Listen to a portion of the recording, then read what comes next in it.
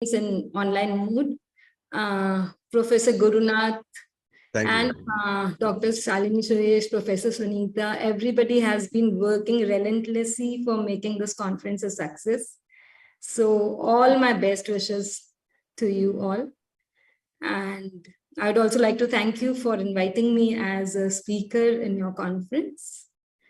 So how are all the other participants who have joined? How are they doing? It's early morning, so I hope everybody is fresh enough and they will listen to me in an enthusiastic mood, because the topic which I'm covering, I have not made it very technical. I've tried to basically engage all the other streams of faculty members, participants, and all. So I'm sharing my screen. I hope it is visible. Yes, ma'am.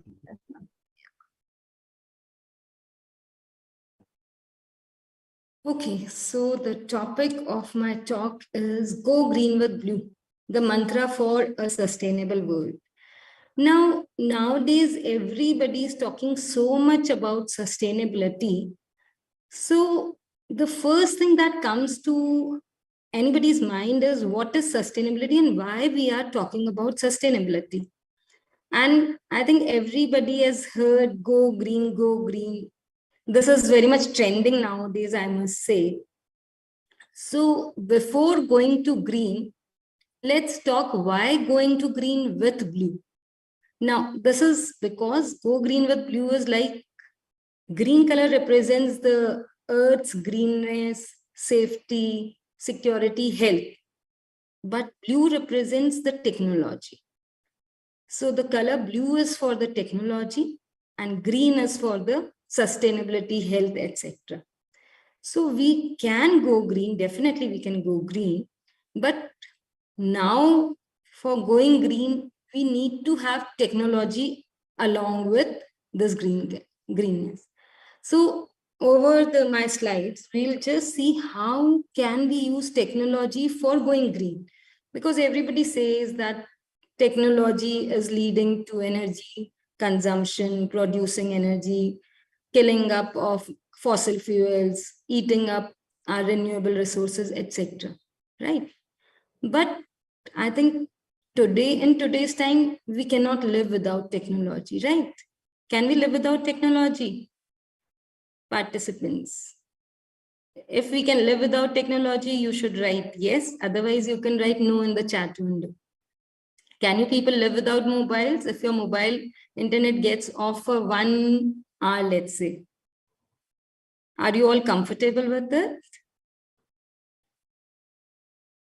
So, as I can see in the chat window, people are responding, few of them are responding. So what we see is, usually we are uncomfortable even if our internet goes off for half an hour, right? So technology is playing a major role in our lives, and especially post-COVID times. In COVID times, we had seen that technology has transformed everything. Last time, yesterday in the presidential address, Ms. Namrata Sagar talked about digital transformation in post-COVID times.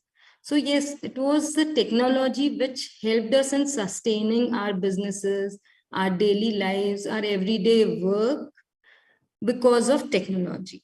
And we had seen a major technical shift or digital transformation in these COVID times. We all were holding our classes online. If we would not have this technology as a boon for us, we would not have been able to do with our everyday businesses, right? So how is this technology helping us? Let's see. So I'm just starting with this video. Yeah. So this is a funny video of Charlie Chaplin, if you can see. Just running it again. So he wants to eat, but he doesn't want to use his hands. So there is a mechanical machine which is making him eat the food, right? There was a time when we used to be awestruck seeing these machines. When we were child, we used to see, wow, what a machine. But now this is no more a miracle. It's a very common thing that we see in our everyday lives. Why? Because technology has shifted, or technology has grown enormously. Now we have something like Ms. Namrata Sagar said, we have something known as mobile first commerce. We have GPT in version 3, which is basically dialogue modeling system. So nowadays we just say, hey Siri, what is the news today? And the news, she just reads the news. Or let's say, how far is the petrol pump from my house? And Siri just replies back. So this is the growth of technology that we are seeing, right? So in today's world, I've taken this cartoon from Jay Klossner's site. He draws beautiful technology cartoons. So in this, we can see that communication and connectivity has led to connecting all the devices, all the appliances of our home, of our offices, etc. So a futurist had said everything will be connected to everything else. And we are witnessing that era now, right? So if you can see in the cartoon, can I interest you in a firewall for your toaster? Now that every devices will be connected to every other device, then we need security checks for those devices also, isn't it? Like we need it in computers. So each and every device is now having a computer. It's an invisible computer inside their device. Then these are the 4 converging technologies which are driving your business innovation. What are these? These are social media, mobile computing, data analytics, and cloud.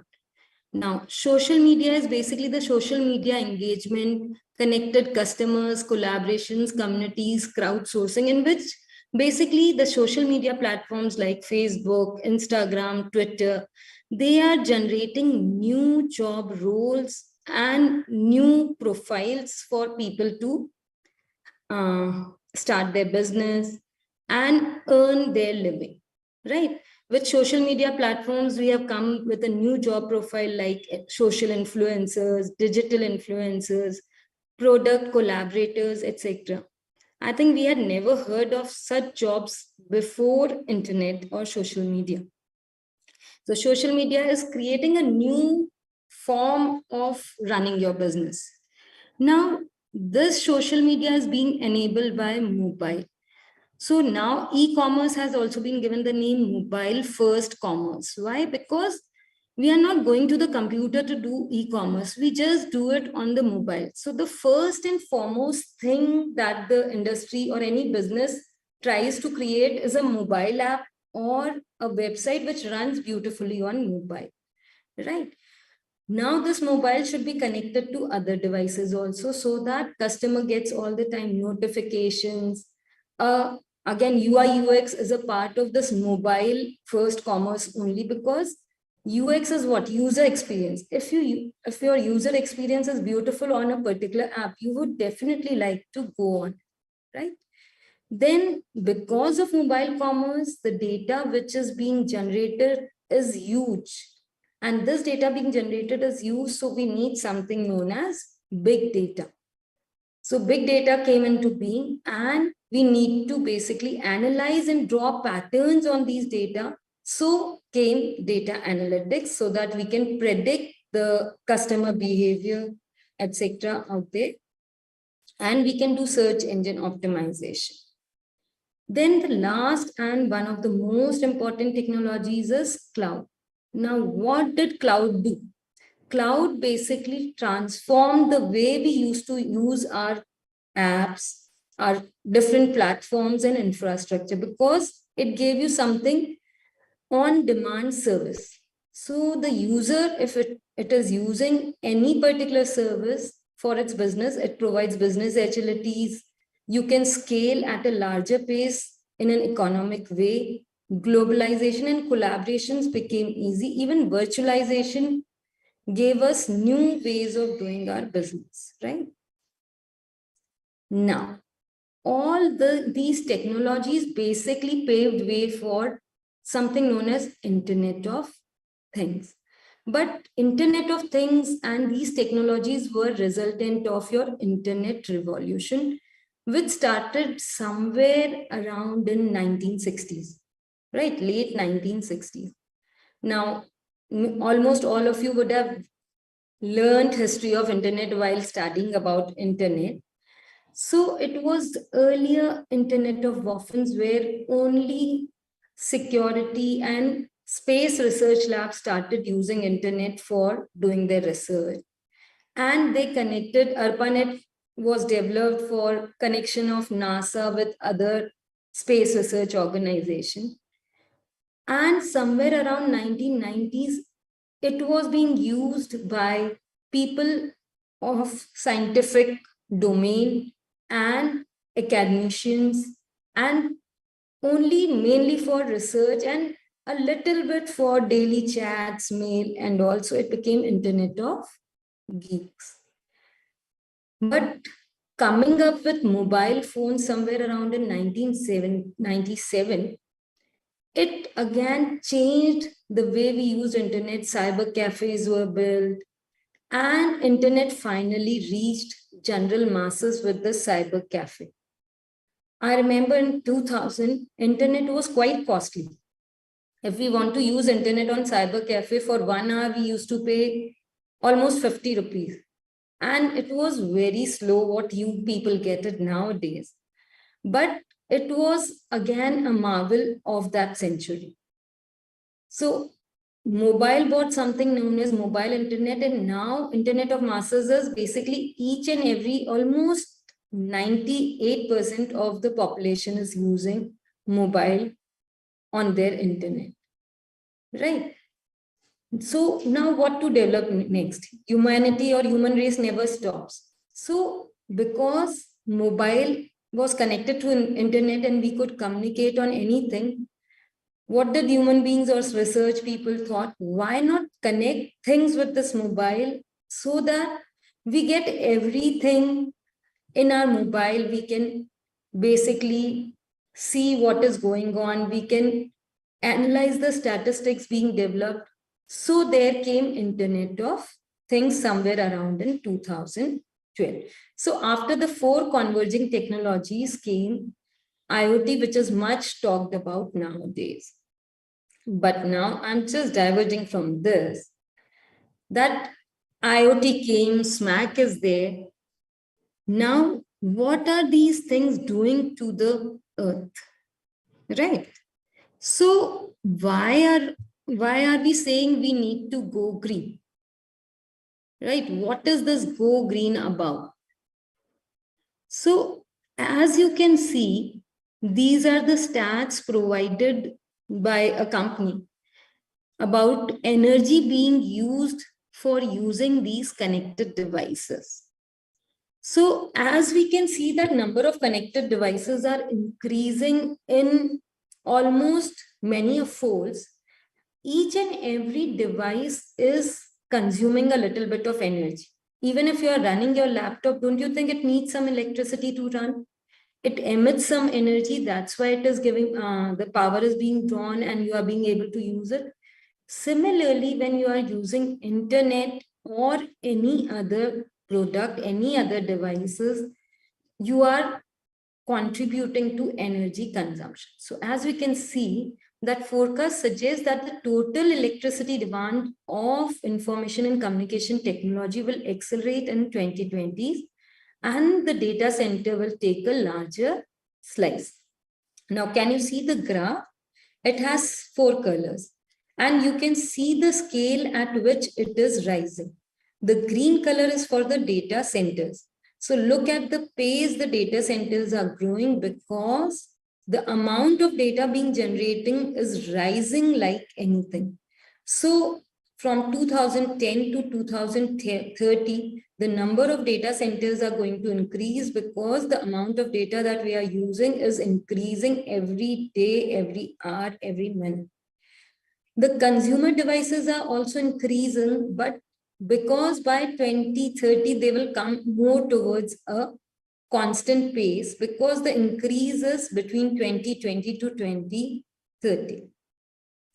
Production of ICT devices is ongoing. It's increasing, but not at that pace because already this is ongoing. But the wired and connected devices range, can you see that is 20.9% of projected electricity demand will be used by connected devices. Because connected devices give us the data each and every minute. The sensors are active. So they are basically collecting data from their environment each and every second. So this electricity demand is going to be too much. And as we can see, almost 9,000 terawatt hours of energy consumption is forecasted by 2030. Still, we are doing a huge amount of energy consumption in current times, right? Now, there are points I think you would be surprised to see. What is the carbon footprint of the digital age? Now, as I said, that all the products are basically consuming energy, so they are emitting carbon, right? So it's not just the cars that we are driving or the trees that are being cut or burning of fossil fuels that are polluting our planet. I've taken it from goodplanet.org. But whatever we do on internet, doing Google search, likes, tweets, etc., they all are adding to carbon emission. Okay. So powered by data centers that use thousands of servers, the digital transactions consume electricity and produce carbon dioxide. A single message that we are doing of thank you, right? This single message of thank you is also emitting carbon dioxide, and we are contributing to energy consumption by writing a thank you message on WhatsApp or doing a like, right? Now, just look at the amount of energy or carbon dioxide being emitted by it. I think many of you would wonder, oh, saying a thank you on WhatsApp is so convenient, but are we really contributing to environment, right? Just think about it, that at the time of Diwali, we are sending thousands of messages to our friends. Happy Diwali, and we are basically attaching an image with this Diwali because that is more convenient than typing Happy Diwali and forwarding it. But you would have never thought about it that attaching that image is contributing to harming of environment, and it is leading to carbon dioxide emission. So I would request all of you to maybe stop sending good morning images to your friends groups every day. There is no need of it because you are somehow contributing to the earth carbon emission. Now just have a look. I've just made it a slide on how much energy consumption we are doing. Excuse me. So the average spam email is leading to 0.3 grams of carbon dioxide being emitted, right? Now you will say, okay, just 0.3 grams. It is not that big an issue, but this is one average spam email emitting this carbon dioxide, right?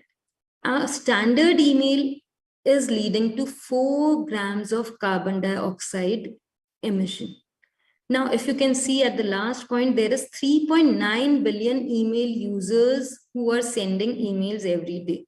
So you can calculate, and on an average, we send 8 to 10 emails every day. So can you look at the amount of carbon dioxide that is being emitted? And if your email is with attachment like PDFs, links, etc., it is leading to 50 grams of carbon dioxide emission. Even your websites, internet usage, everything is linked with carbon footprint. And the video streaming and all the time watching OTTs, and live video streaming is generating 400 grams of carbon dioxide emission. Now, just saying this many grams of carbon dioxide emission won't help us.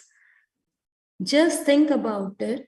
The carbon dioxide being emitted in a day by all the email users is almost equal to extra 7 million cars on the roads.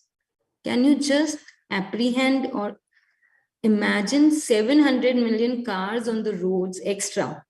What will it lead to? So if you use those extra 7 million cars, it will burn how much coal? That is the carbon dioxide that is being emitted through our internet, mails, video streaming, etc. So as I told you, that even a mail which is there in your inbox, you have not read it, it is also emitting carbon dioxide, right? So there is this hashtag delete 10 emails. If you delete 10 unused emails or the emails that you don't use or don't need, or if you have read and it's of no use, you are contributing to saving your environment, right? So these 10 emails will almost save one. If all users delete 10 mails every day, it is expected that you will be saving 19,356 tons of coal globally. And I can just give you an approximate figure that 150 gram of carbon dioxide emission is the amount in which you can almost drive a car to 320 kilometers. So imagine that much fuel is being burned by generating carbon dioxide. So if you save it, you will save the fuel also, right? We always say that save power, save future. Now, as I paid emphasis on stop sending thank you emails. If you can see, I've just posted stats I could get somewhere. Each UK adult sending one less thank you email a day would save 16,433 tons of carbon an year, which is equivalent to how many flights? 81,152 flights to Madrid from UK. So can you imagine the amount of carbon dioxide that is being emitted by the usage of internet? Now, the next question comes to our mind is, so what should we do? Should we stop using technology? How can we stop using technology? No, definitely I would not say that we should stop using technology. We can never stop doing it. We are so much used to it, we cannot live with it, without it now, because it is a facilitator. Now, we should not become addicted to it. It's a facilitator. So we should have a control over that. So if you want to change the world, you have to start with yourself. So the first thing that you have to do is you should unsubscribe from all the email groups which you are not seeing. You get mails every day, you don't even read it, you just overlook them and just read the mails that is of your concern, right? Or the spam mails, or like say we get notifications from Zoom, Myntra, Nykaa, etc. Do we regularly check those newsletters? No, we don't check them. Then just either read them and delete them there and there, or unsubscribe from such mails. So a single contribution from you, a single step from you will contribute in developing a sustainable world. So this is the quote which was given by Mahatma Gandhi ji, our father of the nation. So it falls fit in today's time. So if we want to change the world, because we are changing it for our future generations to come, we have to start with ourselves rather than teaching someone else. Now, this is something about go green, go green, go green. But what about the blue part in my presentation, right? So what I'm saying is, we will be using technology. We are not going to give away technology, but we are going to use it to creating a greener world for us. right? So what is the solution? We have to use this technology for a better tomorrow, because it is our world, it is our earth. We have to build the earth for our future generations to come. Now, how can we do it?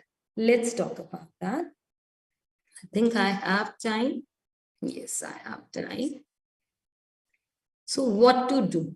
We were talking about IoT, and I told you that number of internet connected devices worldwide is increasing humongously, right? And if you can see the graph, from 2020 to 2030, the number of connected devices is basically almost tripling. They have increased or tripled in numbers. Why? Because every gadget that we are using, the shoes, the watch, or any electronic gadget at home, they all have a microchip in them, sensor, but they are basically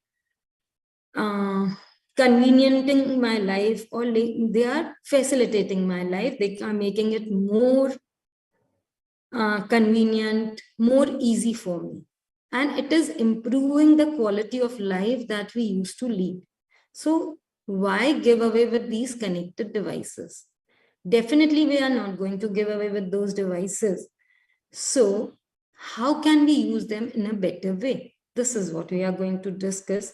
But before that, what is this IoT revolution about and how it is becoming a revolution?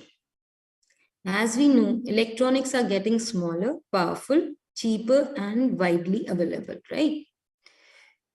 As you can say, the computer has just converged to your mobile phone. Now your mobile phone is like a device which is computer only. Nowadays, we don't need computer, laptops all the time. We can do all our business, all our work, all our studies from mobile devices, iPads, and let's say mobiles. Strong and matured internet infrastructure. As we all know, the internet infrastructure has increased with IPv6 protocol. We have millions of IP addresses that can be generated. Also, the networking technology has also increased. We were on 3G, then 4G, now we are moving towards 5G, right? So the internet infrastructure and the backbone, everything is becoming stronger. And adoption of IPv6 has increased the number of available addresses from 4.3 billion addresses to 3.4 into 10 raised to the 38. Can you just imagine the number of addresses? That means if we give a unique ID to each and every object on the world, then too, addresses would be remaining. So we can connect these many devices through internet. So this is the number of connected devices which is going up from millions to billions, because and the number of connected devices per person is also increases, but more connected devices are there than people, because as an individual, maybe I have a smart watch, I have a smartphone, I have a smart fridge at home, and smart TV, blah, blah, blah. So many smart devices, they all are connected to each other, but I am a single person connected to them. So the number of connected devices is going high as compared to number of connected devices. In fact, if I just talk about it, number of connected persons is actually going low, because the human interaction is somewhere dying off, and the internet-based connection is going up. There was a time when we used to go and meet people at the time of festivals. But nowadays, what do? We don't meet, we don't call, just a message of Happy Diwali, and we feel that we have wished, or a message of happy birthday to our nears and dears one, and my work is done, isn't it? So we are, with this technology, we are also somewhere lagging on the human interaction part. That is again one of the concerns that psychologists are seeing, and they feel that there should be a balance between the technology and our social life. So these are the enabling technologies of IoT. You all can read it. I'll just move. What are the environmental challenges that are being developed by IoT and other devices? We had seen that energy forecasts are. Now the number of connected devices are increasing, as we have seen. So the production of the devices has increased. As the production has increased, energy consumption has raised. As energy consumption has raised and the demand of energy is high, we need more and more batteries for matching that energy consumption. As I told you, appliances production again goes high. Batteries has some battery life. So what does it lead to? It leads to e-waste. And this e-waste also results in greenhouse gases emission. Now, greenhouse gases emission does not just mean your carbon footprint. It also means other greenhouse gases, which are there, like fossil fuels are there, bio gases are there. All these fall under your greenhouse gases. And all this together is leading to somewhere, which is global warming. So as we can see that connected devices are improving our quality life, but at the same time, they are leading to global warming. So what should be done? So now comes that technology has to be used for greenness, for making our world smart, safe, and sustainable. So for doing this, what should we do? We have something known as green IoT, which is again being too much researched upon after coming up of IoT, in which we talk about saving of energy, developing sustainable solutions, health solutions, smart cities, which saves upon electricity, energy consumption, and other greenhouse gases. How can we do that?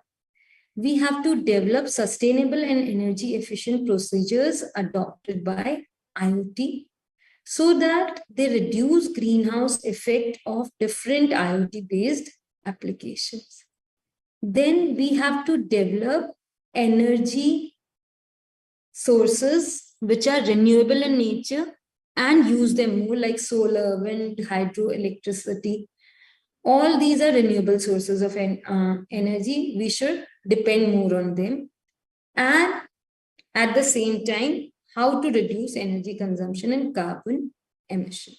So this is just a definition of green IoT. So as we can see that big number of IoT will produce a great deal of your electronic waste, and which leads to more lead content being produced, which is hazardous for earth and our lives also, right? So we have to optimize internet usage to save energy by using available resources. Now, green IoT is just not talking about energy consumption by IoT devices. It is also talking about how we can save energy or energy consumption using IoT for other applications. So IoT don't think about it that IoT is just contributing to energy consumption. IoT is also contributing in saving of energy. So IoT is instrumental in saving of energy. So it is being helpful in achieving a sustainable environment for us. So we say it's a smart world, safer world. How? There are two terms, green in IoT and green by IoT. So basically we are developing hardware and software solutions so that IoT is green as well as IoT does green to the earth. How it is doing? So how IoT is playing as a game changer, let's quickly look up at it. We are using IoT everywhere. Industrial automation, smart health, smart transport, smart city, smart home, right? Now, why do we say everything to be smart? Do you think IoT is saving upon electricity, all of you? Or it is leading to a better life other than global warming or energy consumption? Do you all feel that? You can reply in the chat box.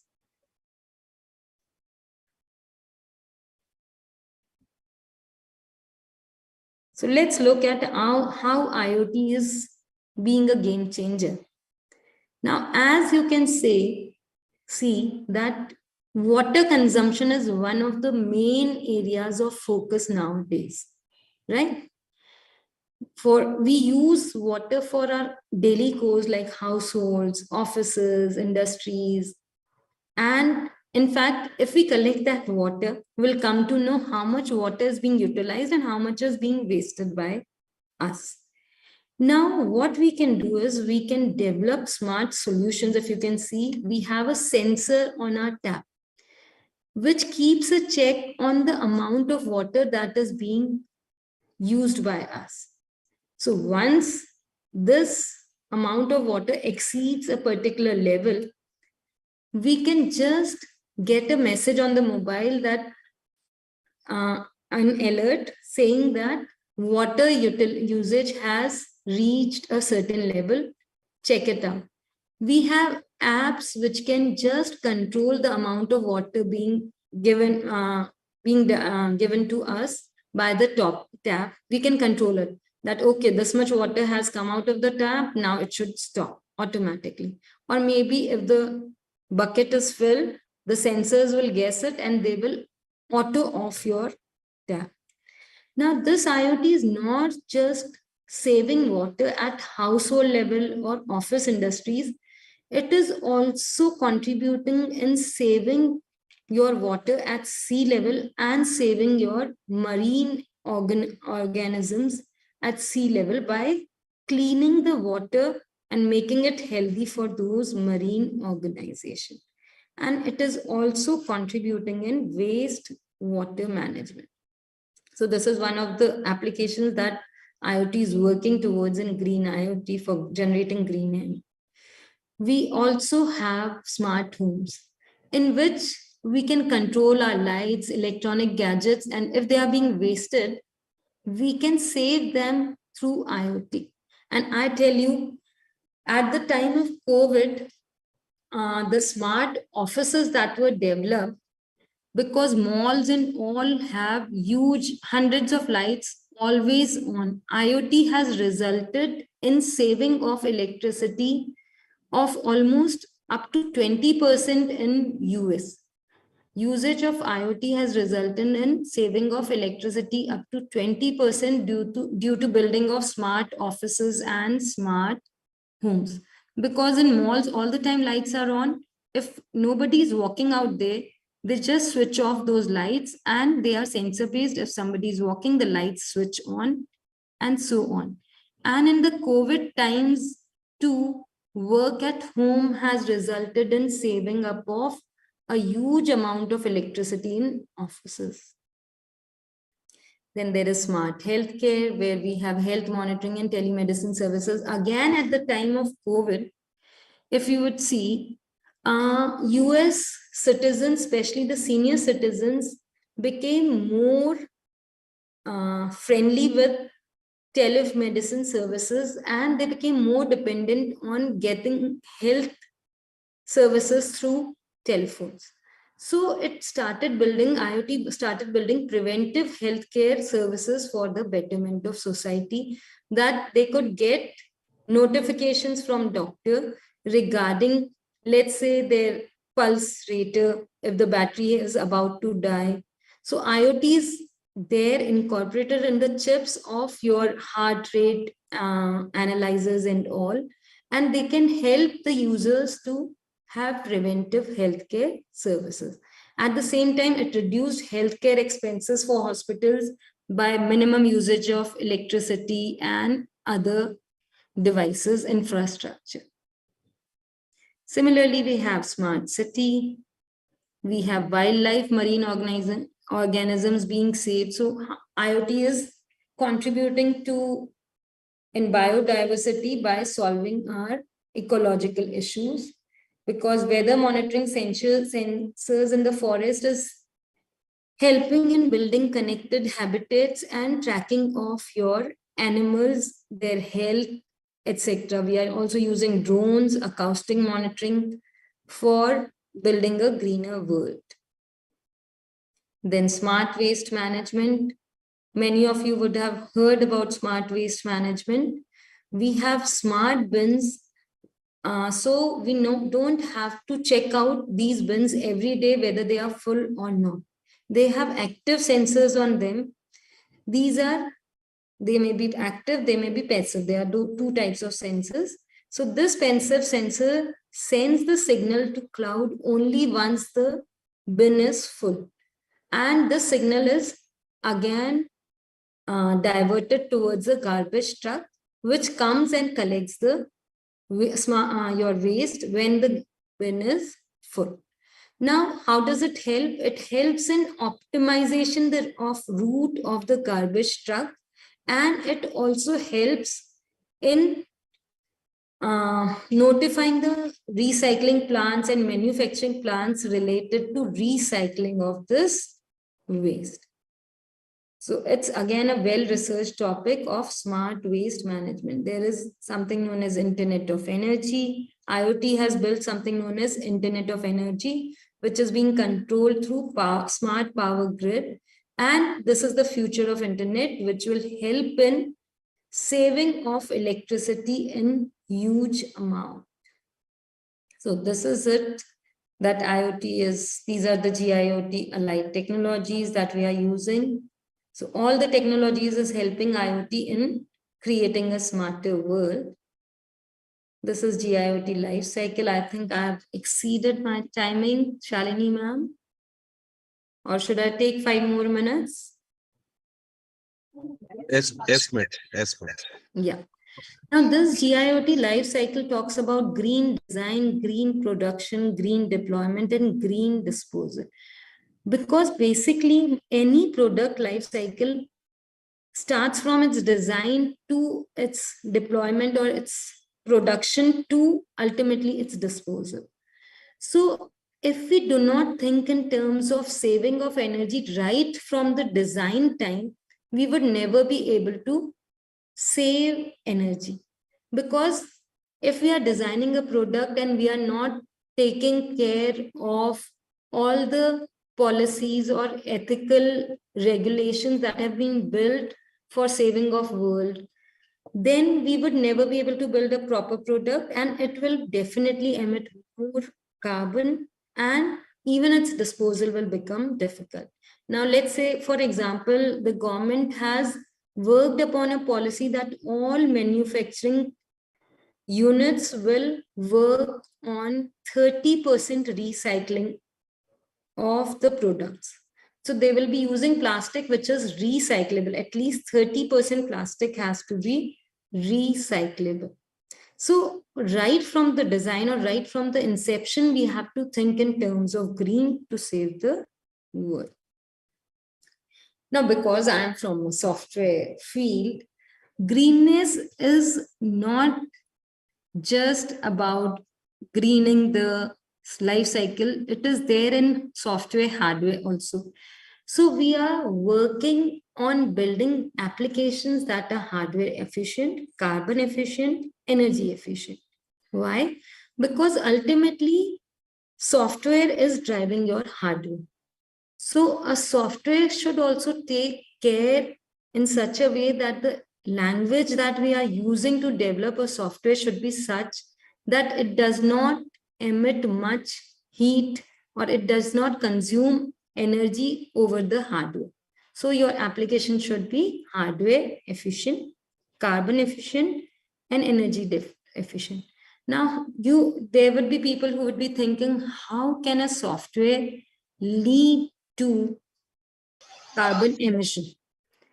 Because ultimately software is giving instruction to hardware. If you build lengthy codes, then definitely you are going to consume more energy, right? So these softwares should be low code softwares so that they are more energy efficient. Also, the software should spread carbon awareness and optimize each step of software development.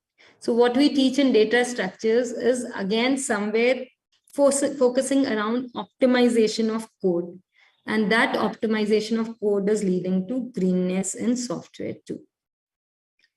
Now, again, this green thing has been adopted by many business models, and all the companies, they have their CSR programs on developing green business model, sustainable solutions for their company. So this is something leading to circular economy and asset upcycling. So how can the economy be circular? By using green solution. This is a study that was done by Forrester Consulting. So I've just given its snapshot. If somebody wants to check it out, they can check it out. The source has been given. So AI ML driven energy analysis is being used. So the technology is being used for generating green solutions. Now, what are the principles that we can follow? The first and foremost principle as an individual that I should follow is turn off facilities that are not needed. So while at night, if you don't need the internet, I think you can just switch it off. Turn off the electricity, the gadgets that are not being used by you. That is an example of sleep scheduling. Even the sensors that are being used in IoT, they can follow the sleep scheduling that when they are not needed to get signals from the environment, they can come in passive mode, right? Send only data that is needed. If an image is needed, then only send it. As I told you, please stop sending good morning messages, images every day to all your friends. Sending a text message is low on energy consumption than sending an image. And many people don't even open it. So there is no point on sending such messages. Minimizing length of data path. Networking solutions are being developed on optimizing routing schemes so that data travels at a less path and reaches the destination. That is again saving upon energy. Trade-off processing for communication. Data fusion is being working out. So communication and processing has to be balanced accordingly, and advanced communication technology is being built. Now the focus should be on more renewable green power sources like solar energy, wind energy, which companies are already doing. As well as we have to raise awareness on lowering energy use. Now, this awareness can be created by all the people sitting here because they all are literate, experts, academicians, and respected participants can raise this awareness in their households to the people who are uneducated, that how can they save upon water, how can they save upon electricity, just to save their world. So it is just not related to IoT or technology. This can be followed by us also, right? So this is it. I think this is my last slide. This is the future research that is being done in case of green IoT. And the message with which I would like to end is go green. There is no planet B. So the only planet that we have is Earth. We are not going to get any other planet. So I would request all of you to please take a single step every day. A very minute step of yours will help in saving the Earth. That is it. I am done. Thank you everybody for the patient listening. Any questions? Any questions?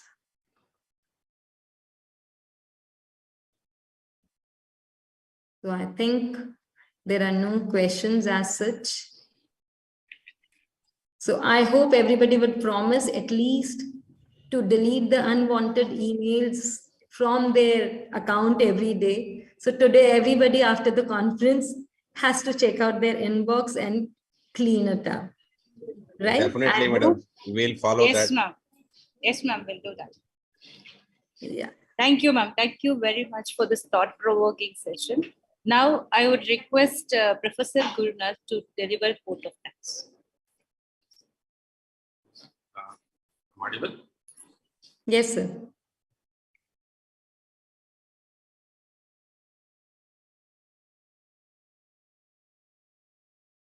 Sir's voice is gone. Now? Yes, sir, you're audible. Okay. Thank you, madam. I appreciate you bringing up the topic of go green with blue today. Each color has a unique meaning. However, you have made a beautiful connection in this session between green and blue, the ecosystem and the technology. It has also a very deep meaning that saving nature along with the technology development. Thank you very much, madam, for your thought-provoking session.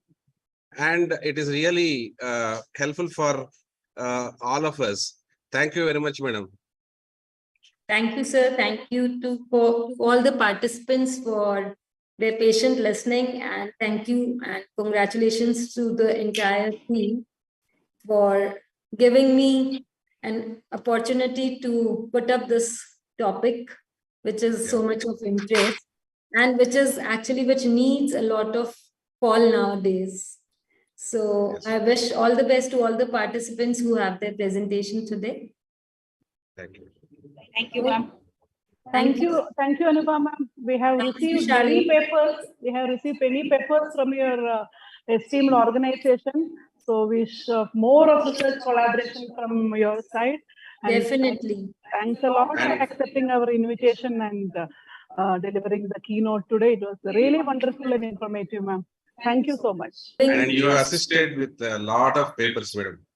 Thank you very much. It's my pleasure, sir. Actually, you are having conference in a hybrid mode and it's a very good conference. So I asked all my friends if they can contribute. So thank you to them also. Yes, My students, in fact, our UG students, they have really done very well and they very have good. presented well.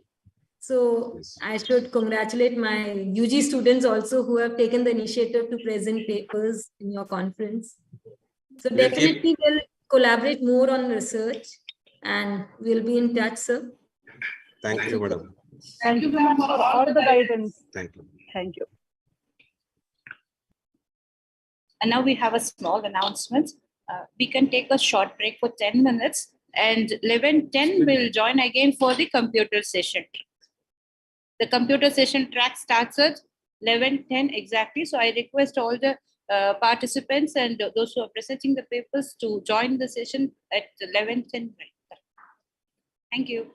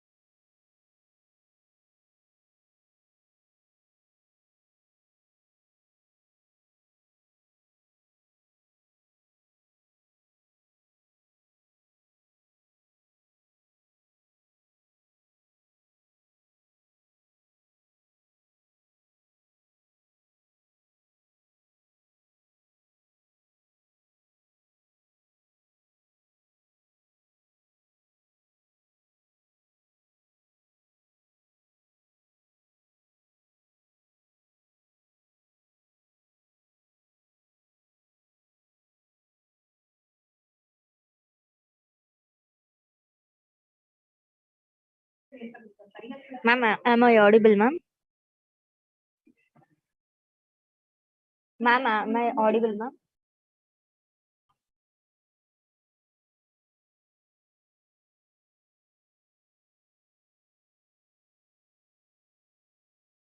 Am I audible now?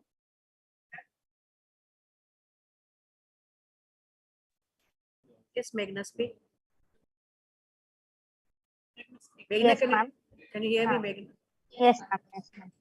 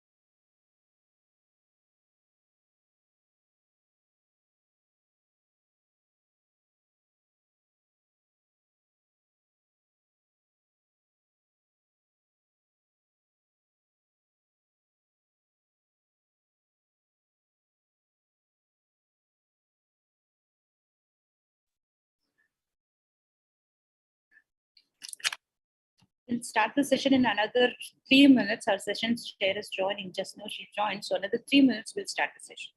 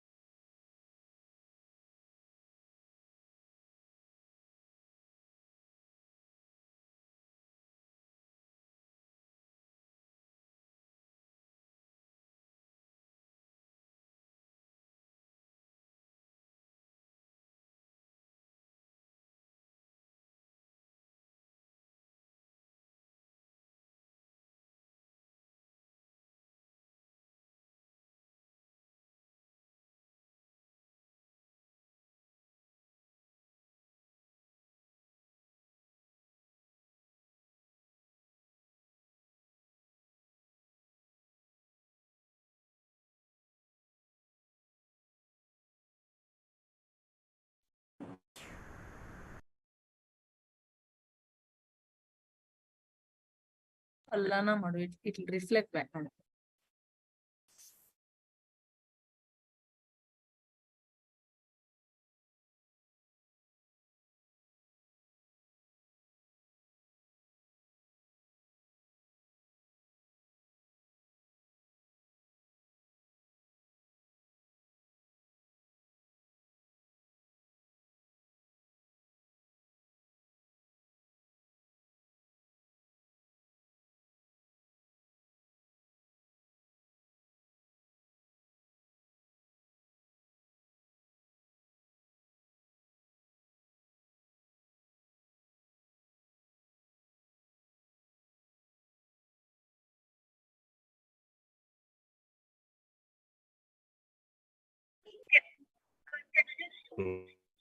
Yes, ma'am. Yes, ma'am. Yes, ma'am. We can see you, ma'am. Yeah. Okay, we'll start. Yes, ma'am. Yes. Thank you. Thank you. Thank you, ma'am. Thank you. Ma'am ನೋಡಿ ಮೇಲ್ ಇಲ್ಲಿಗೆ WhatsApp connect ಮಾಡ್ಬೇಕು ma'am ನಾವು ಇದು ಅಲ್ಲಿ ಬೇಡ ಇದಕ್ಕೆ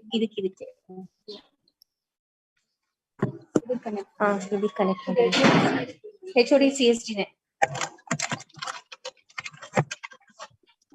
Dear participants, we are very sorry from our side due to technical glitch. We couldn't start the session on time. Now the computer science session track starts. I kindly request Professor Srivatsala to take over the session. Over to you, ma'am. Good morning, all. I welcome you all to the paper presentation track of Computer Science, ICRACMT 2022 Day 2. I welcome Dr. Suma as a session chair for our today's session. Ma'am, before you start the session, I would like to give a brief introduction. Dr. Suma is presently working as Vice Principal for Dayananda College of Engineering. Her qualifications are BE, MS, and PhD. Her area of specialization is software engineering, cloud computing, and artificial intelligence. Ma'am has membership in various professional bodies like IEEE, CSI, ACM, etc. Ma'am has more than 1,000 citations in Google Scholar, Scopus citations more than 300, and Web of Science 48 citations. She has been editor in various journals like Elsevier, Taylor and Francis Online, John Wiley, IGI Global, Scopus Index journals, Eurasia Journal, IRO Journal, etc. She has more than 8 patents published. For a sample, she has published a patent in a single assistive device for physically challenged people, deaf, dumb, and blind. Ma'am has got more than 14 international and national awards. She has got more than 2 books published. She has 7 book chapters published. She has more than 2 articles published in Computer Society of India. She has 77 international journals in which she has published her papers. She has attended more than 130 international conferences and more than 25 international conferences. Ma'am is also has worked as chief guest, keynote speaker, resource person, and invited talks for more than 70 events. She has been session chair for more than 35 technical events. She has also been an advisory committee for more than 150 events.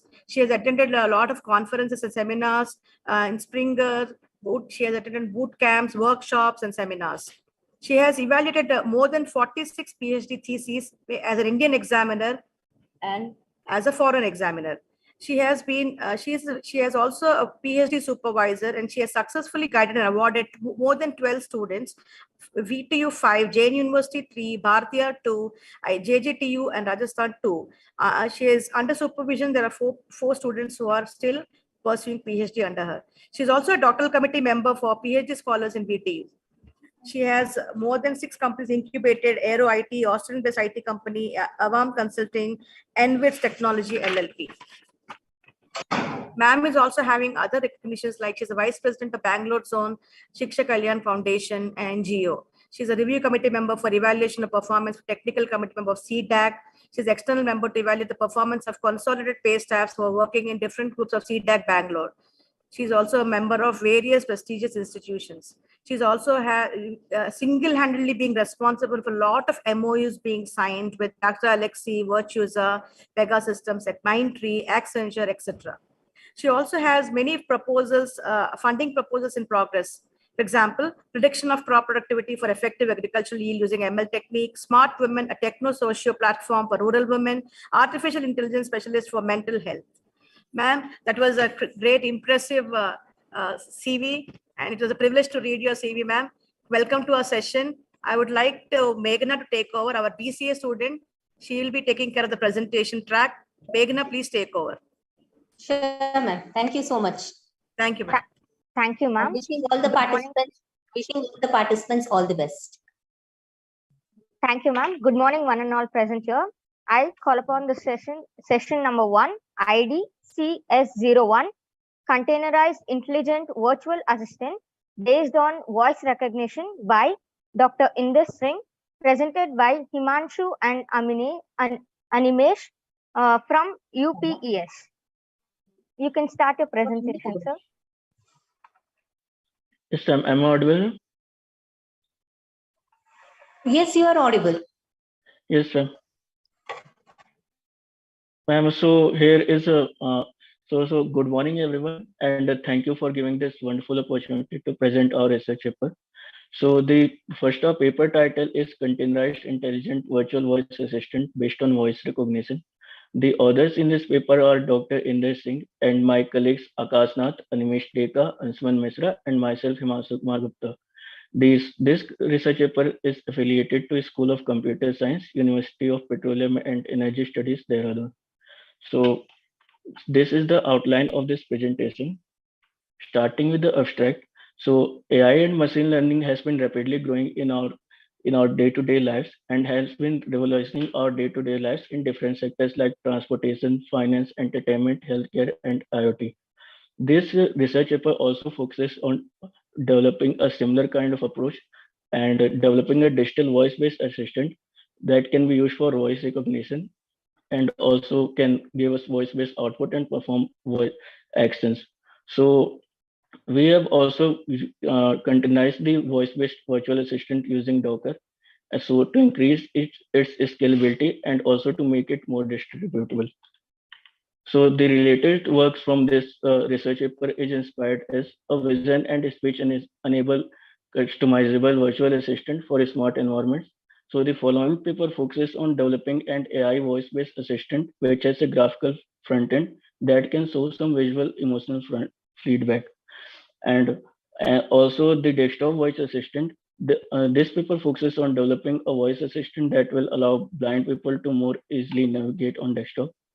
Also, other paper is user experience with a smart voice assistant.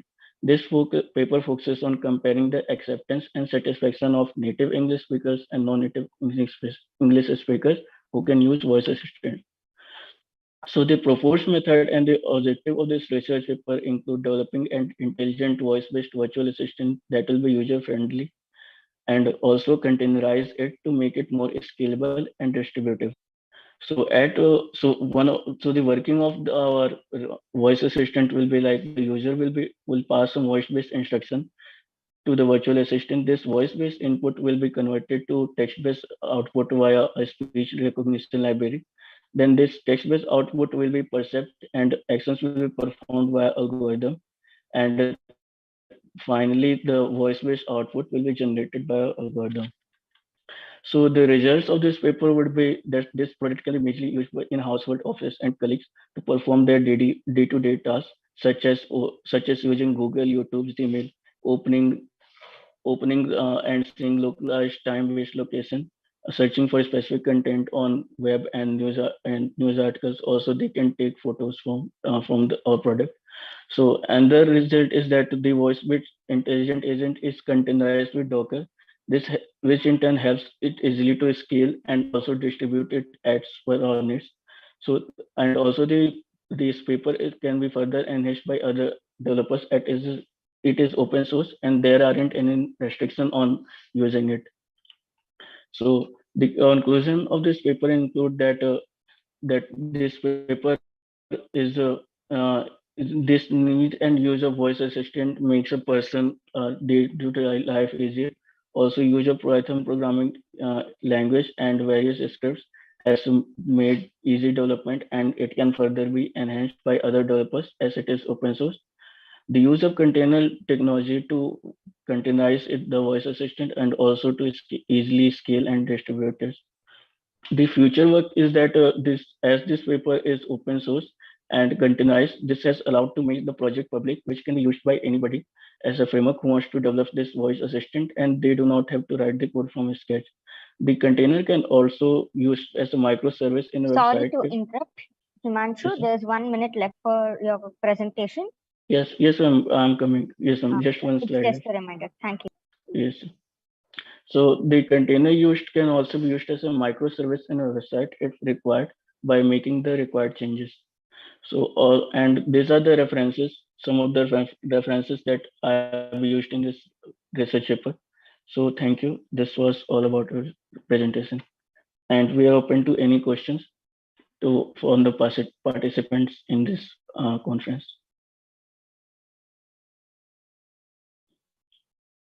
Himanshu, I just wanted to ask you one question. What is the societal benefit you will claim from this particular work? Yes, ma'am. Ma'am, as this research paper aims to develop a virtual voice-based assistant, so any user can work on it and can perform its daily tasks using voice-based assistant. Also, the voice-based assistant is containerized in Docker, so it is easily distributable as we can distribute the containers wherever Docker can run is, for example, in Kubernetes. So it is easily distributable and scalable as per our needs. What about the cost impact of this? Ma'am, the cost impact is it is free and open source, so it is almost free for everyone to use, and it can also be further enhanced as it is open source. And so, ma'am, basically it is free for now as of now. And also using Docker is free for public images. Okay, fine then. Please continue in this and try to enhance on this work. Yeah, sure, ma'am. Thank you, ma'am. Thank you. Thank you. Thank you, Himanshu, for a good presentation. Thank you, Suma ma'am, for your comments. Next, we have IDCS16, Skin Infection Detection by Gas Sensors, presented by Ms. Megha Jain from IIS University, Jaipur. You can start your presentation, Megha Jain.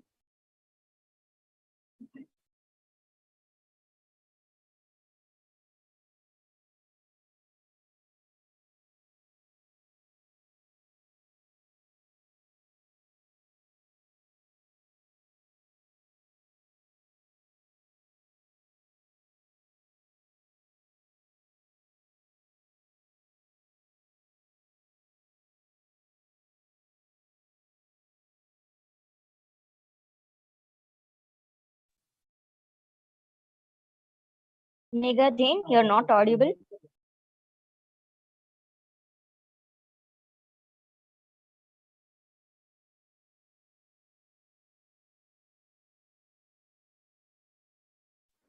Megha Jain, are you there? We are not able to hear you. Audible or not? Yeah, now it's audible, ma'am. Start.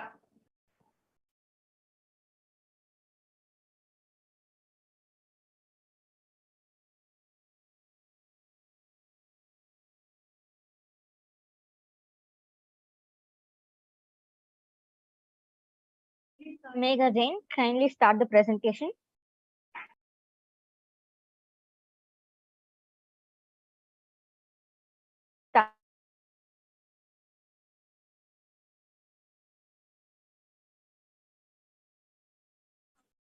Megha Jain, unmute yourself. Megha Jain, can you unmute yourself? Ma'am, actually, we are going to in a team. Yeah, no problem. Now you are unmuted yourself, so you can start speaking. Thank you. Okay, ma'am. Different bacteria with different bacterial enzymes have different capacities of decomposition, producing different metabolites. Moreover, because bacterial growth has 4 phases, namely lag phase, log phase, stationary phase, and death phase. The volatile compounds concentration for a bacterium also differs at different growth phases.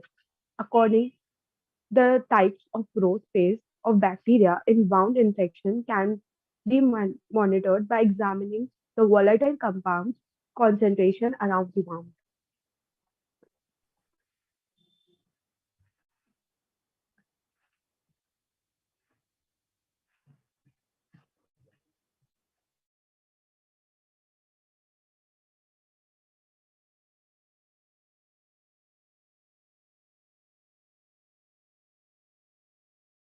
for I'll ask. Megha, is somebody else is speaking? Miss Megha J.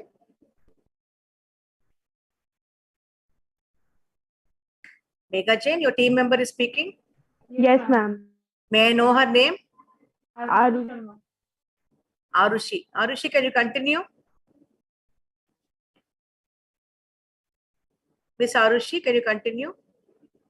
We can't hear you.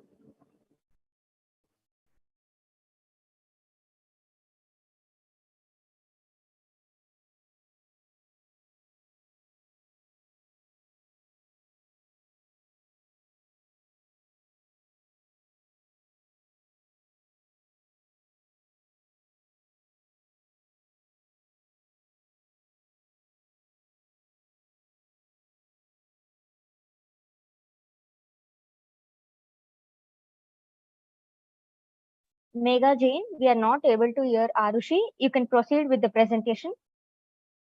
Some problem, so may I speak from Megha's microphone? It is all right? Yeah, sure. You can continue, Arushi.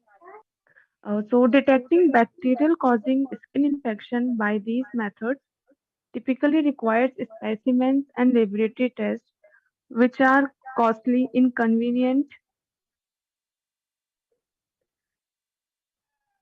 and time consuming.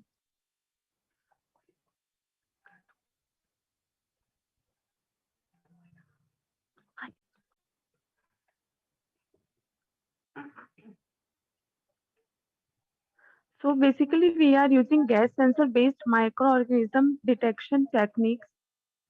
Gas sensors works on the principle of transforming the gas adsorption effect on the surface of the active material into a detectable signals in terms of its change electrical, optical, thermal, mechanical, magnetic, and piezoelectric properties.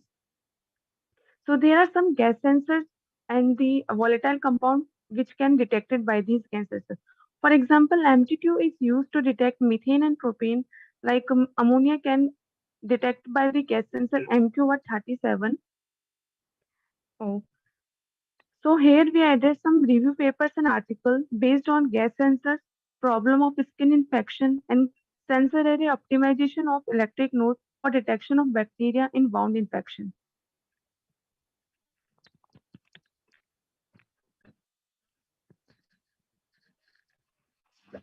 Thank you, Arushi. Now, moving forward, we will discuss biosensors and IoT device. The skin infection and wound are commonly detected using different biosensors. Biosensors are analytical instruments that translate biological response into electrical signals. Iconically, a biosensor must be extremely precise, unaffected by physical factors like pH and temperature, and reusable.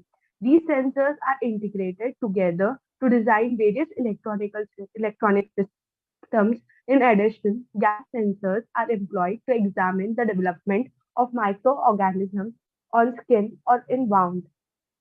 The common challenges are implementing IoT systems are the sensors in skin infection detection. Systems must communicate with other network device in order to send the received data. And appropriate producers must be established to enable effective communication. To better comprehend infection and microorganism proliferations in case of skin infection and wound detection, patient's data must be handled, integrating a wide number of devices with varying memory, computation, storage, and bandwidth. Bandwidth is the fundamental challenges with IoT. As a result of their sensitivity to a variety of conditions, sensors must also be stable for their result. Make sense. We are integrate multiple gas sensors in the circuit. Mega, The sorry to multiple interrupt. gas This is just a sensors. reminder. You Yes. just have 1 minute for your presentation. Okay. Okay. The multiple gas sensor analyze the ambient volatile chemical and transforms the input data into electronic data prior to sending the data straight to the computer. In this review, we provide a comprehensive view on different aspects of wound infection diagnostics, ranging from approach that are actively used in clinic to innovative studies that are undergoing laboratory development, from clinical biological assays to imaging modalities as well as sensor-based instrumentation. Due to their higher efficiency value, the eNose device may have a wide range of applications in assisting with the identification of wound infection. Thank you. Thank you, Ms. Megha, for a good presentation. Suma ma'am, do you have any remarks or comments on this presentation? Yeah, I just wanted to ask her one question. Where is she? Megha Jain, are you ma'am. Ma'am, she is there, ma'am. You go ahead, ma'am. Have you really worked on this topic, or is it just a proposal that you are pointing out? Ma'am, we are working on this. Are you connected with any medical centers for this? We have just started and we will. Now, have you interacted with any of the doctors for this, or is it just your analysis with the papers that you have presented this work? And we have done is under the supervisor, and it is just the paper review.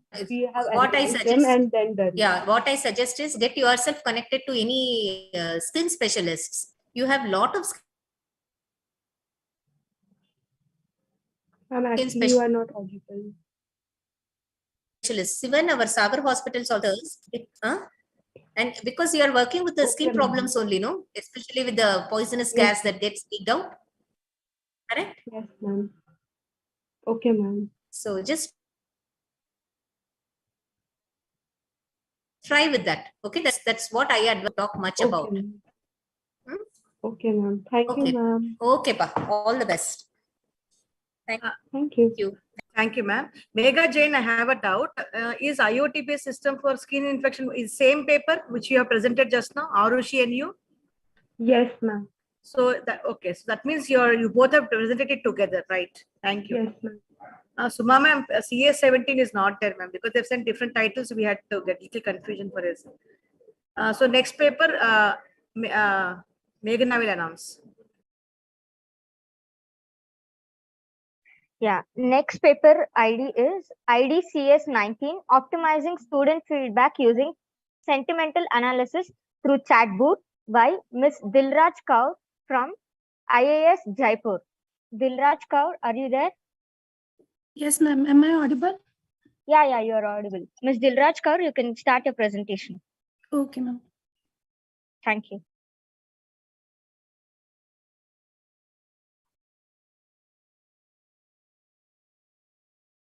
Then my screen is visible? Yeah, it's visible, Dilraj Kaur.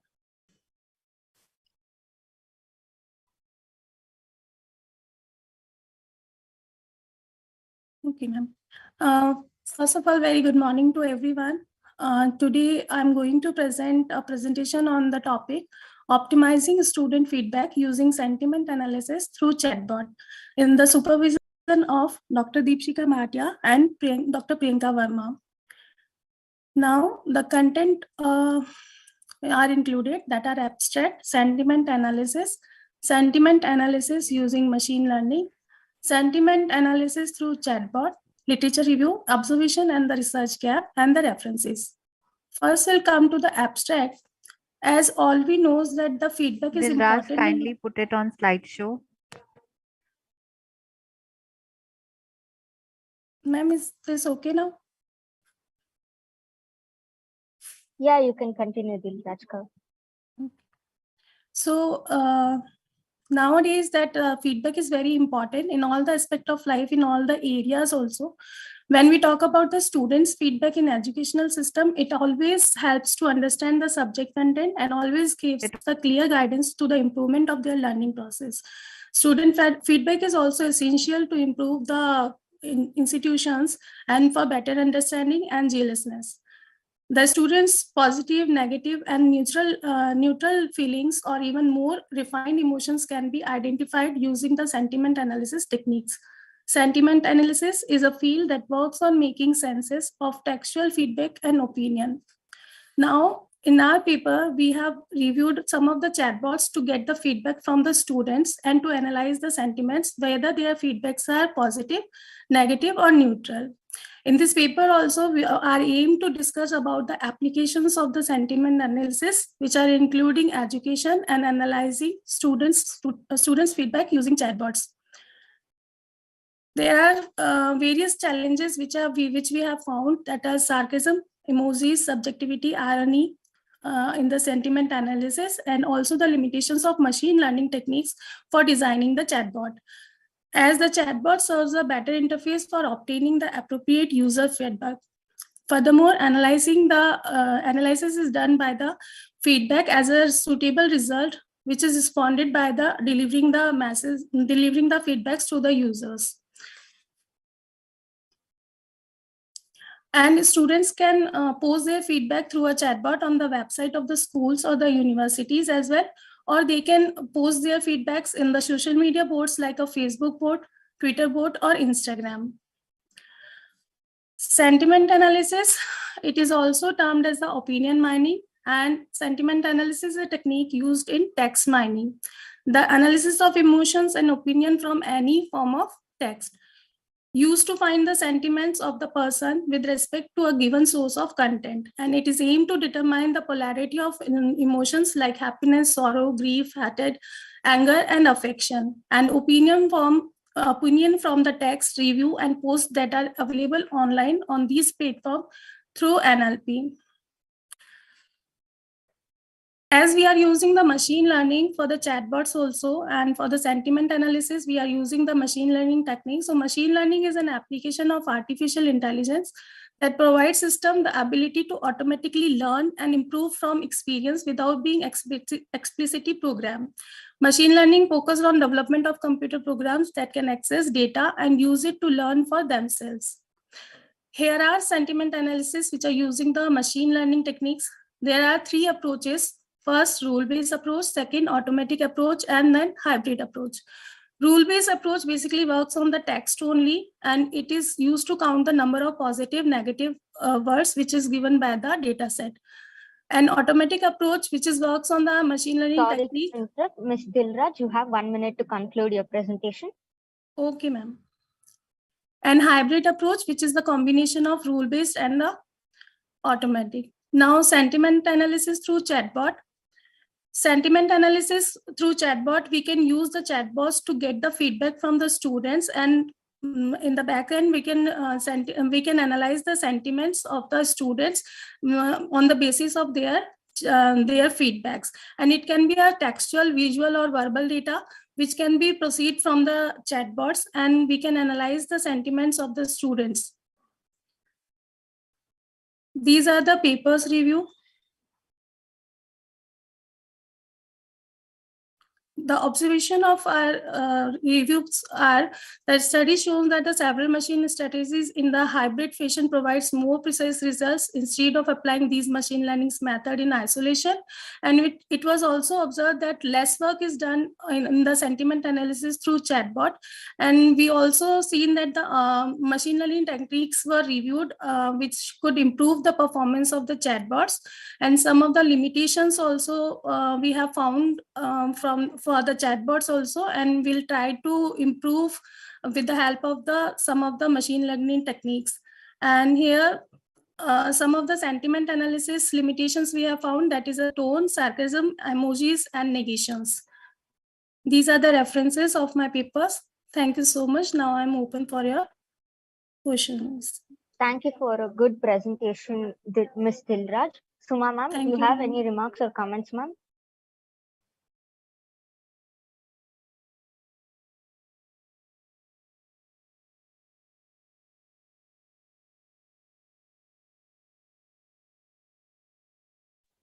Suma ma'am.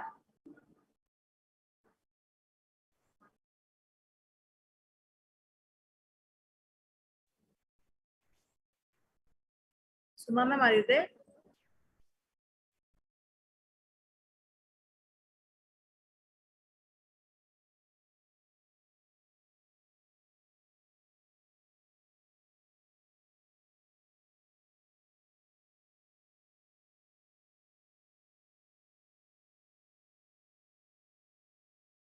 Actually not able to hear. Yeah.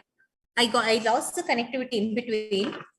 It's fine, ma'am. Do you have any comments or remarks on this I just presentation? wanted to ask Srivatsala, can you let me know any 3 machine learning algorithms?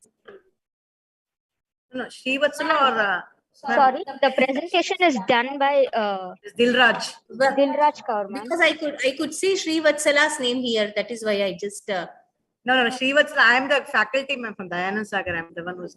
Okay, but I'm seeing only that name there, but I did not know who. Miss Dilraj has.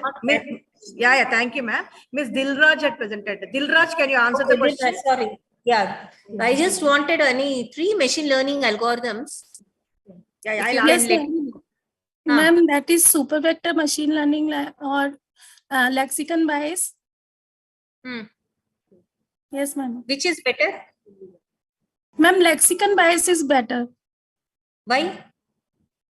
That quality of the sentiment analysis means it is providing the 95% accuracy. As I have reviewed the papers, there I have seen the 95% accuracy was there with the lexicon bias. Which other areas are we using sentiment analysis? Ma'am, I'm using the educational institutions area. Other than that? Other than that, so I have not worked with that. No, when you do literature survey, you should be knowing where are the areas of application. There are so many areas, ma'am, for the sentiment analysis. Can you name any few other areas where sentiment analysis is very popular? Ma'am, in the movie reviews, it is important. In other social medias, in a Twitter, the comments are coming from that. In medical also, we can use the sentiment analysis. Okay, fine, good. Thank you, ma'am. Thank you. Thank you, Ms. Dilraj Kaur. Thank you, Suma ma'am, for your comments. Next, we have IDCS-21 contemplating the prospective techno tool challenges to combat plagiarism for Sanskrit language by Dr. Kumudavali MV from Dayananda Sagar College of Arts, Science and Commerce. Ma'am, you can take over the session, ma'am. Thank you, Meghana.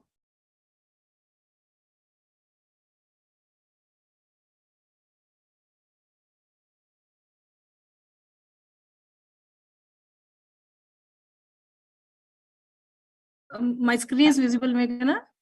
Yes, ma'am. Okay. Respected session chair, my dear learned colleagues and dear students. I, on behalf of my teammate, presenting a paper today on contemplating the prospective techno tool challenges to combat plagiarism for Sanskrit language. It's an exclusive study that we are doing on the regional language, that is Sanskrit. And the flow of my presentation would be starting from abstract up to the references as it is mentioned here. We all know that Sanskrit is a very ancient language. It is very rich in grammar. It has a lot of repository from olden days. It's also called as the Devanagari Lipi from ancient time also. So the problem here is that whenever we say about a literature, there is always the confidentiality and originality is challenged. So we need to protect. Sorry to interrupt, ma'am. The slides aren't changing. Okay. Is it fine now? No, ma'am. Just a minute. I'll reshare it once again. Sure, ma'am.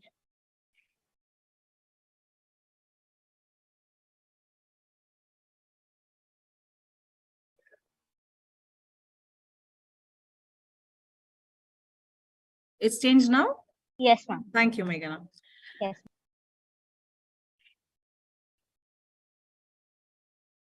Okay, so the confidentiality and the originality of any literature has to be protected so that we actually take care of the content that we have. So with keeping this as the point, the plagiarism plays a very important role. We all know nowadays even educational institutions are falling behind the plagiarism due to find out how exactly the content is being copied.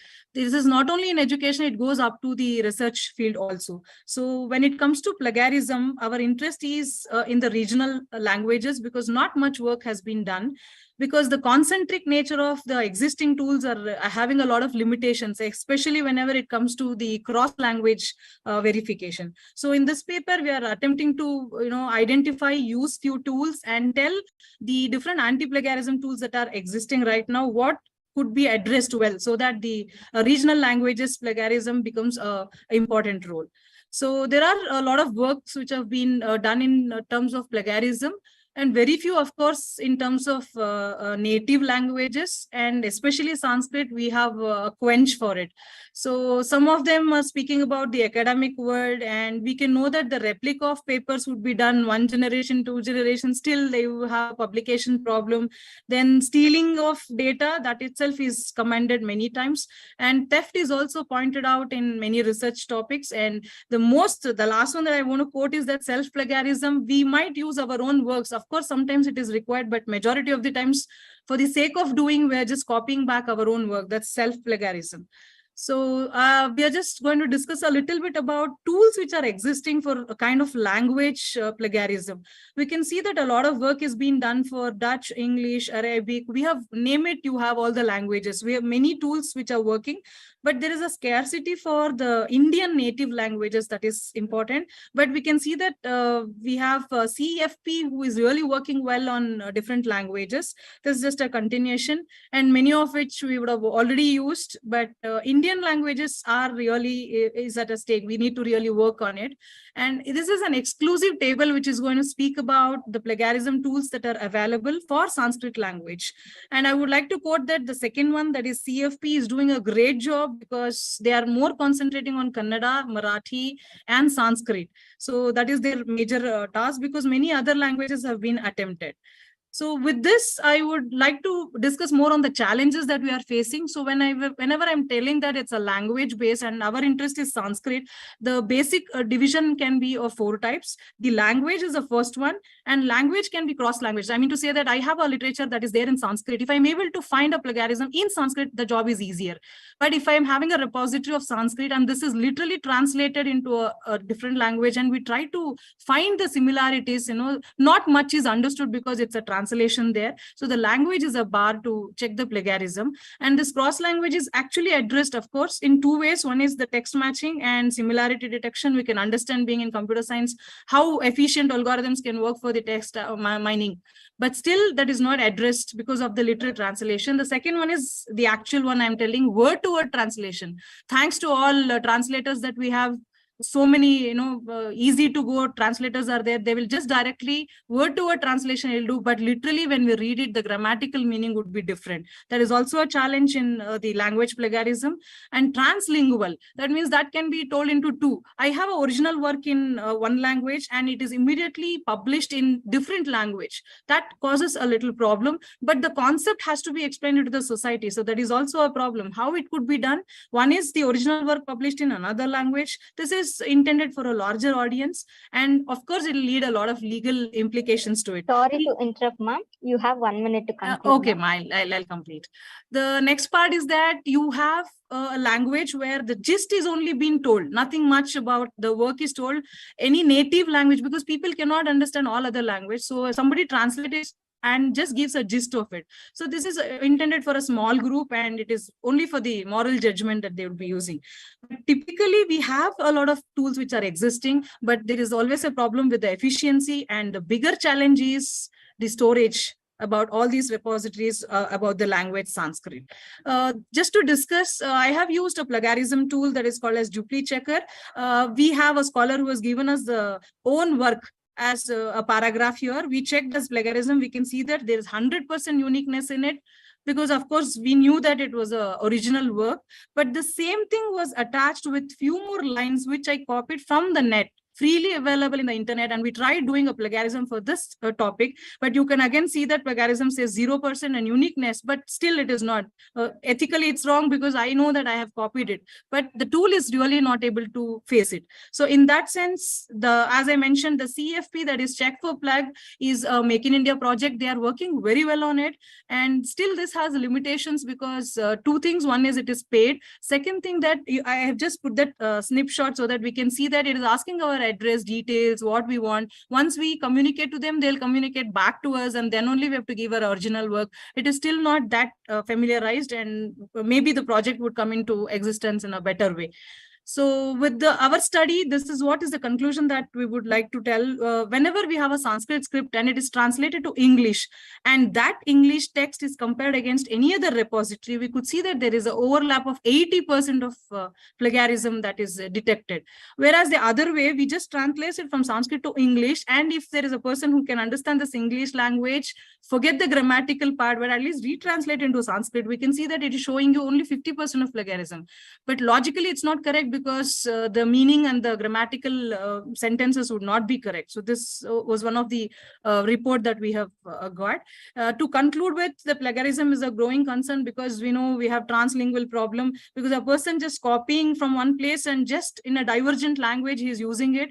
And he has all the rights to change the whole concept. He can oppose the original work by syntactically or lexically. That is also important. But we know that there is a lot of work done. So thanks to computer science people and the computational linguistics who have really addressed and worked. But this is not as a whole working, because when we take a small part of our work, it is showing a good results. But as a whole, we are taking the big database, it is not actually helping. So when we say plagiarism, the plagiarism can be based on ethical, professional, legal anyways. And our actual plagiarists should be really taking care, because we are all from profession, like, teaching or academic students, journalist, anybody. So as a team, I would always request you guys to tell that ignorance is not an excuse. So kindly take care of the plagiarism. And these are few references that we have made, and an exclusive thanks to Aparimita Research Foundation for their profound knowledge sharing and accepting our research idea. And I would like to specially thank Guru Aruna Kumari, who is our everything in Sanskrit. Anything we want to know, she would be there to guide us.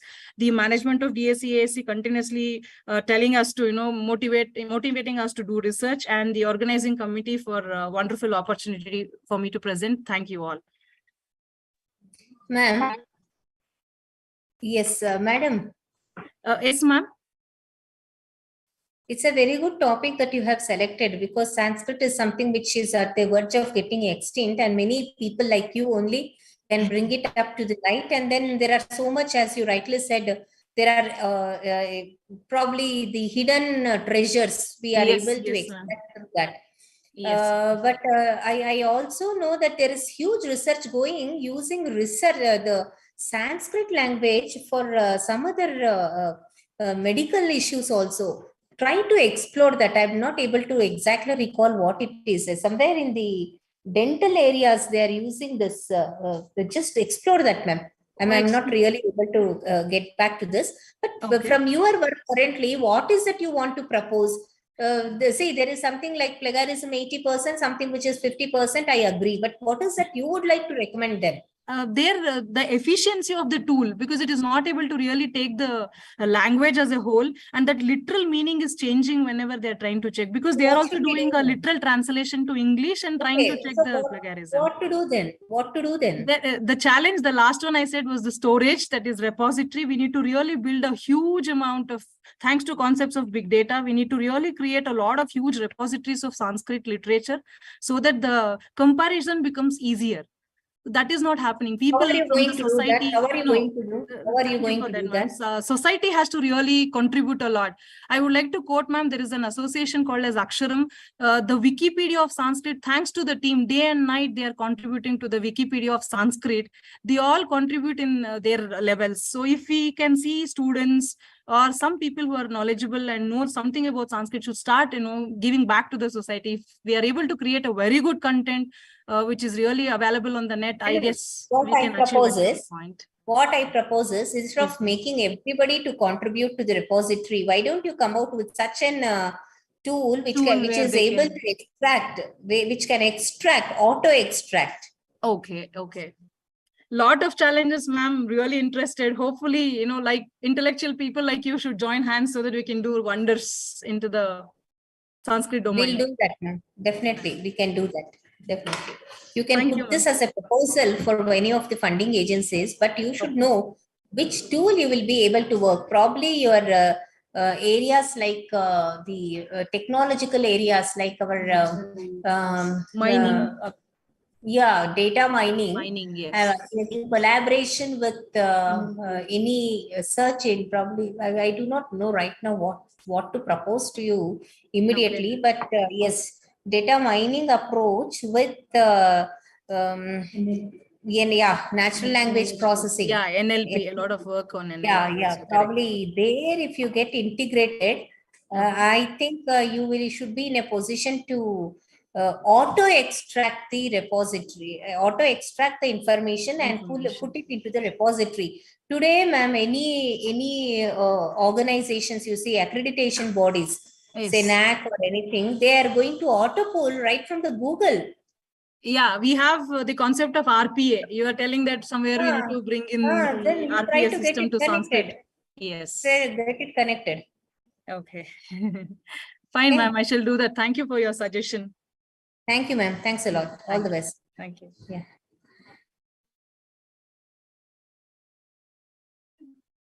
Thank you, ma'am, for the good and informative presentation. Thank you, Suma, ma'am, for your good comments. Next, we have IDCS-29, Spectrum Issues in Drone Technologies by Mr. Silambarasan from City College.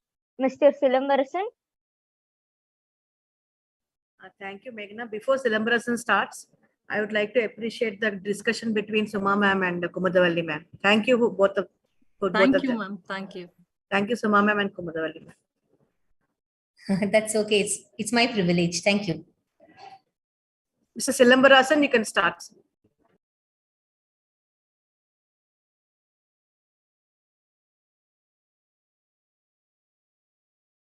Mr. Silambarasan.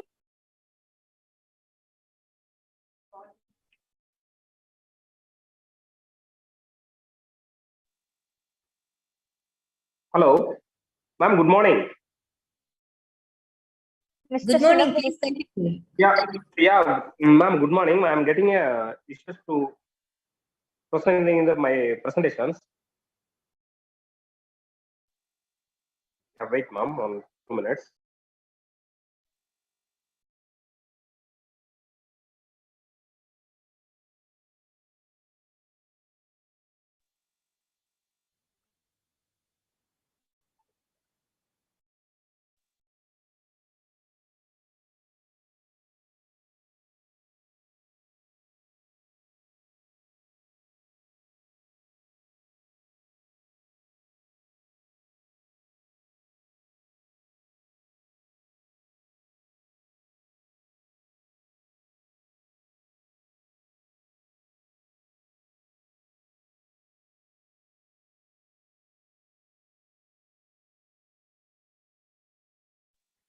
Yeah, ma'am, I'm getting issues to upload my PPT.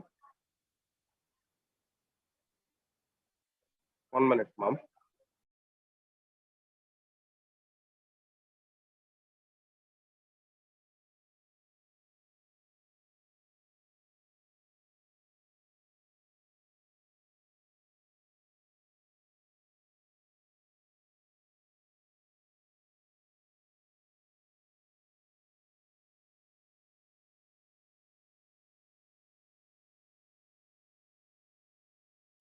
Sir, are you there?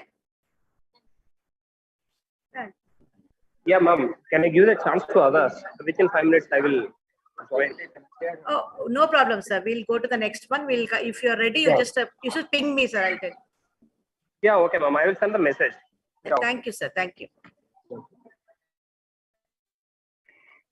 Next, we have IDCS-30, Vigorous Model to Detect Huntington's Disease Using Machine Learning Algorithms by Mr. Vijay Raj from VVN Degree College. Vijay Raj? Yes, ma'am. Yeah, you can start your presentation, yes. Vijay Raj. My screen is visible and my voice audible? Yeah, your screen is visible and you're audible, sir. You can continue. Yes. Good morning, everybody. This is Vijay Raj. I'm Assistant Professor, History Department of VVN Degree College. I thank Dayananda Sagar College and hello. Okay. I thank Dayananda Sagar College for organizing and giving us the opportunity to share our ideas. And today's the topic of my paper is vigorous model to detect Huntington's disease. Mr. Vijay Raj, sorry to interrupt. You can start the slideshow. Just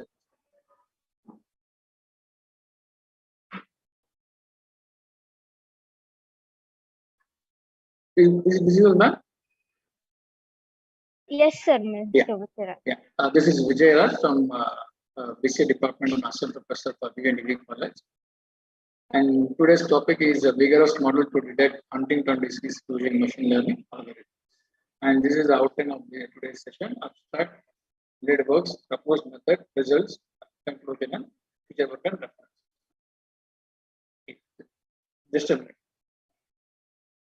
Yeah, Huntington disease is a neurodegenerative disease which causes a person to lose uncontrolled movements of his hands and legs and thinking capability.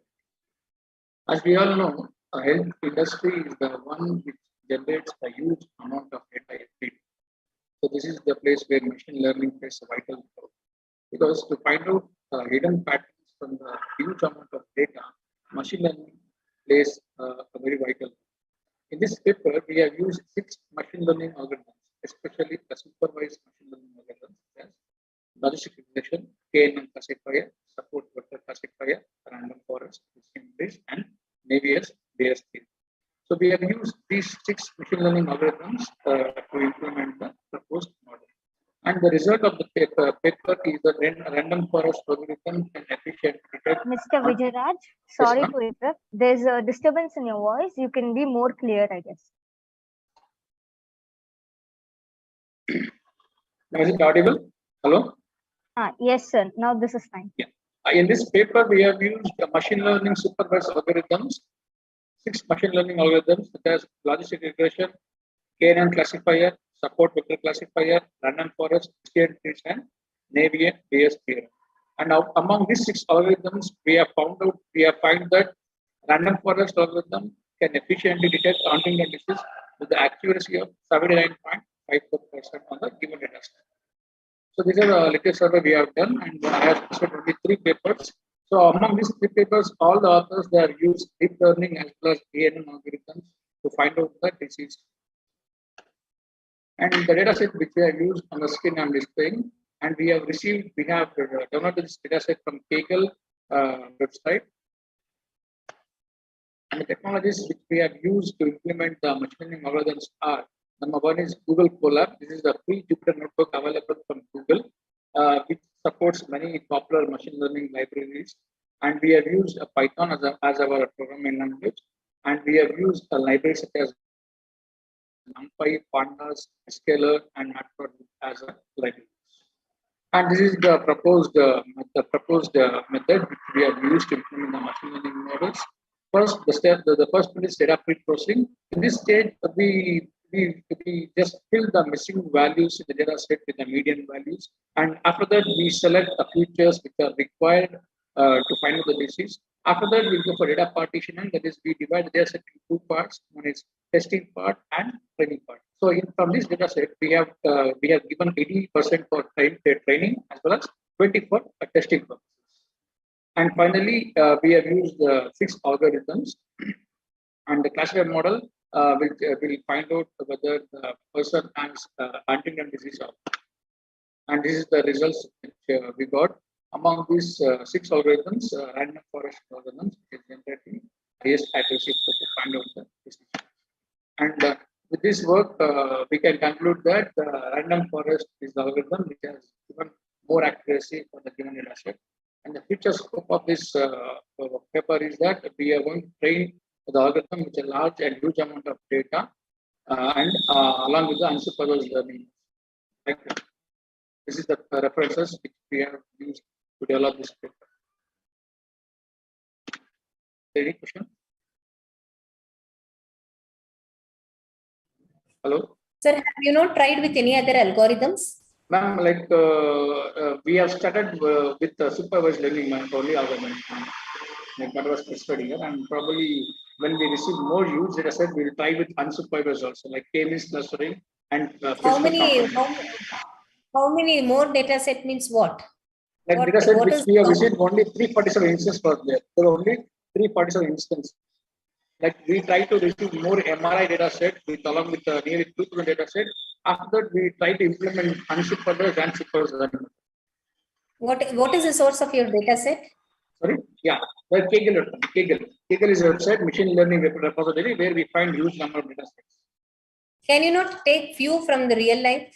Sorry? Can you not get it from the real life? Because these are all already processed informations. Yes, ma'am. Yes, ma'am. Like we are trying to gain MRI data set, ma'am. MRI data set. How will you get? How are you trying to? Sorry? How are you trying to get it? With Ma'am, what like collaboration? we are like I'm just doing research on the particular disease, and I'm in touch with some laboratories where I receive PET images and MRI images. So I just convert that data set into that available image data set, and then we try to implement some more algorithms. But again, you will have to do a lot of noise removal and all for that. Yes, ma'am. Like in this data set which I received, which I downloaded, it has some missing values. So we have filled the missing values to the mean and median values. And that's again a trial and error type of thing. It's not accurate, no? Ma'am, like the data set which we have got and we have worked on that, and probably in the next paper, like we'll be working on that. All right. Thank you, sir. Thank you so much. Thank you. Thank you, Mr. Vijayaraj, for a good presentation. Thank you, Suma ma'am, for your comments. Next, we have IDCS-22, Security Challenges in Metaverse World by Mr. Satvik VK from Dayananda Sagar College of Arts, Science and Commerce. Mr. Satvik.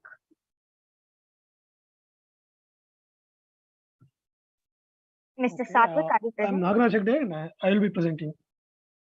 Okay, Nagaraj Hegde, you can continue. Yeah, thank you. Are you behalf of Mr. Satvik? Yes. Thank you. You can proceed.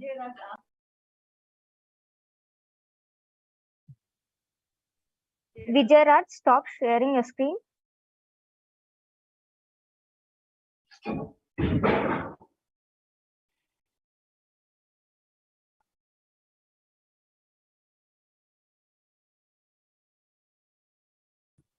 So this is our title. So we have done a review article on security and privacy challenges in Metaverse. Myself, Nagaraj Hegde, and my friend Satvik VK. This is basically Metaverse challenges in security and privacy concerns. So in this paper, the study will provide a brief overview of Metaverse concept and address some of the perceived security concerns and some of the solutions which we have concluded from some of the papers. So Metaverse is represented as an avatar so that we can create virtual meetings with the avatars. By creating avatars, we can conduct the virtual meetings with the Metaverse. So it's the evolving technology. So this is the one of the paper we have reviewed. In this paper, there will be the evolution of the Metaverse in coming years. In further years will be explained. So and of course the security concerns are mainly concentrated in this paper. So user profiling in Metaverse. So based on the user behavior, marketers are getting the data of the user for user profiling, where the users most actions and his how much the time they spend on the picture item, and these data will be collected, and this will be helpful for the marketers with the help of Internet 2.0. So the personal information, behavior, and communications are the major aspects of the privacy. So these are the main aspects in the privacy. These are the privacy and security concerns revolve around these concepts only. So this will be a major issue in the Metaverse. As we can know, if any new technology comes, then security and privacy will be the major issue. So we can create the multiple clones of one's avatar, so that we can shadow one's own activities. These are the solutions given in this paper. So we can create a private copy of a public space. Otherwise, we can give access to the public space to the only one user. By doing this, we can solve this problem. So by allowing user invisibility, we can solve this problem also. So this is another paper we have reviewed. In this paper, the security issues will be discussed. The previous paper, the privacy issues will be discussed. This paper, the security issues will be discussed. So the identity management. So AI becomes plays a main or the important role in the nowadays technology. So for the user or for the author, it will be difficult to identify between the bots and humans. Who are all replying as a bot or who are all actual humans? We can differentiate in between them. So this will be the problem. And distributed denial of service. This is the common attack we are facing. So DDoS attack is by attacker floods a server. Attacker floods a server with the huge traffic to down the server of the actual website. That's a DDoS attack. So that device vulnerability means attackers can easily get through the connected device. The devices which is connected through the internet can gain access to the devices very easily, so that he can store the information. This will be the security issue. So this is another paper which deals with privacy and security aspects. So user information, as I said in the previous paper only, user information plays a main role, or it is the main problem to protect user information. So here in metaverse, we need to store the very basic information or the very personal information of the user to the system, so that it can work accurately. That's why here it is very important to protect the user data. So by these three ways, we can protect the user information. So generalized protection means it's just acts like a data hiding. That means whichever data is required, that those data only will be displayed. Sorry to interrupt, Mr. Nagaraj. You have 1 minute to conclude your presentation. Okay, thank you. Okay, the one whitelist protection and blacklist protection, it's nothing but the whitelist protection is targeting some user and displaying the information to him only. Blacklist protection is displaying information to everyone and except those who are blacklisted. Like this, it will work. Communication. So communication plays an important role in the metaverse. So we have to use encryption and decryption to solve the privacy issues or the security issues in the communication. And scenario and goods. Scenario means we can, if one author is created using metaverse, then in the world the same copy can be done. So if this will be a conflict, so we can solve this with the limited number of members, which by creating a community and interacting in the community only. So the goods means the NFT and the all the digital images and the digital videos. These can be stolen by the attackers, or this can be corrupted by the attackers. So we can by adding the watermark or using blockchain, we can solve this problem. So as a conclusion, so nowadays technology has become like, if you are not paying for any product or you are not paying for product or service, then you will be the product. The technology has become like that. So we as metaverse is an evolving technology, it is in the beginning stage, so it has to be developed very much to solve the current issues. Any technology should be developed and used in wide range to solve every problem. Every technology comes with one or the other security issues. So by implementing some of the measures, we can solve these issues.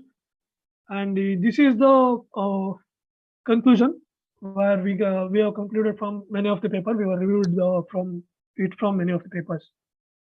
So thank you one and all.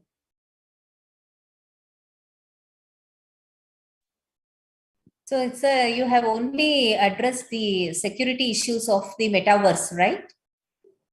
Yes, ma'am. But see, the threats and all depends upon the type of your applications. And have you ever worked on?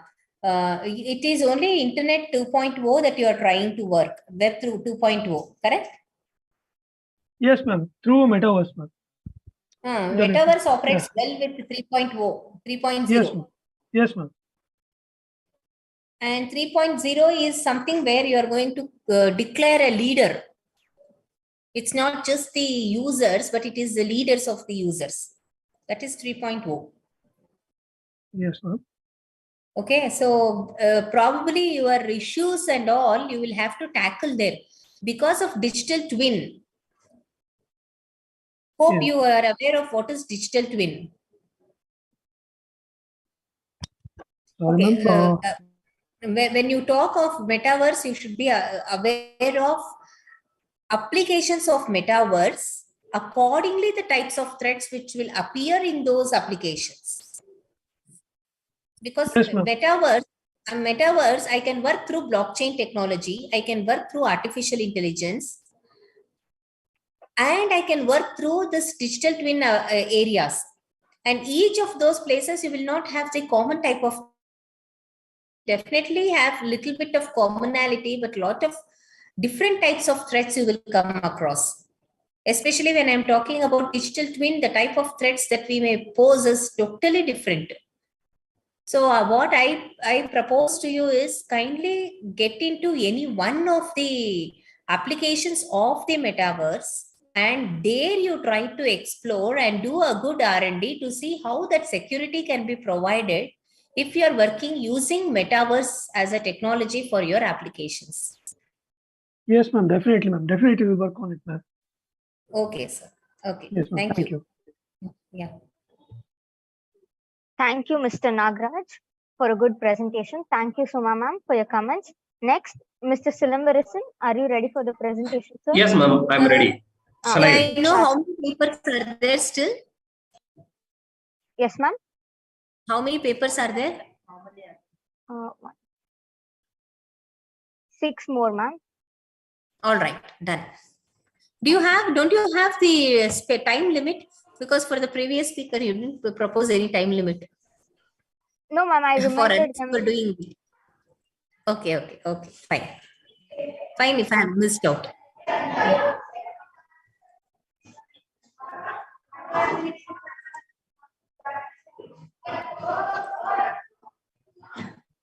Hello, ma'am.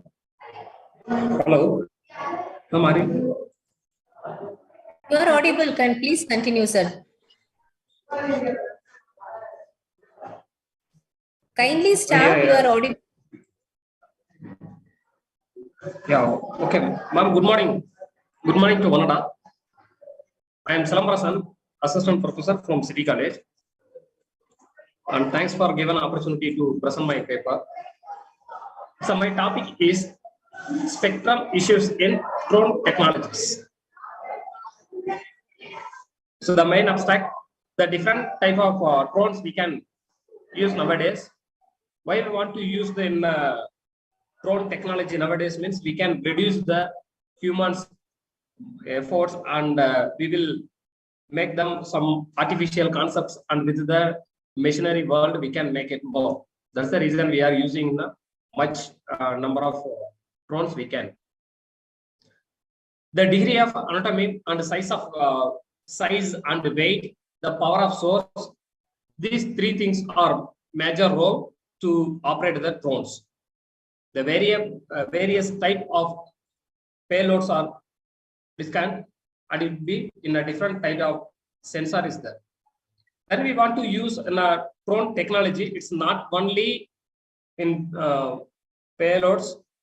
By the same time, we have to use artificial intelligence in mechanical department also. The many department can contribute their contribution, then only we can use the drones. Nowadays, we can use for the agriculture field and medical field. In a future, we can use in e-commerce also. Already in foreign countries, they are using the same methods, which is in Germany, 2018, they are launched that in a 5-kilometer radius, they can order the places and they can take an order from the shop, means it will deliver.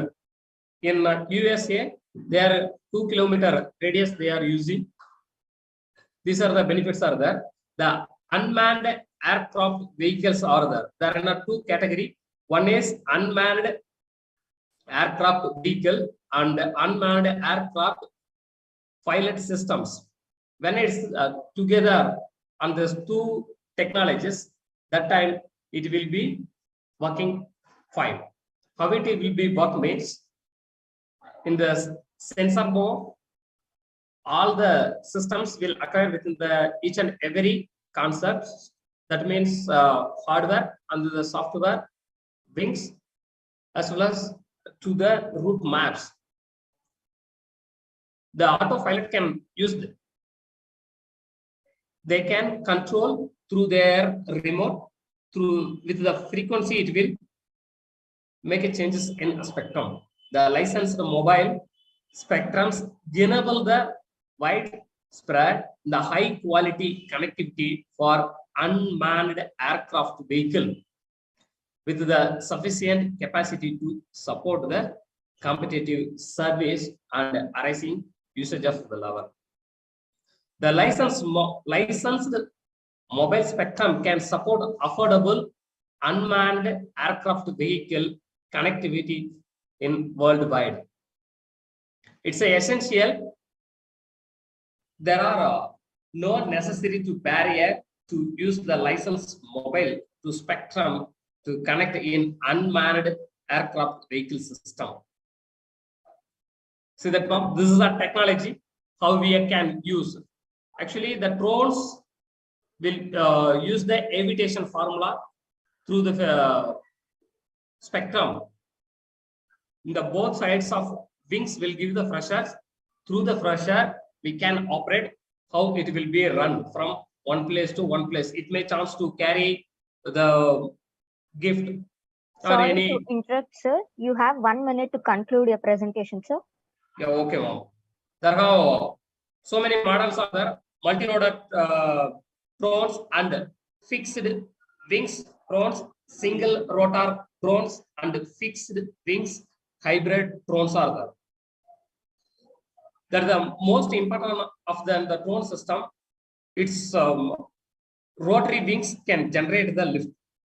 By the same time, the terms of rotary craft can be used in the aviations to define the aircraft that used in rotary wings to generate the lift. The drones can use rotary systems or almost always in equipping with the multiple the small rotors which are necessary for the stability. Hence, the name multi-rotor systems, the commonly they are drones used at the least 4 rotors to keep in a flying. See that there are drone can differ size and weight. The minimum weight will be in 2.5 kgs, up to 2.5 kg to 1,500 kgs also we can use. How it will be, that depends upon the drone's weight, the frequency may differ. It may, in the marriage functions, we can take the photos, it's a basic, it's a 2.5 kg. Sir, I kindly request you to conclude the presentation, sir. Okay.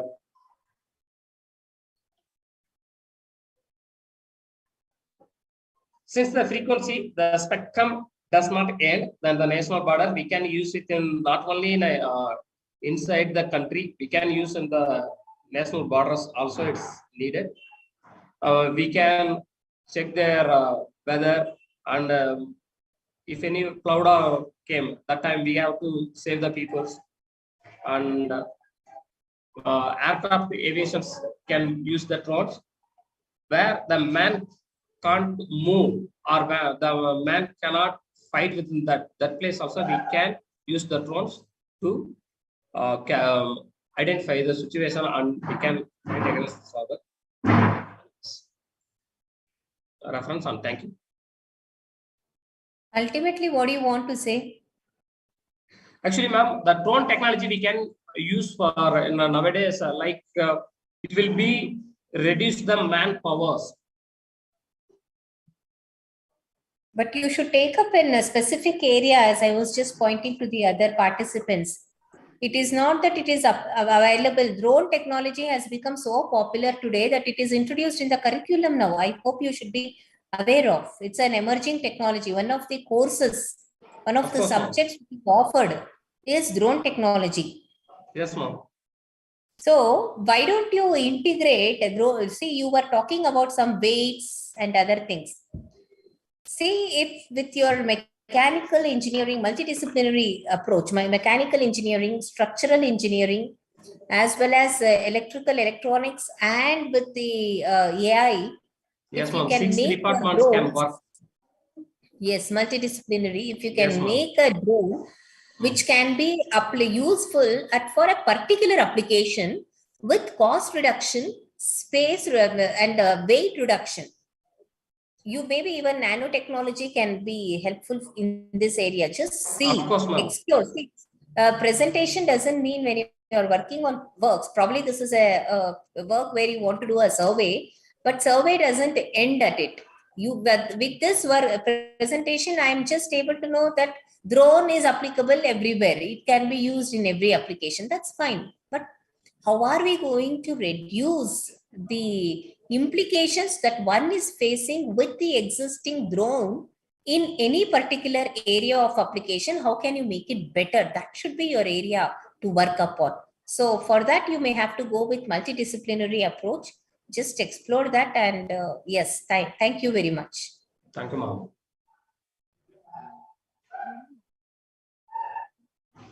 Thank you, Mr. Silamarasan, for a good presentation. Thank you, Suma ma'am, for your remarks and comments. Next, we have IDCS-23 Blue Brain, presented by Ms. Neha C. from Dayananda Sagar College of Arts, Science and Commerce. Neha C. Ms. Neha C., are you present?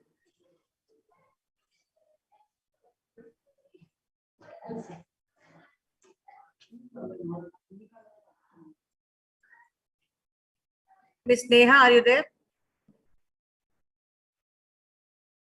Neha?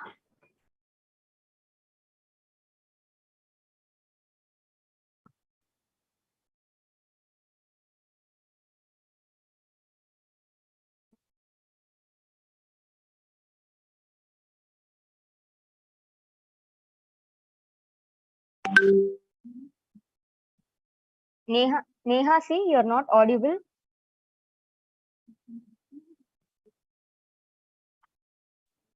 Neha, you're not audible. Start the sharing. Start slideshow.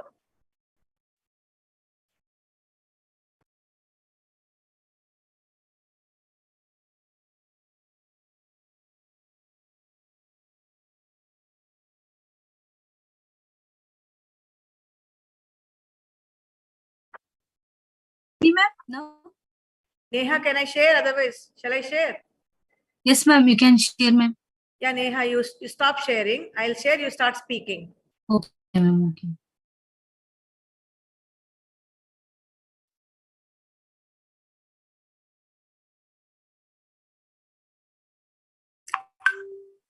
Sorry for the interruption.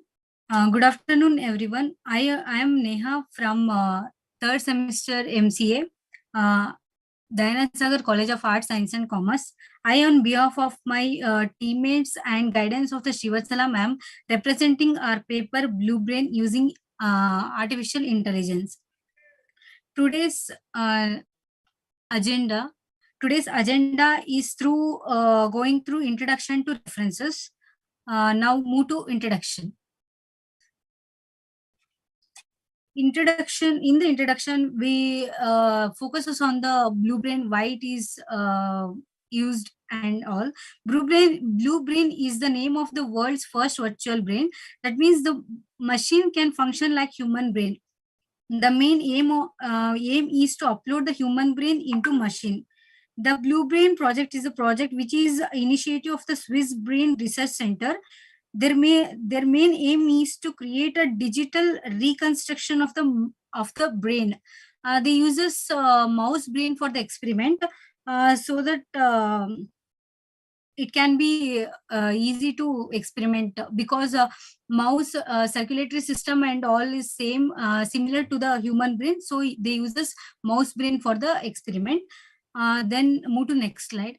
Functions of the natural brain.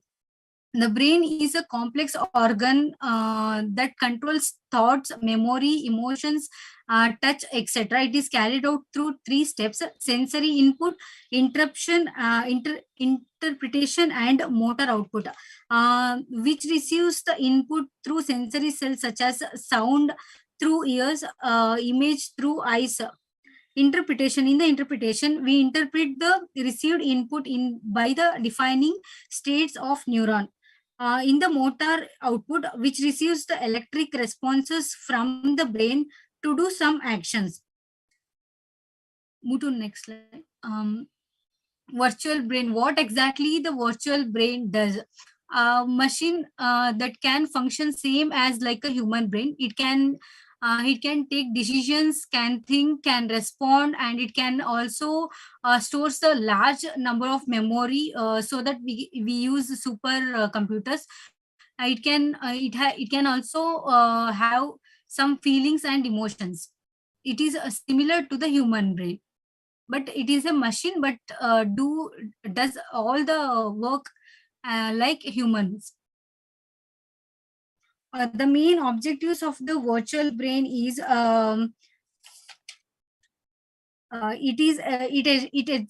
it establishes the connection in between the human brain and the artificial brain, so that the machine can work like a humans.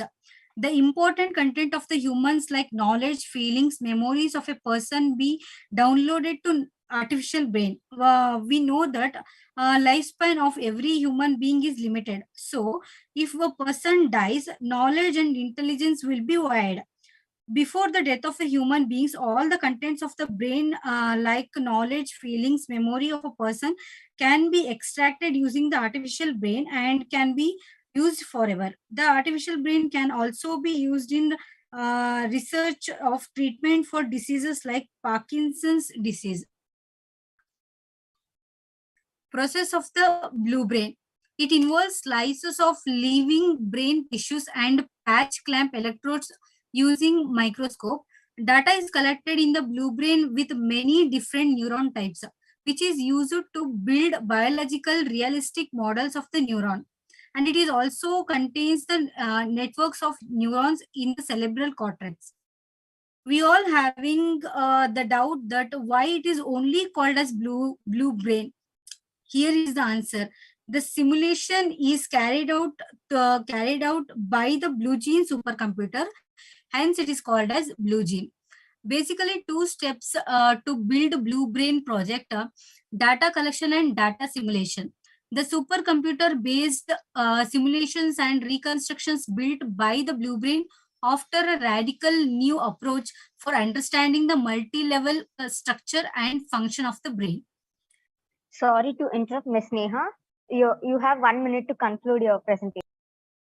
Okay.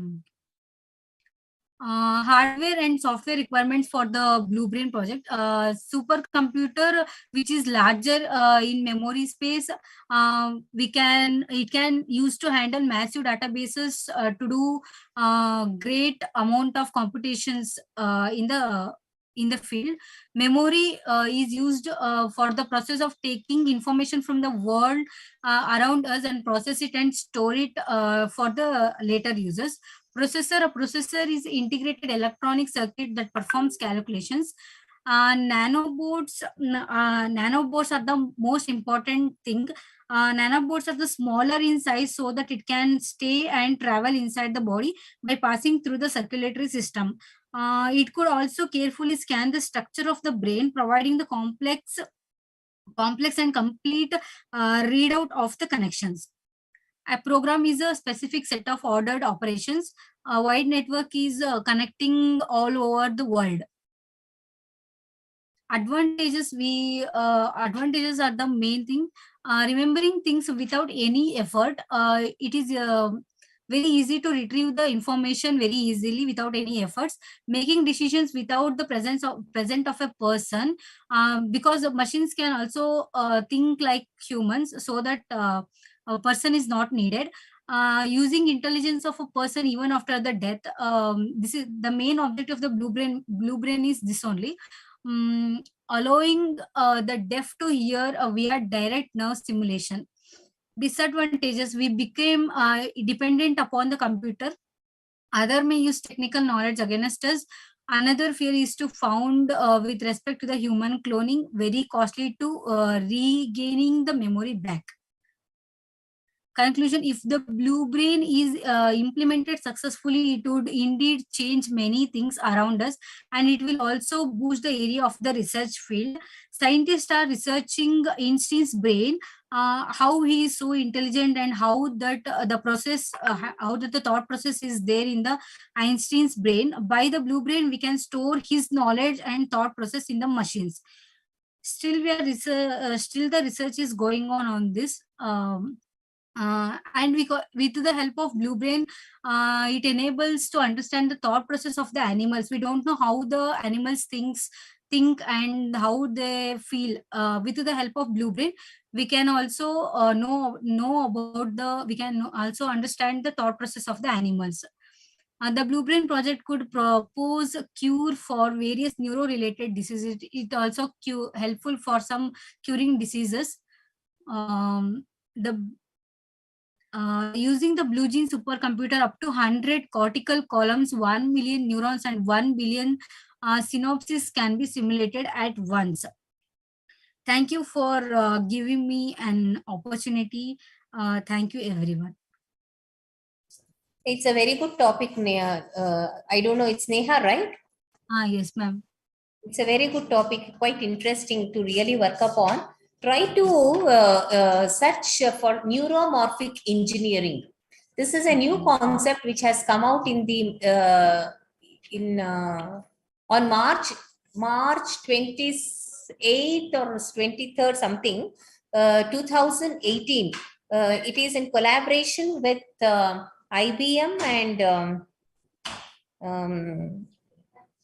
which collaboration? Massachusetts University, or probably University of Southern California, somewhere they are collaborated, and they are working on neuromorphic engineering.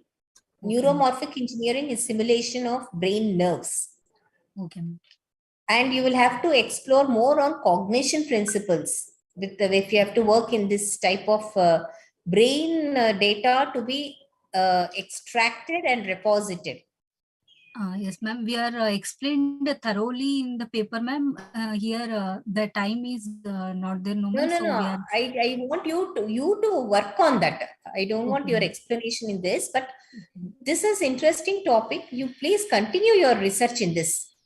Okay, ma'am. And it really involves lot of effort. It is not technology that you can simply understand. So you will have to collaborate, go and speak with, if you can have a collaboration, or if you can happen to meet any people from IBM, they are rigorously working on this area. So try to collaborate if you can get with any contacts to see what best can be done. In fact, I will also propose if any of your faculty members can join hands with this topic and work. It's a beautiful topic and very interesting topic. Lot of doctors should be involved, and then cognition scientists will be involved. Also, it's a high-end research. It's a real high-end research. You just try on that. It's a good topic. I really appreciate this work. Thank you. Thank you, ma'am. Thank you so much. Thank you, Suma, ma'am. We'll definitely work on your suggestions. Thank you, Ms. Neha, for a good presentation. Thank you, Suma ma'am, for your comments and remarks. Next, we have IDCS-24, Systematic Review on eRupee, Contactless Digital Payment System by Mr. Rahul Soni from Dayananda Sagar College of Arts, Science and Commerce. Mr. Rahul Soni, are you present? Yeah. You can start your presentation, sir. Yes. Good morning, everyone. Good morning, Honorable Chairperson and everyone. So I am presenting and reviewing the systematic process and review on the e-rupee contactless digital payment. Everyone know about that digital payments are going huge demand and spreading as much as everyone I using. request you to start the slideshow, sir. Okay. Everyone is using digital payments. Myself, Rahul Soni, and in this presentation, authors are me, and my friend Aman Soni from JN University, and Ma'am Koila Ma'am from the Dayananda Sagar College of Arts, Science, and Commerce. So here is some outline about my presentations. So understanding e-rupee, what is e-rupee? E-rupee is a tokenized digital payment of the Indian rupees, which is issued by RBI, and it was proposed in the 2017 and now be launched. Is launched in 1st December 2022, and it is in testing phase currently, and the public is testing the first pilot project of e-rupee.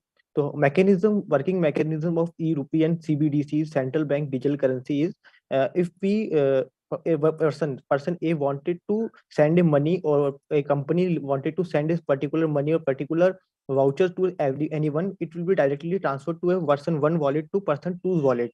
There will be zero involvement of bank over there. Before that, every payment need involvement of bank. In this process, there will be no involvement of bank, and even the customer did not need a bank account to be transfer the money. The working mechanism of other payments are, if ABC Limited wanted to send some amount of rupees to Sham person. So in this process, ABC Limited will open the bank app and will transfer the amount of rupees 1,000. The bank will check the account of ABC Limited, then initiate a transaction. The second bank will transfer the amount to the secondary bank account, and secondary bank account will update the amount in bank app of Sham. Then in Sham application, then Sham will get the money. But in the process of e-rupee, the amount will be directly transferred to the beneficiary account. So developing and integrating CBDC in new app. My proposal is to develop a particular app which will use any QR code to transfer the money from A to B wallet, just like e-rupee. And currently, payment wallet are there like Paytm, PhonePe wallet, but there is a loophole over there that the Paytm wallet only transfer the money from Paytm wallet to Paytm wallet, and PhonePe wallet only transfer money from PhonePe wallet to PhonePe wallet. But in this method, anyone can transfer any money from any app to any other app. Advantages of e-rupees to consumers is, e-rupees does not require the beneficiary to have a bank account, a major distinguished feature as compared to the other digital payment form. It ensures an easy contactless two-step redemption process that does not require sharing of personal detail either. And another advantage is e-rupee is operable on basic phone also. Hand can be used by person who do not own smartphone, or in place that lack internet connection. Security features of e-rupees: not require the personal details. There will be the work as voucher, means the e-rupee will work as voucher. For that, we can use this purpose based. If A Limited want to give a scholarship to a particular student, the amount will be redeemed as a scholarship only. Authorized via code. The security process is that will be only be authorized by the particular code given by the developer of the voucher. Easy trackable. It will be trackable by his number. Unique serial code will be given to each voucher, just like a physical currency. And it will also minimize the cyber fraud. Of need of e-rupee and CBDC. The biggest question is everyone's mind is why we need e-rupee, as we have UPI in our hand. Just like we are all using UPI payment in every shops and every merchant shop.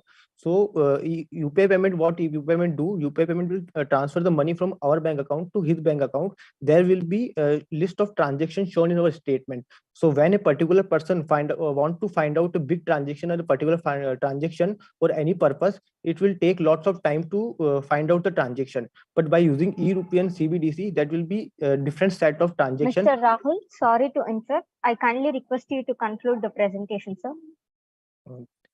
Here is some statistics of digital payment and the demand of digital payment, increment of digital payments. The difference between the e-rupee, digital payments, cryptocurrency, and CBDC. E-rupee is not an cryptocurrency. Everyone is thinking that e-rupee is India's cryptocurrency, but cryptocurrency is different, and e-rupee is a different part.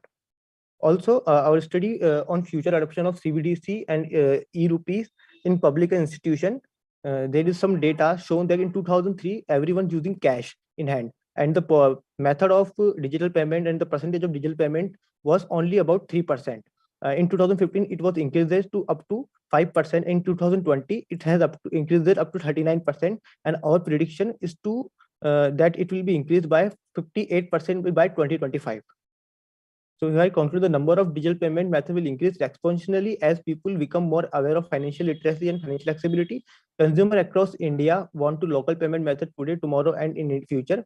Increasing in the number of users of digital payment, increases of cyber risk and fraud rapidly. RBI steps of introducing e-rupee will change the ecosystem of digital payment in India.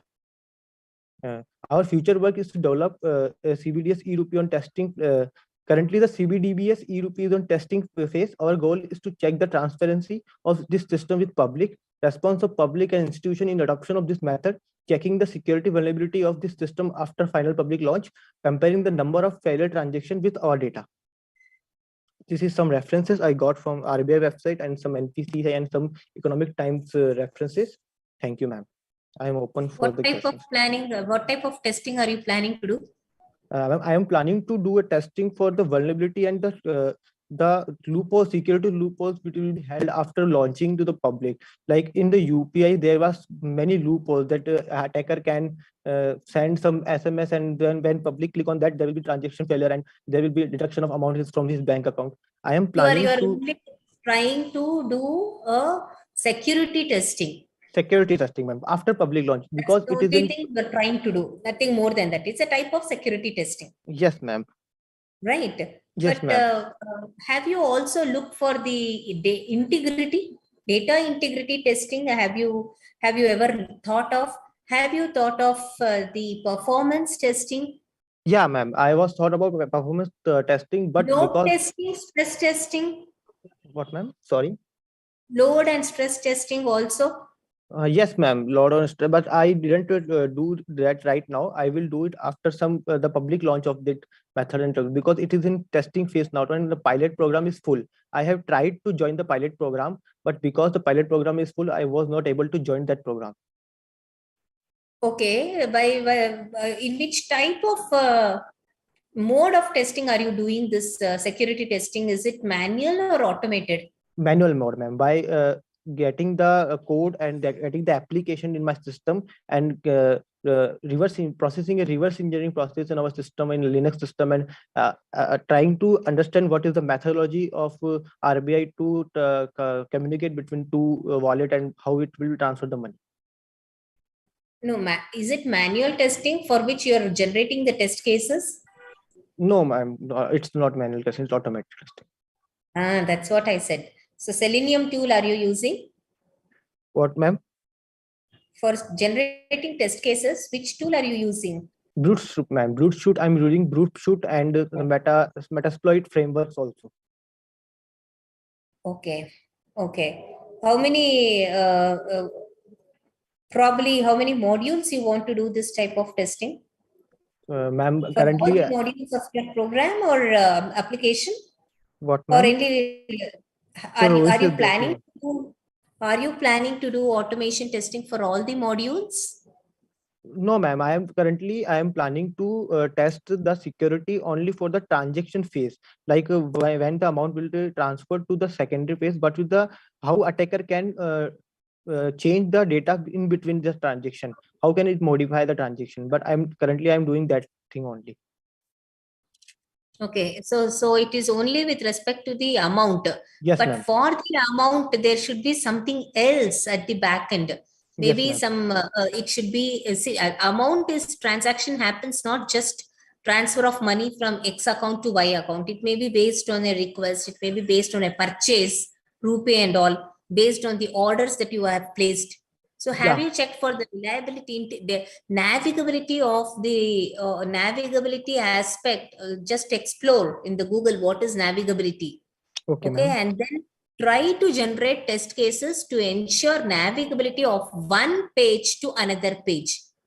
From one module to another module, but because even their security has to be tested. It's not just only transaction phase. Transaction is just one aspect, but for transaction, there is a context. Yes, ma'am. Do the testing of that context also using navigability. Yes, ma'am. I have tried that, but the application is not available for public right now. It's in testing phase. That's why I was not able to do that. All right, but just see what best can be done there. Yes, ma'am. Yes, ma'am. Sure. Okay, fine, good. Thank you. Thank you, ma'am. Thank you, Mr. Rahul, for a good presentation. Thank you, Suma ma'am, for your remarks and comments. Next, we have IDCS-25, Cumulating the Projective Challenges to be Grappled in the Transformation Process from Village to a Smart Village by Ms. Madhura SR from Dayananda Sagar College of Arts, Science and Commerce. Ms. Madhura, are you there? Yes, yes. You can present, Ms. Madhura. Yeah, sure.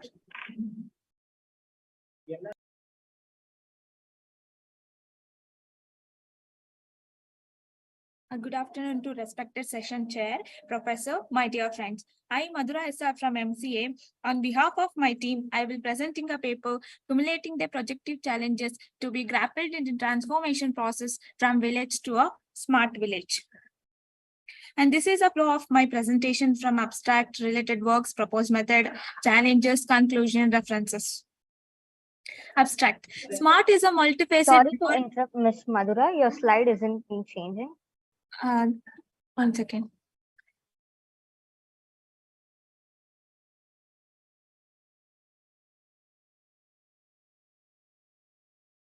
Now is it? Yes, you can continue, Ms. Madhura. Yeah, okay, thank you. See, abstract. Smart is a multifaceted word which is apt for mounting villages which serve as an encampment with overall development needs of the village. With the existing village scenario, adapting the smart concept which caters the farming, healthcare, education, technology, waterways, management, and many more needs to the technology. Infrastructure advancement with low cost and positive results for the transformed process. This paper mainly highlights technical requirements and the challenge that will grappled and adopted for the overall development of the village. These are some related works done in smart villages. This is our e-village data model. It consists of ideation. It's a method of initiating the thoughts. Then we'll come to the data collection. Here all the gathered information will be gathered. It will be sent to the big data tools and platform. From the tools, we will remove the data, unwanted data by data cleansing. After that, we'll go to the model building. Here, after building a model, we will go to the model evaluation. If is there any changes in model evaluation, we will roll back to the model building so that we can make a changes. After evaluation, we will go to the model applications. In the model application also, is there any changes? We can roll back to the model evaluation and we can address our village data resources. Then to implement the data model, we required our operating centers, that is called a SWAC, Smart Village Operating System. This is consist of big data center, municipal operation center. Municipal operation means Panchayat Raj. They plays an important role in SWAC. Monitoring the center, intelligence services like gadgets, IoT devices and all. These are the challenges we are facing when village is converted to smart village. Smart facility adoption of water and electricity, drainage identification system, multimodal transportation, smart trade centers, skills and training centers, good transfer and governance system, identifying the improving the villages standard by its smart waste management, native expertise. Conclusion. Overall, the intent of this smart village perception is to introduce economic condition and the living standards of our people in village. The goal is to adopt this technology is enable to local area development and improve infrastructure and services. Smart villages mission will hold back the learned youth from migrating so that progressively smart village building becomes possible with an increase in employment ratio. For future work, we can go with the geographical and infrastructure study of Indian villages, understanding the Smart India mission, existing government schemes, implementing and evolution of the data model. In India, first smart village is Danora. The Danora village in Dholpur district of Rajasthan is India's first smart village. By this, these are the references. By this, thank you, Kumuda ma'am, for guiding, and special thanks to session chair. Thank you, ma'am, for teaching us how to write a research paper. We are inspired by you. Thank you, ma'am. Thank you. Section chair allappa. It is not section chair. It is session chair. Session chair. Yeah. And Madam Kumudavalli, are you there? Yes, ma'am. I'm here. Ma'am, this is a very beautiful topic. Kindly take it forward for a research proposal. Okay. Thank you, ma'am. Funding agency try to apply. Identify one village. Okay. Okay. Submit to VGST or any government of Karnataka projects. Take anywhere nearby. Okay. Identify that village. And you say that you are going to adopt this village to make it a smart village. Okay. Apply this as a funding agency for the funding agency. Identify any one area where you can make them better, smart. Okay, fine. Probably Of you course, the just geographical area map won't support. Maybe, as you said, some one particular topic or Yes. area we can take and work on it. That is your only one small village proposal. nearby. Okay, ma'am. Nearby Okay, in Kanakpura Road or somewhere, which is Okay. not yet become smart. There you can target it. I think it will really work out. Some government will fund these types of projects. Okay, ma'am. Fine. Surely I'll really take your advice further, because we really have not applied any time for a funding project. So I think your Yes, guidance ma'am. is required for us. Kindly go Right. ahead, ma'am. Kindly Okay, go ahead. ma'am. Thank you so much. Yeah. Thank you for your Thank you, ma'am. Thank you. In fact, what I propose is, okay, ma'am. You just have a collaboration interaction with the civil department, civil Okay. engineering department. You propose Okay. my name. Yes. You Okay. propose my name. Okay, ma'am. Jointly, we can apply. You just see. Okay, ma'am. Fine. Sure. I'll also collaborate with you for that proposal. Okay, ma'am. You Surely, take ma'am. up the Surely. proposal. Okay. I will be there. The civil department people will be there. Okay. Make it a smart village. They are very good at tech. Yesterday itself, I was talking to them for certain programs. So Okay. you just collaborate. You can interact with Dr. Neetu Aras Okay, of ma'am. civil I'll department. do that. Yes, And ma'am. then I'll take your reference so try that they can understand the yes. context. Yes, ma'am. I'll do that. Yes, yes, ma'am. Thank you. Take Thank up you, this ma'am. topic. Yes, ma'am. Thank Thank you, you ma'am. for your suggestion. Thank you. Thank you, ma'am. Thank you. Bye. Thank you, Ms. Madhura, for a good presentation. Thank you, Suma ma'am, for your remarks and comments. Next, we have IDCS-26, AI and IoT-based security surveillance system by Mr. Santosh and team, presented by Ms. Shreya, Dayananda Sagar College of Engineering. Am I audible? Yeah, you're audible, Ms. Shreya. You can continue. Okay, thank you.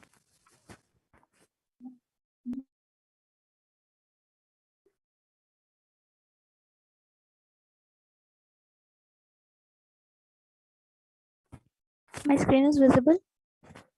Yes, Ms. Shreya, your screen is visible. Okay.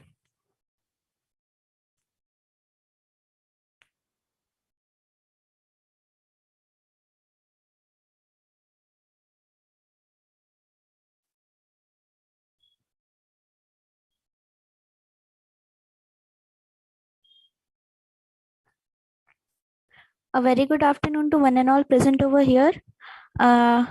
Today I'm going to present on the topic AI and IoT based security surveillance system. So this is the outline for the presentation. So now let's get started with the introduction part. What is AI, artificial intelligence? Artificial intelligence refers to the simulation of human intelligence in machines that are programmed to think like humans, that could help in decision making and mimic their actions. The term may also be applied to any machine that exhibits traits associated with the human mind, such as learning and problem solving. So we all know that the Indian Border Security Force is solely responsible for the security of our nation. And there are many incidents in our country as well as across the whole world, which shows that there is a high amount of death rates among the soldiers due to improper defense mechanisms. Our Prime Minister has make available bulletproof jackets to the soldiers, but that's also not sufficient for them. So the modernization of weapons is also progressing gradually. The intention being the use of emerging technology like AI, which is prevailing in all the fields of daily life, can also be used to save the life of our soldiers. And as the technology is increasing day by day, it is our responsibility to protect our soldiers in all the way possible, and hence protecting our own nation. So what is the problem statement? That is, Army robot is an autonomous robot comprising of wireless camera, which can be used as a spy, and Bluetooth that is used to control it in a wireless manner. The aim is to make a smart surveillance system that can be monitored by owner remotely through Android applications. Basically, the army robot is capable of performing tasks such as locomotion, sensing the harmful gas, sensing the human beneath the surface, metal detection. And the existing system suffered many problems like high cost setup to communication between robot and rescue control unit. And the solution to these problems are a kind of technology that would be used so that the above mentioned problem can be overcome easily and accurately. So basically, our aim is to develop a border security robot surveillance system which detects the landmines and the missile targeting system. And our objective is simple, that we have to detect landmines, and the detection is done through video surveillance. Our solution is to make a smart surveillance system which can be monitored by owner remotely through Android application. As it is connected to the system with IoT, the system will send push notification to Android device, which is when an intrusion is detected inside the room.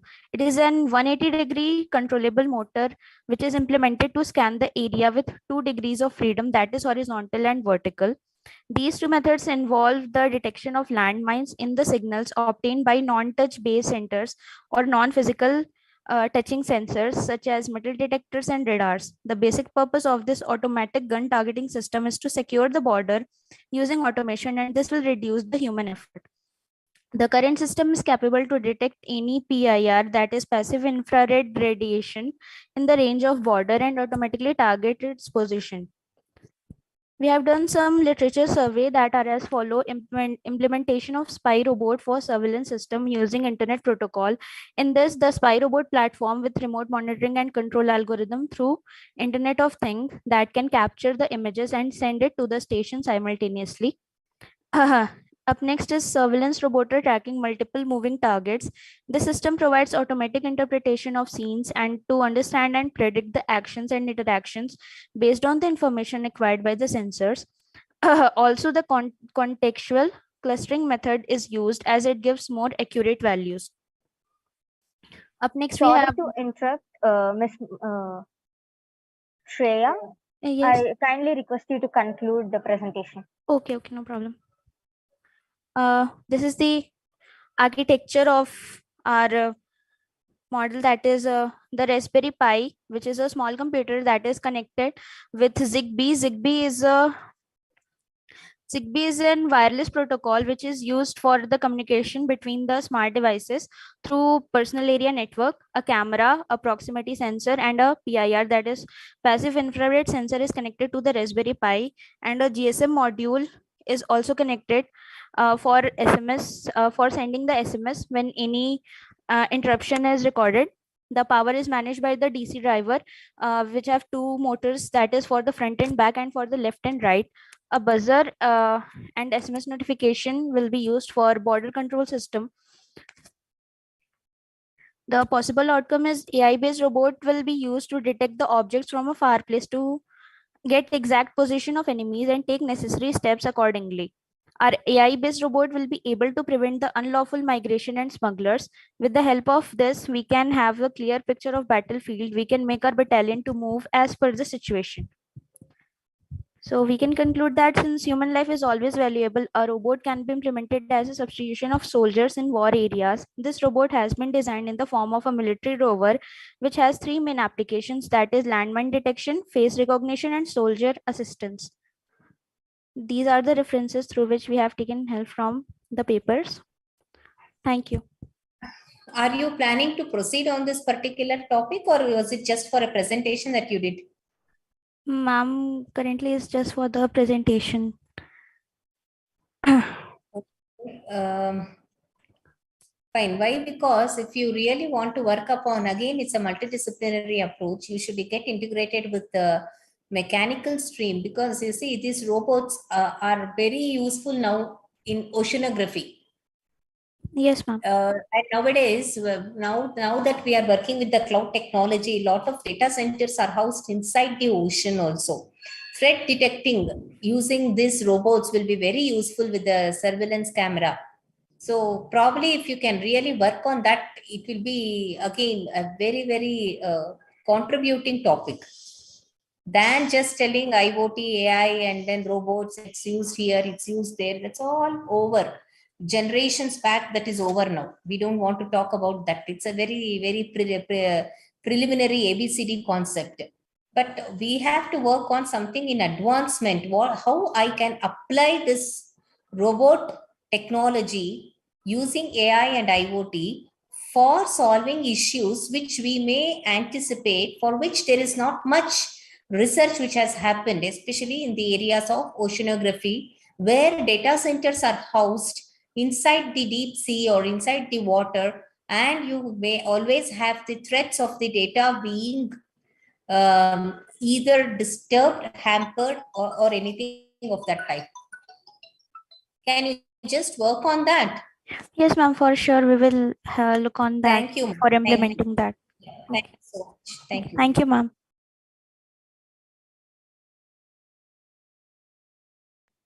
Thank you, Ms. Shreya, for your good presentation. Thank you, Suma ma'am, for your comments and remarks. Next, we have IDCS-27, Smart Traffic Management using Cloud Computing Power by Mr. Arun and Ms. Ritika from Sure. Dayananda Sagar College of Arts, Science and Commerce. Mr. Arun, are you there? Yeah, can you hear me? Yeah, you're audible. Yeah. Is the slide visible? Yeah, the slide is visible. Yeah, you can continue. Greetings to everyone. I myself, Ritika, along with my teammate Arun and Masum Srivatsav, will be presenting on the topic called Smart Traffic Management using Cloud Computing Power. Before starting my presentation, I could like to speak in brief what is cloud computing. Cloud computing is an on-demand delivery of IT resources over the internet with pay-as-you-go features. It provides computing services such as server database, networking, software, etc. Today, in our presentation, we will see how cloud computing will help in managing traffic in the metropolitan cities. In recent times, one of the most important challenge in transportation system is traffic clogging. So the existing methods are not in detail in terms of conduct and cost traffic movement and control. We observed some drawbacks in present traffic system, such as the absence of central controlling system, signal lights are pre-programmed, and it will not be considered the traffic frequency and density of the vehicle. Location monitoring and the lacking issue related to error finding and maintenance. In day-to-day life, traveling is basic part of our lives and spending a lot of time in traffic. To overcome this, we need to first create the model which will be able to stimulate the behavior of elements on different levels and work efficiently.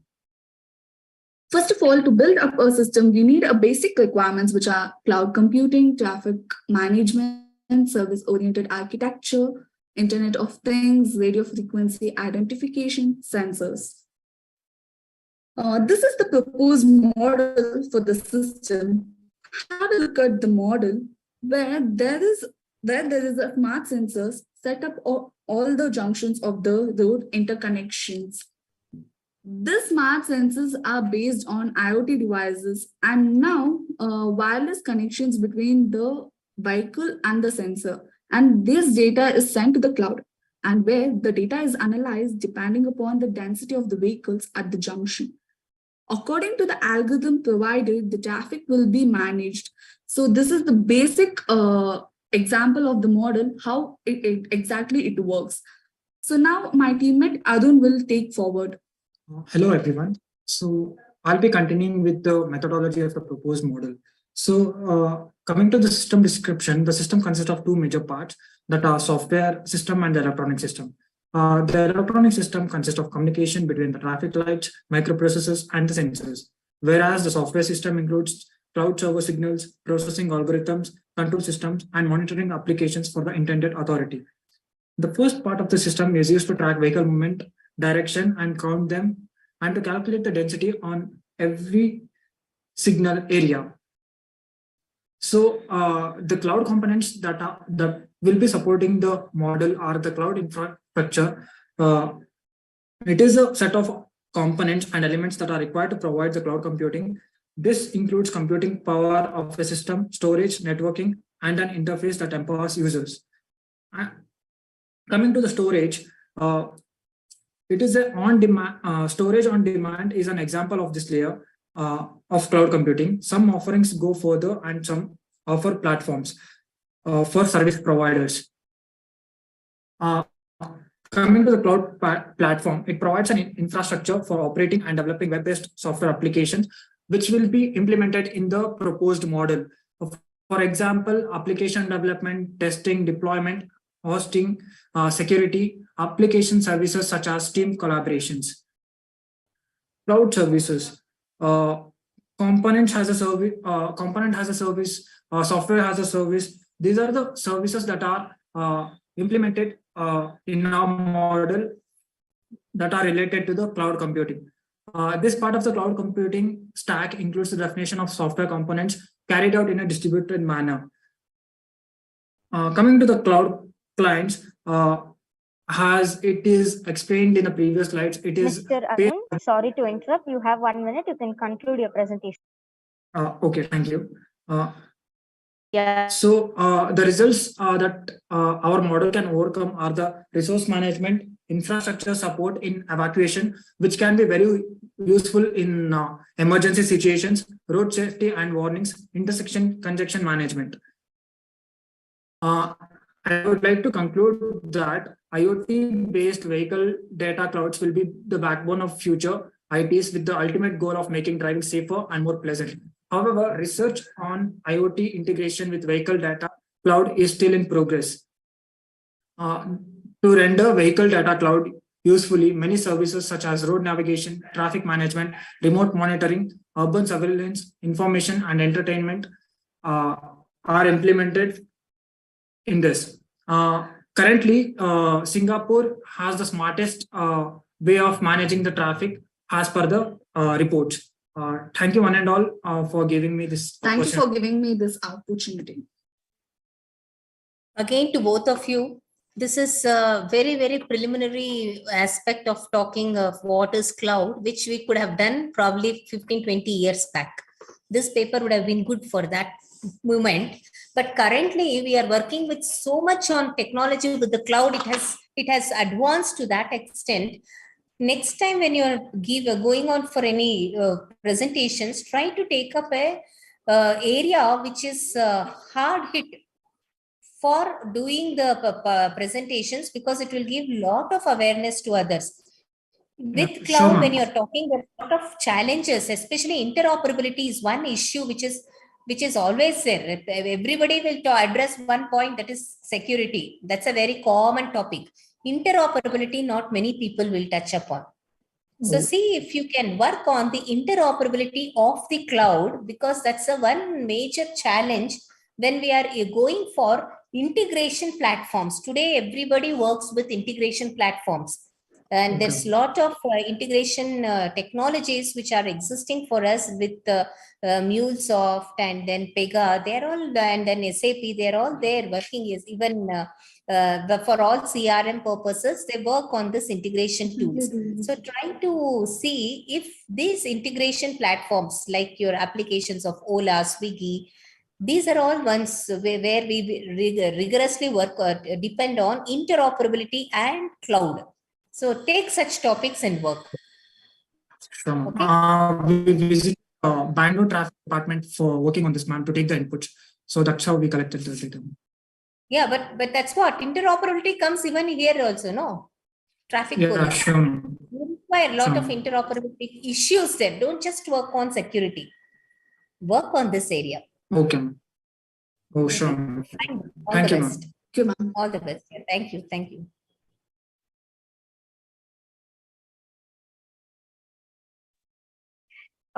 Thank you, Mr. Arun and team, for your good presentation. Thank you, Suma ma'am, for your comments and remarks.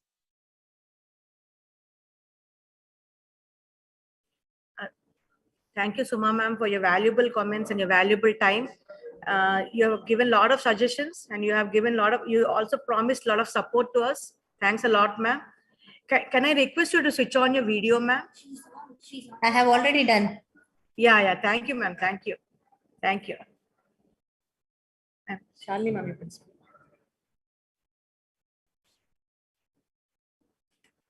Oh, that's nice. Thank you. Thank you, ma'am. Can I have this? Can I have this? Yes, Will you be definitely. sharing it?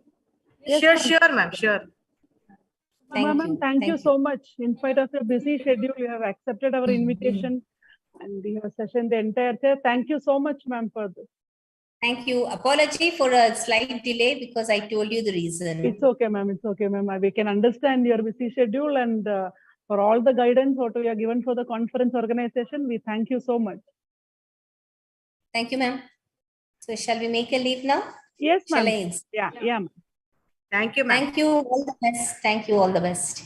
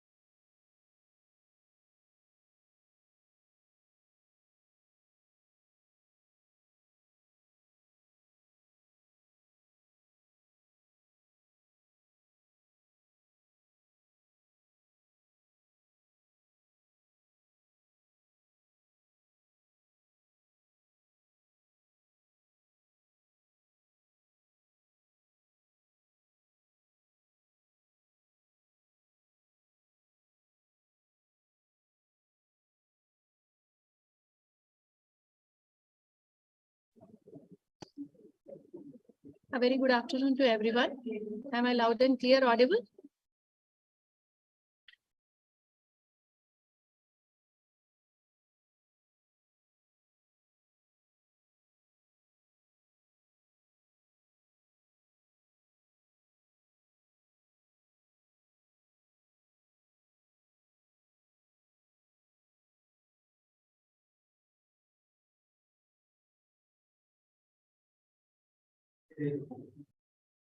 Once again, good afternoon. May I have a confirmation from Mr. Amit Chowdhury? Sir, if you are there and you are able to reach us, can you please confirm? Yes, I'm very much there, Dr. Sumera, and I hope you guys are able to see me as well. Yes, sir. Thank you so much. We are going to go ahead with the post-lunch session. And at the outset, I would like to congratulate and all the participants for being very, very effective in presenting their papers all throughout the sessions that we had.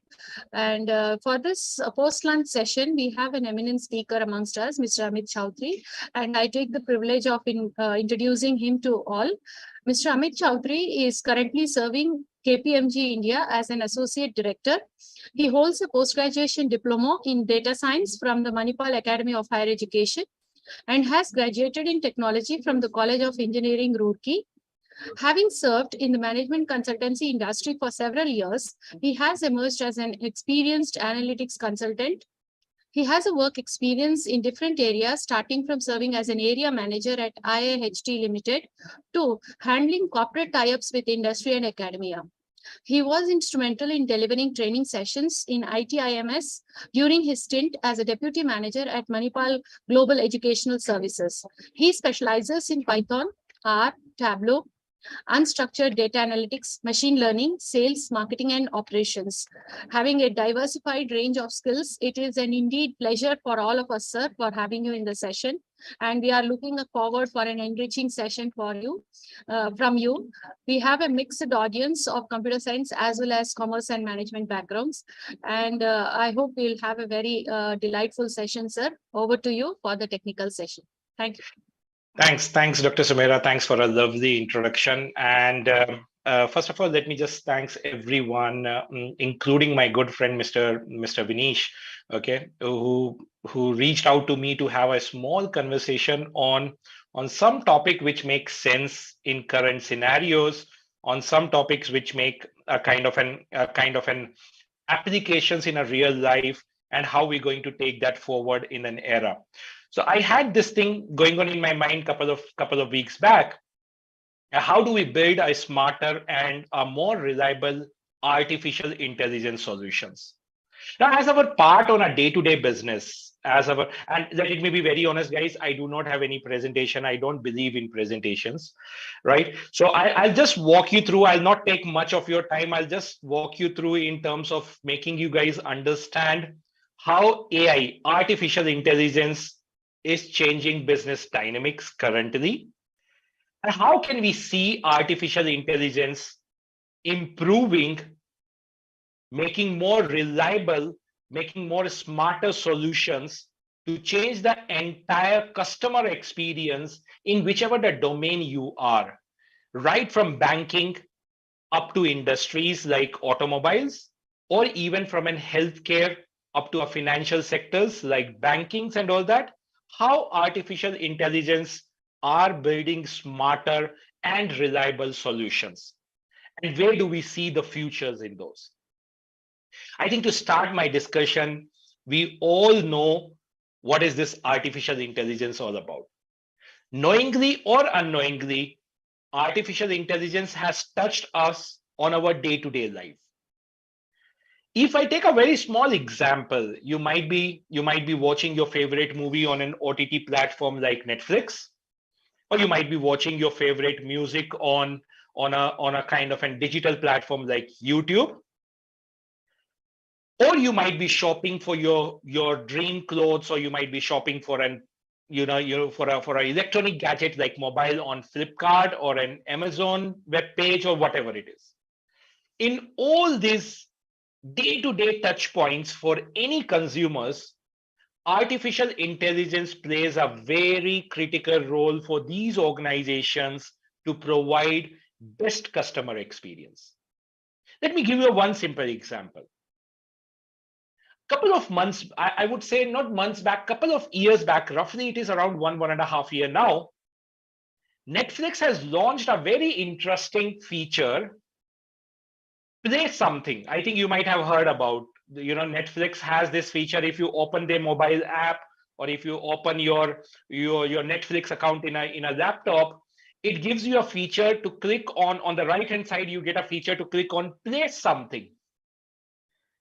Now, the whole idea to introduce this by the Netflix was to make sure that as many customers as possible retains on our OTT platforms like Netflix.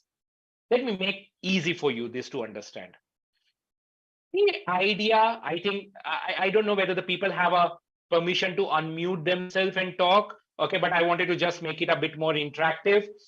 Any idea what was the biggest challenge for the OTT platforms like Netflix, Amazon Prime during this COVID era? Anyone has any idea what was the biggest challenge for all these OTT platforms?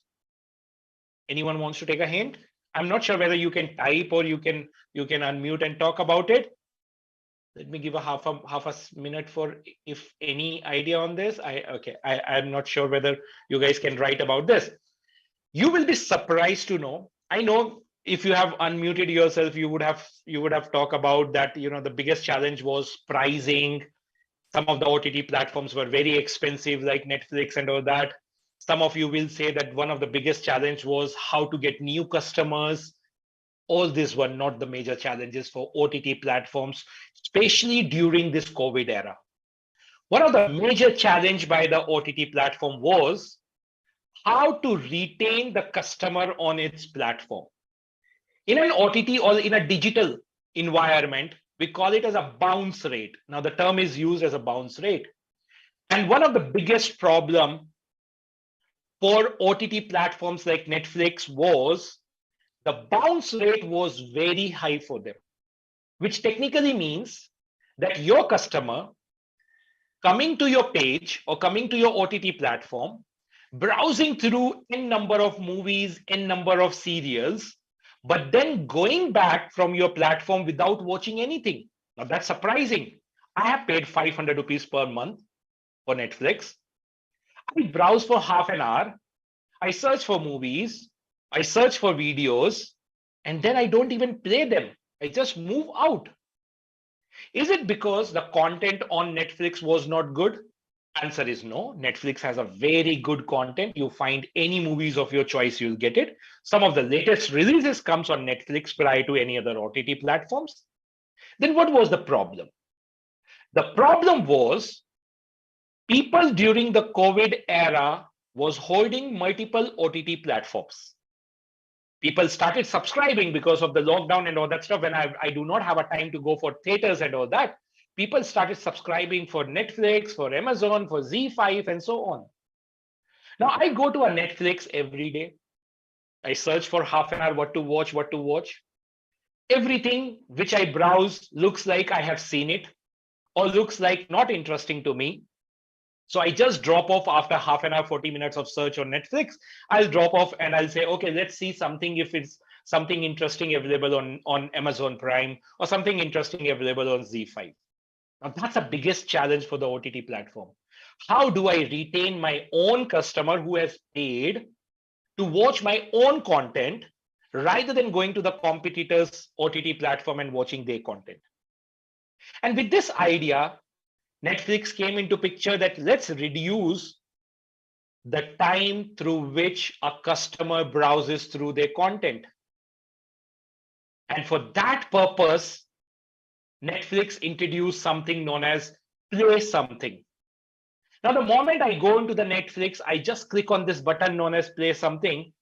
It goes to my past, history in terms of understanding what kind of movies and TV serials I have seen. And it play out a video for me, which is very, very close to my expectation or which is very, very close to my liking. All this is possible because organizations across different sectors are using artificial intelligence algorithms to make life easy for any of your customers. You would be very surprised to know that one of the algorithm which is being used over here, the recommendation model, we call it as Netflix recommendation models, is a very popular algorithm used across industries to recommend what kind of content one want to watch based on their past history. This is just one example. If I take artificial intelligence usability, if I take artificial intelligence applications, they are ranging across various industries and across various organizations. A very popular and a very basic requirement for anybody during the COVID era was healthcare. We all were struggling with the healthcare. We all will have a problem in terms of, the test, in terms of the treatments of COVID and so on. Healthcare also utilized artificial intelligence to a very great extent and came up with some smart solutions during the COVID eras. And some of them were so smart solutions which were actually built as a solution to a doctor. Let me give you an example. You might be thinking about how a doctor is going to use an AI. A couple of years back, IBM came up with an AI framework known as IBM Watson. Now, the whole purpose of this IBM Watson was to tell a doctor which is the best treatment which can be given to a patient for a specific set of symptoms. So the moment I go to a doctor asks me about my symptoms, doctor feed those symptoms in a AI framework known as IBM Watson, and based on my symptoms, the machine tells the doctor the probability that whether I'm suffering from a dengue or the probability whether I'm suffering from, might be just a flu, or whether the probability I'm suffering from a COVID. And based on that, doctor suggests that should you go for a treatment A or should you?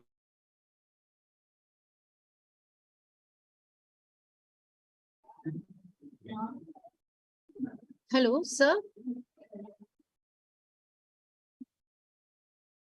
Sir, I believe there is some technical problem from your side. We are not able to hear you, sir. Ma'am, can you just drop a message? Yeah, I will do that.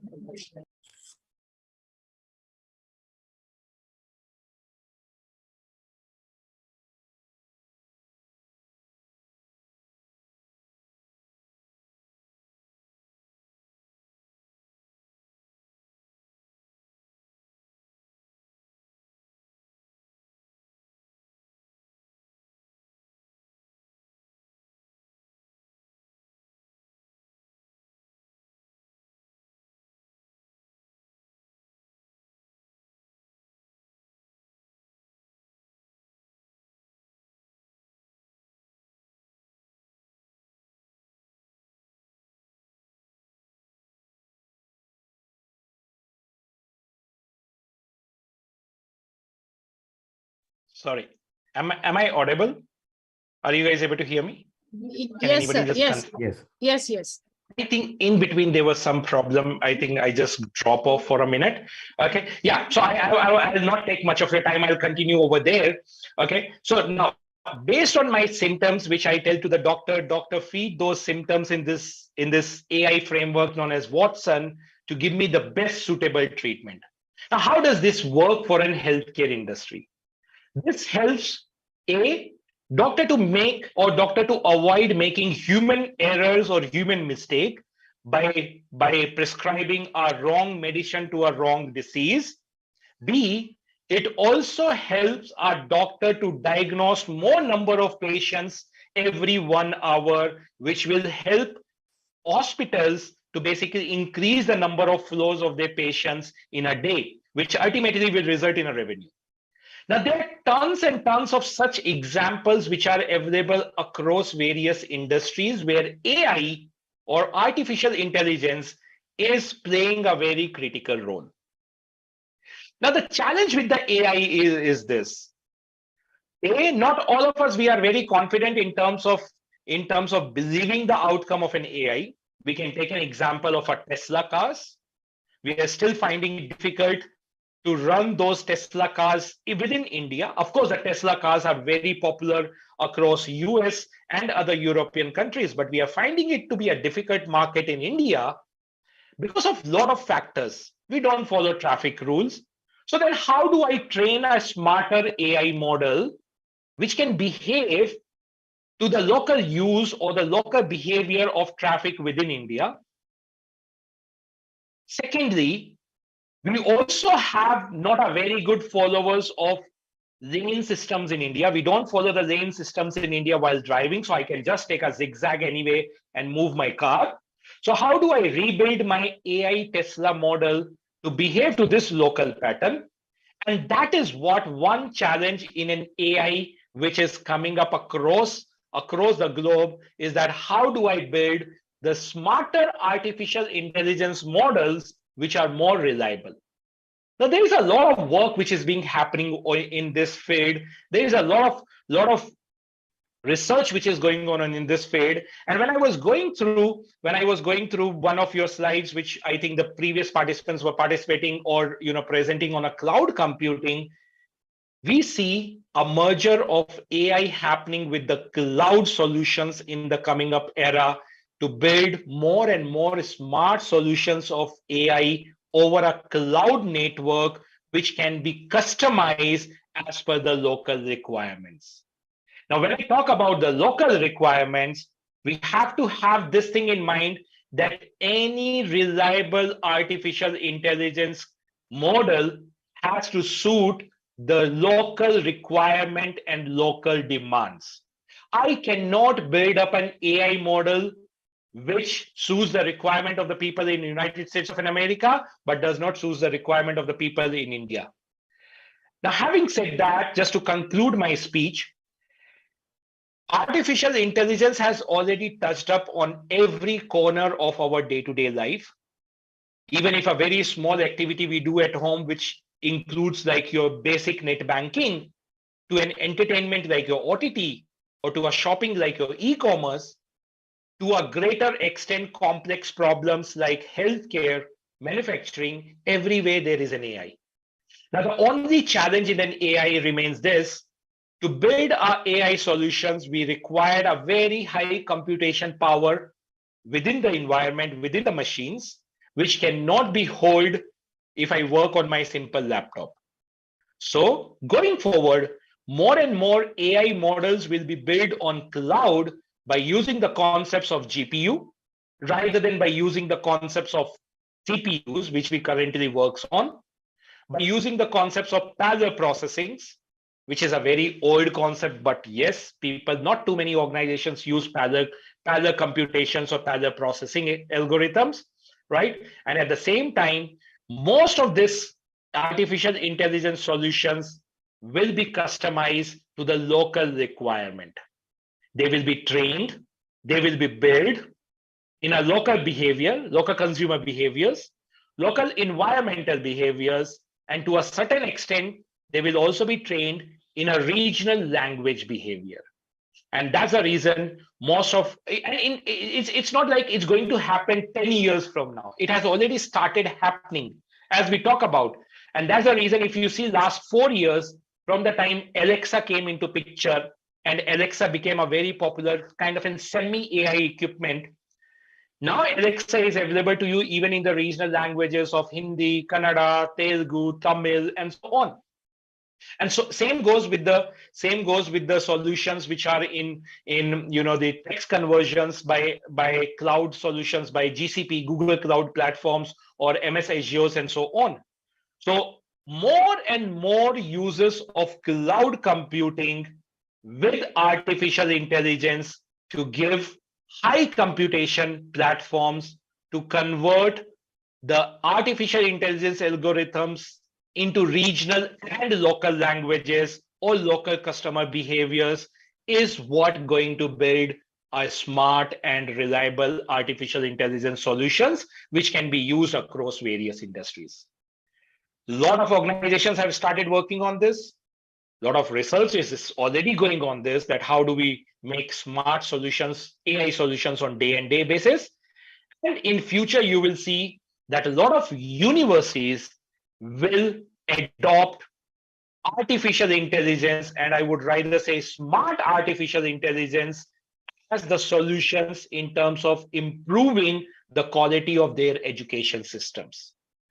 Where the Ministry of Human and Research, Ministry of HRD has already started working with tech organizations, leaders in tech space to implement this. Now, this is all about building smart and reliable AI models. Of course, there is a lot of requirement in the market in this space. And if any one of you are competent enough in terms of cloud computing platforms, in terms of artificial intelligence algorithm, please look forward to make this as your career, as this is one of the most booming era in terms of reliable and smart artificial intelligence. That's all from my side. I hope I was able to correlate that how the AI looks currently and how it's going to more improve in future. I'm open if any one of you have any queries or anything you want me to specifically, anybody wants to ask any specific things, I'm more than happy on that.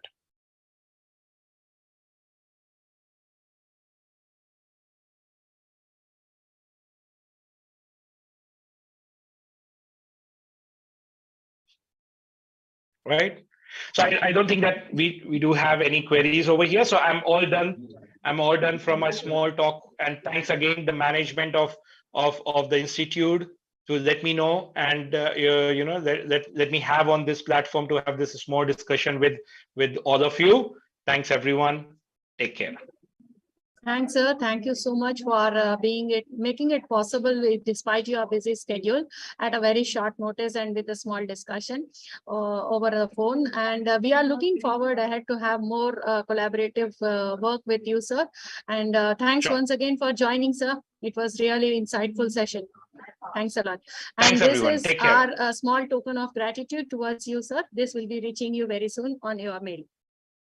Thank you, ma'am. Thanks a lot. Take care. Have a nice day. Thank you so much.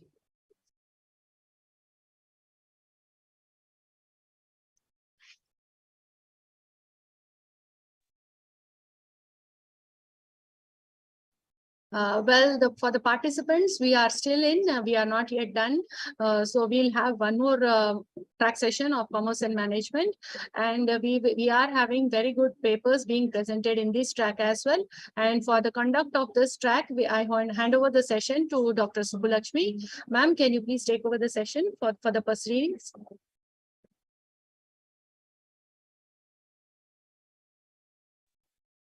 Thank you, ma'am. Thank you, Dr. Sumaira. We'll start the session exactly at participants, please read.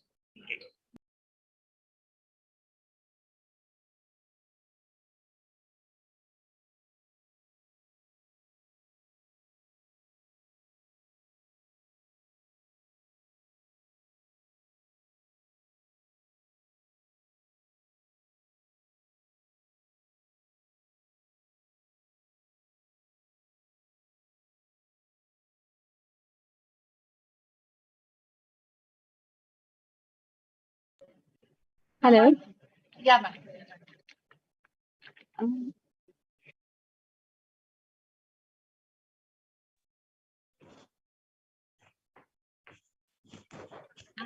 Hello. I have joined Dr. Subbulakshmi.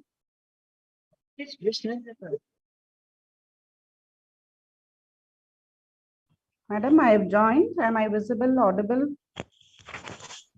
Yes, ma'am. You're visible and you're very well audible. Audible. Yes.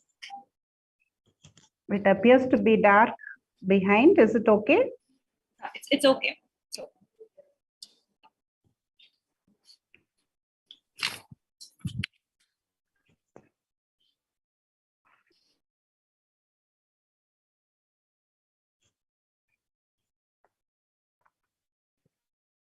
Hello, good afternoon, one and all.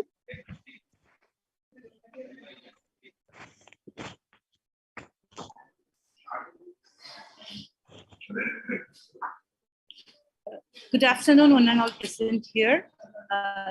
Now we are going to start our commerce and management track. And to start this session, we have our eminent session chair, Dr. Mary Matilda here. Welcome, ma'am. And I would like to give a small brief introduction about our session chair here.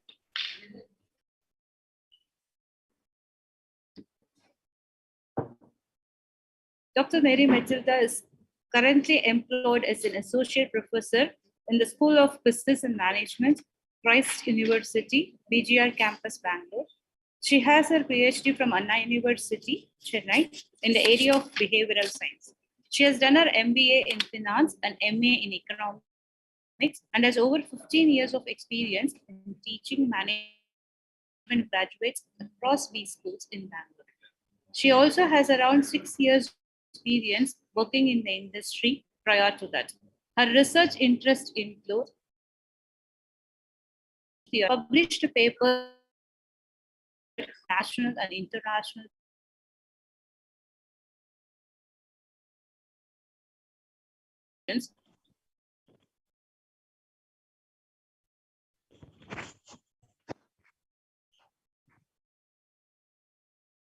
Ma'am, And there seems to be a signal problem. I'm unable to hear you, but I can see you. There seems to be an audio break. Is it a problem from my side?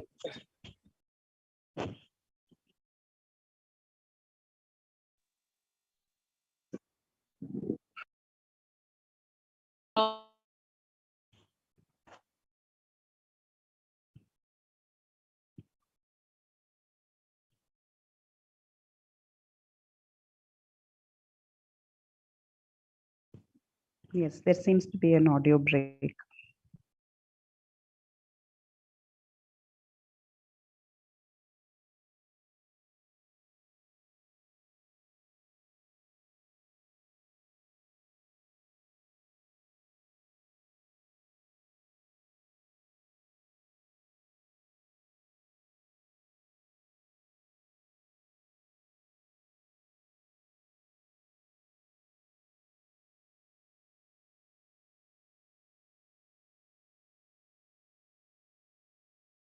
Sorry, due to some technical glitch from our side, I'm not able to continue from that system. Mary ma'am, am I audible now? Yes, yes. Yes. You're audible. So I think it's my pleasure to introduce you again. Thank you. I'm happy to do that. So we are having Dr. Mary Matilda here, as Associate Professor working in Christ University, Bangalore, School of Business and Management. An academician for the last 17 years, she has actively contributed in teaching, research, and students mentoring. She was awarded PhD from Anna University, Chennai. She was also awarded National Entrepreneurship Network Goldman Sachs Faculty Mentor Award with honors. She has published a number of papers in national as well as international journals. It is our privilege to have you here with us as session chair. Welcome, ma'am. And ma'am, before starting the session, I would like to know whether you want to give any information for the paper presenters. Thank you, Dr. Subbulakshmi, for first inviting me for the session. Thanks for the organizers for giving me the opportunity as well. And thanks for this wonderful introduction. So I would just like to know as to how many minutes you all are giving. Ma'am, it's 5 minutes for presentation and 2 minutes for question and answer session. Yes. So I wish all the participants all the best. Would like to hear from them, and probably towards the end, I will give my observations. Good. Now I would request Sia to take forward from here. She'll introduce the paper presentation. A very good afternoon to one and all. Our first paper ID, CM23, Customer Satisfaction Analysis of Selected Public and Private Sector Banks by Raghavendra Rao Rentala from Indian Institution of Management and Commerce. Yeah, very good afternoon to all. Madam, am I audible to all of you? Yes, sir. Yes, sir, you're audible. Thank you so much for the response, madam. Myself, Raghavendra Rao. I am currently working as an assistant professor in Department of Business Administration in Indian Institute of Management and Commerce, Hyderabad. And also I am currently pursuing my PhD from Kumaraswamy University, Nellore, Andhra Pradesh. So thanks for giving this opportunity to present my research paper on customer satisfaction analysis of public and private sector banks. So let me share the screen and let me go with the presentation here.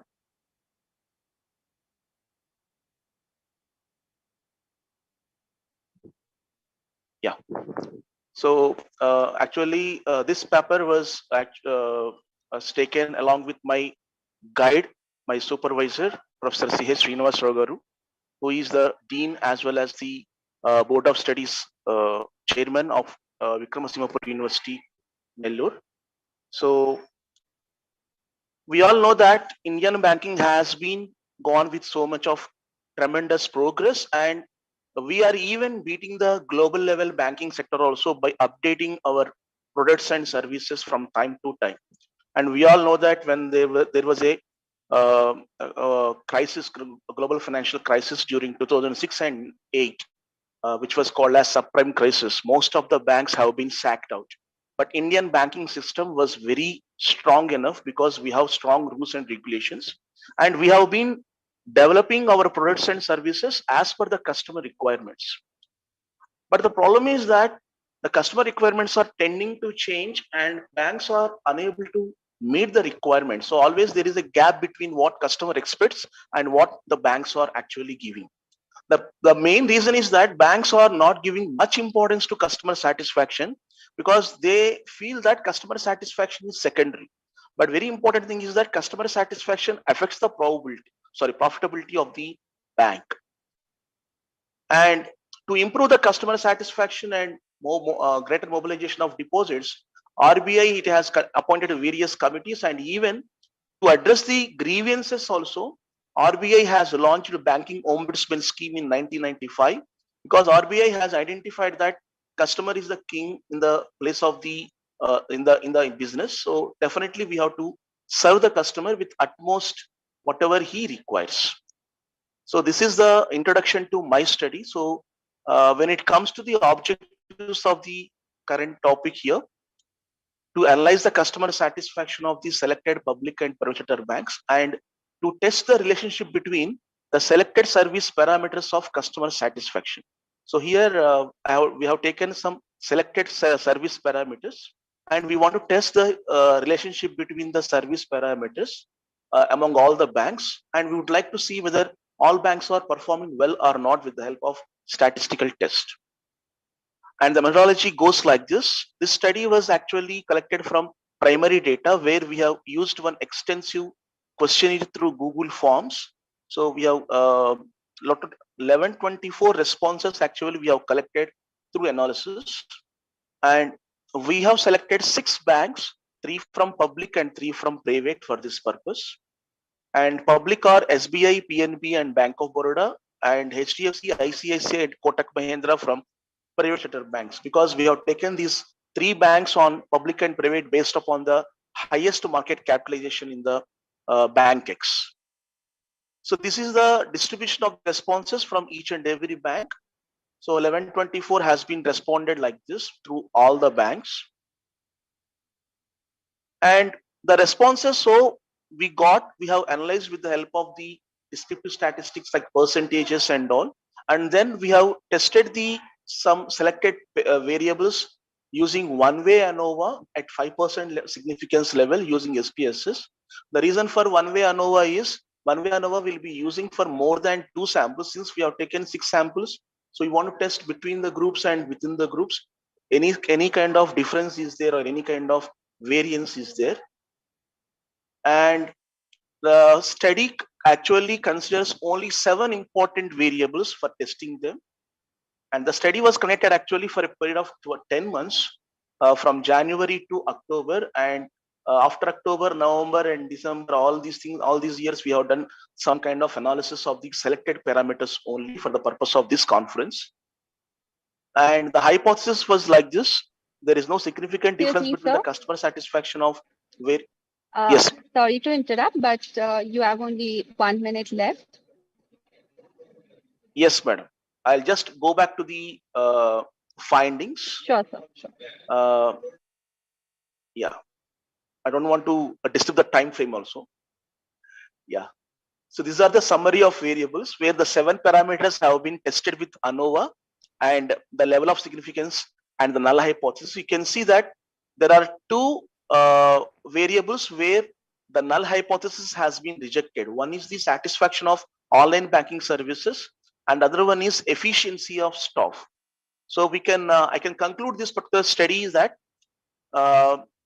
the satisfaction of online banking services is one important thing, where technology is coupled with the efficiency. These 2 should go to the customers. So once technology is coming in efficiently and the efficiency of the staff is improvised, so definitely customer satisfaction will be improved, and that will lead to the more profitability of the selected banks.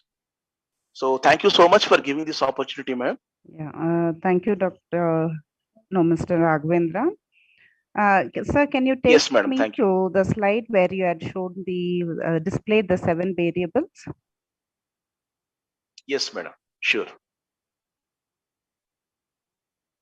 The next one. The next quick solving one. of. You had displayed the values, no, corresponding to them. Yes, madam. Actually, I have taken only 2 variables for sample purpose to display here. No, I saw a column with blue slide with all the columns with the summary. This is what I wanted. Okay, so with the short duration given to you, obviously we'll not be able to understand the depth of what you have done. Okay. Yes, madam. Sir, you can just tell me how you have identified any 2 of the variables. Now, the first one, what you have mentioned is quick solving of problems. Yes, madam. I think you're a research scholar and you've been doing a lot of review in this line. Is it, sir? If I'm Yes, madam. understanding you right, you're a research scholar and you've been doing a lot of review in this. Yeah. Yes, yes. Now, when you say quick solving of problems, what kind of problems and how did you define them, sir, operationally? Actually, the question was framed not with any kind of listed problems, madam. We would like to know that whether any kind of issues within the bank purview, the customers are getting any kind of response from the bank people or not. That actually we wanted to know the quick response of the employees towards the customer complaints. Okay. In your questionnaire, when you had taken the responses for this kind of a question with regard to this, what kind of statements you had given, just for an understanding? Actually, yes, no, and maybe. Okay. Okay, sir. If you're taking it for publication and if you're taking it further for your thesis, I think you can support most of it with background review. Like when you're talking about the problems, what kind of problems to be solved in a bank, you can identify from the processes or operations, you can identify the issues. That is the services being offered and what problems are being solved. And based on that, probably you can have the questionnaire. Because I did not see the questionnaire, I cannot comment on it. But in case if that is not what you have included, probably you can include that. Okay, beyond Thank you that, so much, madam. Definitely. With the short duration, I'll not be able to comment beyond this. So thank you. Your presentation was very good, sir. Thank you. Thank you. Thank you One so more much, thing, madam. Thanks. Raghavendra sir, I really appreciate that the samples that you have collected the data, that I know like how much difficult it is. Your sample size is really big. Actually, it was so difficult for madam, around 10 months, madam. 10 months. Commendable jobs. And it has been very difficult for me because people have been tracing them, asking them and all. Lot many problems are there. Thank you so much. Thank you, sir. Thank you, sir. Yeah. Thank you so much, Raghavendra sir and Mary ma'am. Next up, we have paper ID CM18, a study on impact of behavior biases on rural and urban investors towards on various investment avenues. A case study of Malnad region of Karnataka by Trishul GS from Kuwempu University. I request Mr. Trishul GS to kindly start with your presentation.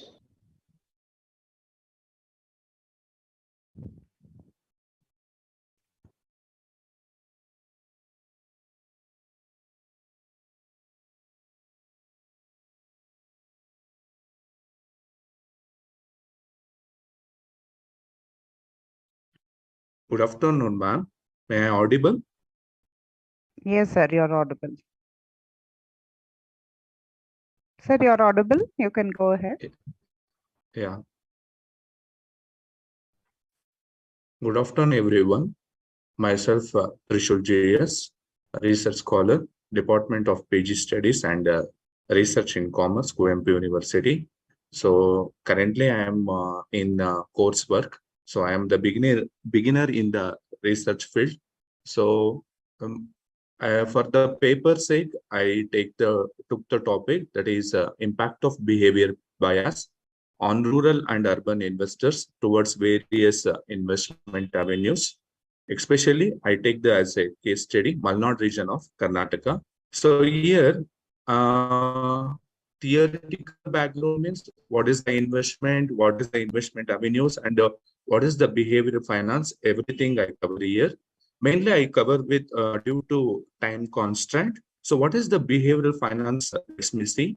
So the behavior finance is the study of the influence of the psychological factors, which means when we consider as an investment, only rational factors only influence on the investor for investment decision making. But recently we come to more research work is going on. What are the irrational factors, especially psychological factors, which influence the investors on their investment decision making? So here I took rural and urban area. So what are the investment avenues that is available for the investors. That is, I quoted here 10 options, that is gold, silver, shares, derivatives, mutual funds, bank fixed deposit, post office savings schemes, insurance, tax savings schemes, real estate, etc. Along with this, what are the behavioral factors mainly influence on the investors? I categorize it as a 4 bias. One is heuristic bias, framing effect,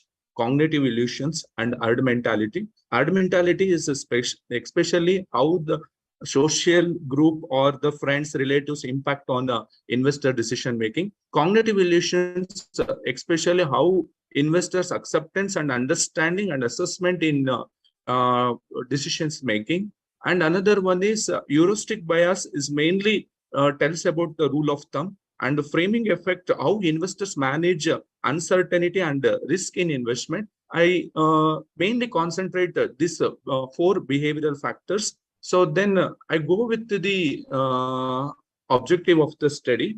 So mainly I took here 3 objectives. One is to know the objective of investment of rural and urban investors. Another one is what is the investment preference of rural and urban investors. The third one is what are the behavioral factors mainly influence whether that truly influence on the investors. So let me start with the research methodology. So I go with the samplings. So I selected 50 investors, respondents from the rural side, that is Shivamogga rural area, and 50 respondents, that is investors from the Shivamogga city. So here I am not using any statistical tools. Only I collected the whatever the questionnaire is I collected. I transferred it in the tabular formation. By that I analyzed it. So here the first objective is that is what is the objective of the investors, whether the rural or urban side. So mainly in the rural area. So I come to know that 37% of the investors mainly they have the objective of security, that is safety. And secondly, they prefer for good returns. And thirdly, they prefer to liquidity. But while come to the urban investors, mainly they concentrate same safety purposes and good returns. But the thing is, the more urban investors concentrate on tax saving schemes rather than liquidity. But in rural area, they give more preference for the liquidity. So the next, another one is from the various investment avenues, I quoted here 9 investment avenues. So which one is the more preferable from rural and urban area?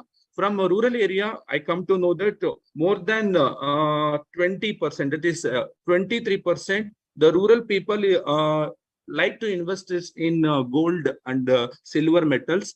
And secondary, they give the preference for bank deposits and post office savings schemes. Then also they give the more preference for the insurance. But while come to the urban area, they mainly focus on bank deposits. But along with this, next they give the more importance for yeah, madam. I'm sorry to interrupt, but you have only 1 minute left. Okay, madam, I will come with the last point. So finally, they give the more preference for the real estate. Then they go with the tax saving schemes. So here I quoted what is the 4 behavioral factors which influence on urban and rural investors. But they strongly agree that more than 50% of the rural investors agree that cognitive illusions and herd mentality and heuristic bias influence on their investment decisions. But well, come to the urban area. So here also, so nearly more than 50% investors strongly agree that heuristic bias and herd mentality influence on their investment. But 46% and 42% people agree that framing effect on cognitive illusions will influence on their behavior bias. So from this paper, I find out that whether the both rural and urban area investors, they mainly give the objective, that is security and good returns. Then they give the preference, especially rural area people, for liquidity. But while come to the urban investors, they give the more priority for tax saving schemes. But when come to the various investment avenues, the rural people mainly give the preference for metals, followed by bank deposits and post office. Whereas in urban investors give the more first preference for bank deposits, then real estate and insurance, then finally tax saving schemes. So another one thing is here from the paper, I come to know that mainly the behavioral bias, there's more than 50% respondents strongly agree that is heuristic bias, cognitive illusions, herd mentality, influence on their investment decisions making. So from this, that I conclude that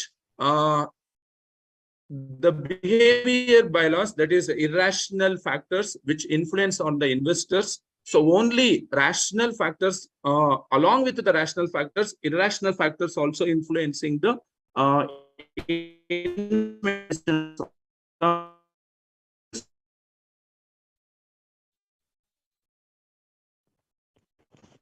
think he has lost his audio.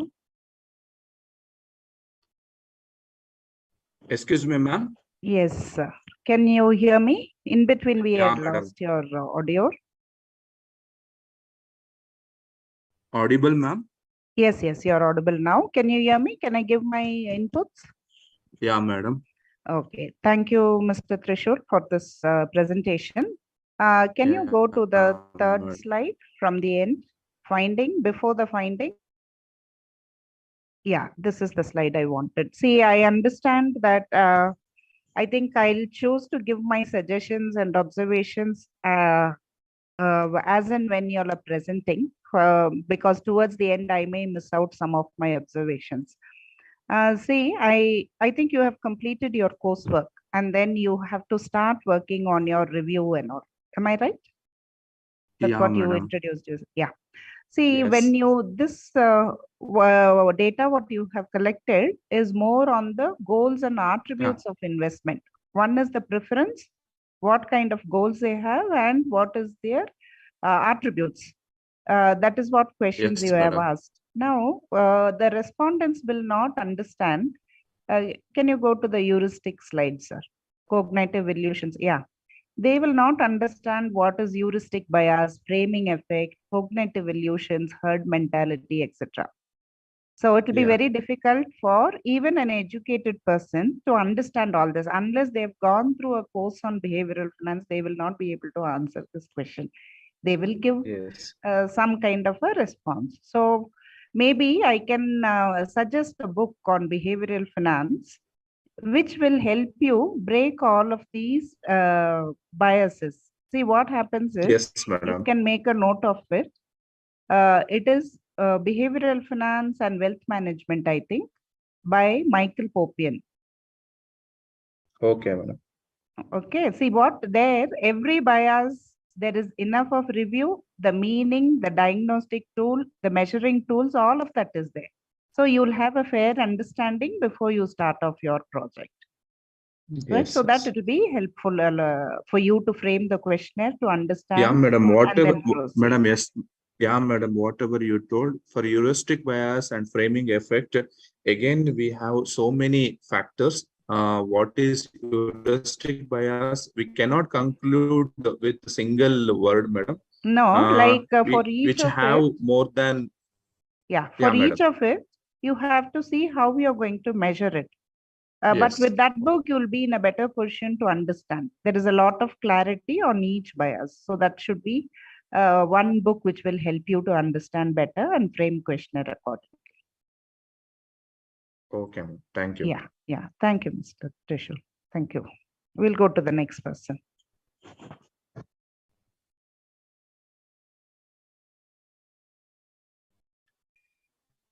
Next up, we have a paper ID CM19, a study on consumer behavior in departmental stores by Shailaja U from Adarsh Group of Institution.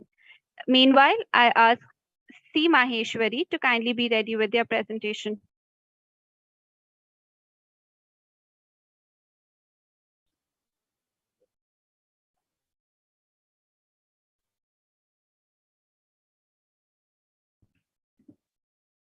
Ms. Shailaja U, can we have your presentation, please?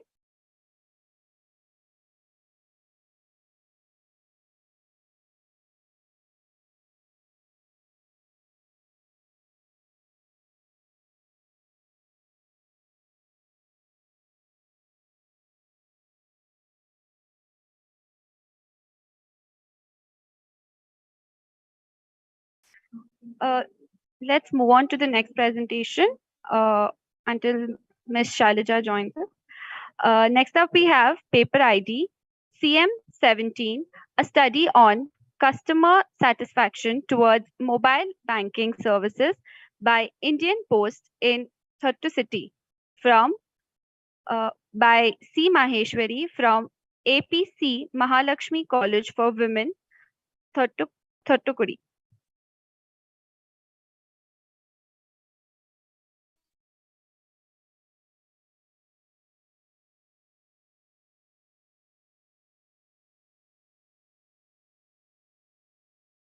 Am I audible, ma'am? Yes, sir, audible, Maheshwari. Yes, Maheshwari, you're audible. Yes, ma'am.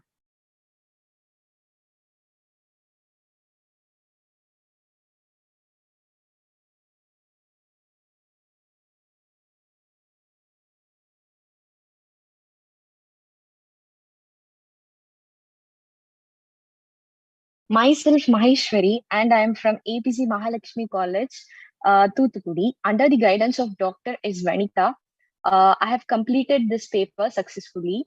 My paper title was A Study on Customer Satisfaction Towards Mobile Banking Services by Indian Post in Thoothukudi City. Having a post office account, now it is easier to operate our account through mobile banking facility provided by post office to its savings account customers. Now it is easy to keep a track on our account activity, deposits, withdrawal, etc. Abstract. Around the world, digitalization has cemented itself into everyone's daily life. One of them was mobile banking. The use of mobile banking through application by customers were common these days. Rich in features, mobile banking provides advantages to the customers numerously. The integration of core banking by postal department across the nation would provide the required technology for the implementation of Madam, mobile you banking. can move to the Postal objectives and Department. proceed. Abstract, Okay. yeah. Yeah, you My objective was to find out the reason for availing the mobile banking services by Indian Post, to examine the barriers of mobile banking services by Indian Post, and to analyze the overall satisfaction of mobile banking services by Indian Post. Methodology of my study was, this study is analyzed with the help of primary data, and the questionnaire was collected among 92 respondents. And this was the table 1. What are the reasons for using the mobile banking services? In this table, it is clearly indicated that reason for using the mobile banking services was easier to pay and for transfers, and was ranked first with 55.43 mean score, and whereas followed by the 24/7 assist and saves time, high security and privacy, and the least rank was given to technology saving. And barriers on mobile banking services. From this, it is inferred that first and the foremost barrier of mobile banking by was password breaches and over reliance on technology, transactional risk, lack of fear, face-to-face interaction, lack of knowledge, limitation of internet access. Hacking was the most important barrier, which was considered as a barrier for them. And then overall satisfaction. Overall satisfaction, most of the respondents in the sense, 56.52% of the respondents were satisfied with the mobile banking. And findings in this was that I was told earlier, easier to pay and withdrawal was the important reason for using that, and hacking was the first and foremost barrier of mobile banking services by Indian Post. Majority of them were satisfied with the mobile banking services. What are the suggestions which I was framed was, instruction for using mobile banking services cannot be understood by the illiterates. As a result, it must be made simpler, and instruction should be provided in native delicate. The technical services need to be enhanced. Customers should receive enough instruction on how to use mobile devices and other new banking services. Due to rapid advancement of intermobility, many people use mobile application to perform their banking activities. Therefore, it is essential to raise awareness program about the numerous services offered through mobile banking. A few steps about the risk of e-banking fraud should be acknowledged properly. So this was my presentation was, and thank you for the opportunity. Yes, thank you, Maheshwari, for your presentation. Thank you, first, I should appreciate you for having a presentation on Indian Postal Services and mobile banking services, because they do a lot of presentations on other areas, but this is very important as well. So this was a very good topic you have chosen. See, when you said that the local people probably would not understand most of the instructions, or probably will not be able to use these services through mobile banking, how did you identify your respondents? Ma'am, I have collected, while I'm collecting the respondents' feedback, I could understand what are the problems they were facing right there. Because most of the peoples who were invested in postal savings, which means public provident fund and senior citizens, where only educated can understand the things and they can operate their mobile banking, but illiterates can't do anything. It was very hard for them to understand, and they can't use the app which my we are question handling. was, your questions were directed towards people who were using the mobile services, isn't it? So how did you choose that sample is what I asked. How did I choose was I was literally asking them. They were using the mobile banking services. They were operating the services. I was because why they were not operating was the reason, because they could not understand the instruction. They were not guiding properly from the post office, ma'am. Okay. Yeah. See, and your paper, I think it's a simple paper, very descriptive information you have given, but based on the dimensions you have used, you can support it with good review, and then you can take it up for further hypothesis testing as well. Oh, okay, ma'am. Okay, ma'am. And one request for all the presenters, when you're making the presentation, I think you should keep your camera on, isn't it? When your conversation is on, I think when you're presenting alone, keep your cameras on. Okay, Maheshwari? Okay. Yeah. Okay, this is ma'am. for all of them. So the organizers can inform them to keep the camera on only when they are making the presentation. Okay, ma'am. Yeah. So Maheshwari, thank you. Thank and you. all the best to you. Thank you. Thank you, ma'am. Next, we have paper ID TM20 Gig Platform for Women Workers, Emerging Issues and Recommendations by Vimula Radhika from RG Kedia College. And meanwhile, I request Anisha Jain and Mahima Dai to be ready with their presentation. A warm good afternoon to one and all. Am I audible? Yes, yes, madam, you're audible. Okay, thank you. And is my screen also visible? Yes, you're on screen. Very good. Thank you. Thank you so much, ma'am. First of all, I would like to thank Dan and Sagar College of Arts, Science and Commerce for giving me an opportunity presenting my paper here. Myself, V. Radhika, pursuing my, I'm an assistant professor working in RG Kedia College. This is from Hyderabad, Telangana, and I'm pursuing my PhD from Osmania University, which is on stress management among IT employees. And the topic that I have chosen here is the gig platforms for women workers, where what are the emerging issues and recommendations that I would like to suggest. Now, in simple, when I would like to define a gig is nothing but, you know, the freelancers or the employers, and especially the women who would like to work, where it talks about how is it that the woman's moving out, or there could be certain issues in the families where women are not able to move out of their families and come out of their families and work. So that is where I have chosen this particular topic. And even though in spite or despite, I can say that many opportunities are being given, but yet we find that the female labor force participation rate in India is comparatively less. I don't mean to say that it is totally less, but it is comparatively less. Right? So I can basically say that the entire platform, what we are talking about is the gig, where we speak on that. It talks about how best is it that the women are able to move out. How best is it? I think, am I able to? Yeah. All right. So how best is it that, you know, we would provide more number of security measures to ensure that women are coming out to work. It could be both, you know, the hybrid where women coming out to work as well as, you know, online services. So I've just put here a few pictures where people working, the women working out for Uber stores, or it could be where Zomato delivering products, or it could be a woman running her own salon. I mean to say a beautician course there. So the main objectives here are to any specific conditionalities cater to women. Are there any specific issues which you know, stop the women to come out, and are there any provisions in terms of safety, security for women? It could be related to employment benefits, or it could be related basically to the social security that a woman would be basically getting off.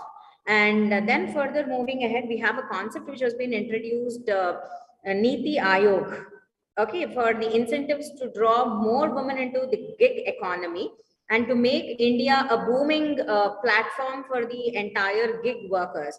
And we generally call this, the concept of gig itself is a contractual work, or I even call it as a contingency workers, where people just work for a specific period of time. Once their contract is done, they move out. And that is where people find it more beneficial as of now, where they're working in, where they can go ahead and work in multiple sectors, explore their skills, learn something new, and ensure that that is helping them out. And here we have the issues and the recommendations. There are certain restrictions on women movement. The reason why is because of the families not allowing them to move, being basically a woman. And it could be because of financial reasons, or it could be because of their own family issues, or a joint family not allowing, or it could be religiously where they're not allowing them to move out. So there could be a dispute redressal system which has basically been installed in certain organizations, so that if there are any disputes, it could be resolved quickly. And we have a provision for safety, security, privacy for women. And in fact, there are few MNCs which have started something basing on what is called taking care of their children, and then lactating rooms and so many facilities, but provided with certain securities. And we have platform which talks about what are the new rules, policies that the organizations can frame up in order to ensure that people are coming out, doing the work, and just moving away. And something related to emergency buttons, like we have whenever there is a fire accident, we just push on the button. It's like something where women having any emergency and they're just moving out. Or it could be a harassment at the workplace. It could be any harassment. It could be related to a sexual harassment, or it could be related to the workplace, or the contracts. Basically, on what basis is it? Is it a part-time, and how many number of hours? And social security and employment, depending upon the employment, what is the level of security that a woman can basically get into? Right. And then I've just put here, the gig economy is nothing new for musicians. There are many I can say the part-time jobs which are coming up for women. So they have terrace gardening, cooking, we have YouTube channels, knitting, embroidery, and n number, etc. Like you could have a look here. We have mehndi, sprouts, vegetable chopping, lactating, where, you know, the women are being sent to lactate the babies of others, travel advisors, dog daycare provider, dog walking, adult care. And even very recently, I've come across an article where, you know, they have been appointing certain people to listen to the old age people, because all their family members are very busy with their own mundane, monotonous work. So the adults in the home, or the old age people in the home, are not finding enough time, or they don't have enough time to spend with them. So they are appointing few people, women especially, for such category of people or old age people, who can just speak to them, who are where they become much more free when you share something. So this is also something new which has been started. So I've just put it as old age listeners there, and event managing. So many things are there, but yet I feel to some of the extent where women have to basically look out for opportunities and simultaneously. Yeah. To interrupt, but you have only 1 minute left. Yeah, sure, ma'am. I'm concluding. There are many rules that have been framed, but yet still it has to make it, it has to be legalized. It has to be, the legislations have to be passed to ensure that women, even though coming out with many works, doing so many things, yet provided with certain security, will do great jobs. Thank you, ma'am. This is all what I would like to share with a very short span of time that has been given to me regarding the women work and gig economy. Thank you so much. Thank you, Professor Radhika. Thank you. A few of my observations. I think this is not an empirical paper. This is just a review paper, exactly. Right? Yeah. Okay. So in that context, very small, little scope for me to pose any questions, but I can give you my observations because I think you're doing your PhD under another professor, right? Exactly. You're a research scholar as of now, isn't it, ma'am? Yes. Yeah. Some of the observations, see now, when we are talking about the gig economy, it is wider. When you're talking about the on contract basis, the first few statements what you have made is the composition of women in that particular sector is comparatively lesser. Yes. Right, ma'am. So now when we make statements, when we may do a research, when we make statements like that, it is better to quote the sources, statistical sources. Numbers will speak for itself. So if you can quote the sources, then we will precisely know which sector we are talking about, which kind of, because in India, we see the construction workers, migration laborers, and all of these people. That's a huge strength, especially women are, they sometimes in certain industries, they outnumber men. So maybe you're in the initial stages of review, probably all of those details can help you to concentrate in one particular area of gig economy where you can widen your study. Yes. So that will help you a lot. Yeah, thank you so much. Actually, I just wanted to do on music because I'm a classical singer and I have a diploma in classical music. So it's because I was working in a corporate sector. So because of my kids, I have to move out of corporate and enter into the teaching profession. No, but I should appreciate you rather than taking some other topic. This is a very important topic you have chosen, especially in an emerging economy like India. I think working on such what is this? It's a large sector which has to be taken care of, and its contribution is also higher. So in that context, I think the scope of your study would be wider, and it would be a very good topic for you to do your thesis as well. And through your university, you will get a lot of scholarship also. You can look at institutions because all these have social values. Exactly. So if you do an intense review, and if you can support with your documents, you can send a proposal and you can even get your scholarship for your PhD, because these are topics which have a lot of social relevance. Okay. Thank you so much, ma'am. Thank you for the input and the information. I'll just definitely try from my side. Yeah. Thank you, ma'am. You can strengthen your background of this particular study, do a lot of more review, and focus in one particular area, and then you can start your study. Sure, definitely. Thank you. Thank you so much. Thank you, Vimala ma'am, and thank you, Mary ma'am. Next up, we have paper ID TM21, Issues and Challenges in Digital Payments, an empirical study of customers of Rajasthan by Anisha Jain and Mahima Rai.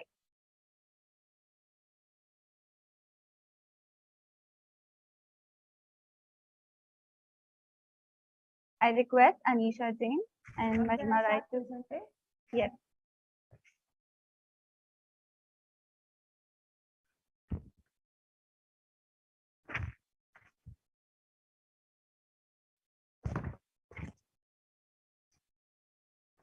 Is my presentation visible?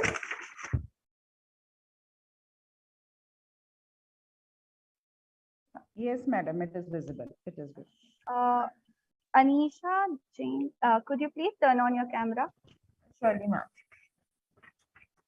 Namaskar to one and all. My name is Anisha Jain, a research scholar under Dr. Mahima Rai.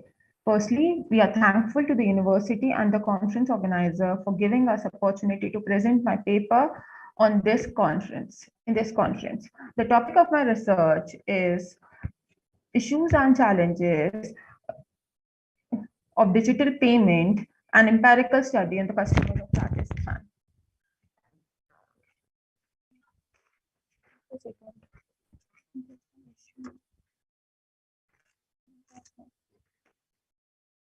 I think it is not presenting. Just a second, ma'am. I think it is visible, Anisha. It Yeah. is visible and you are audible as well.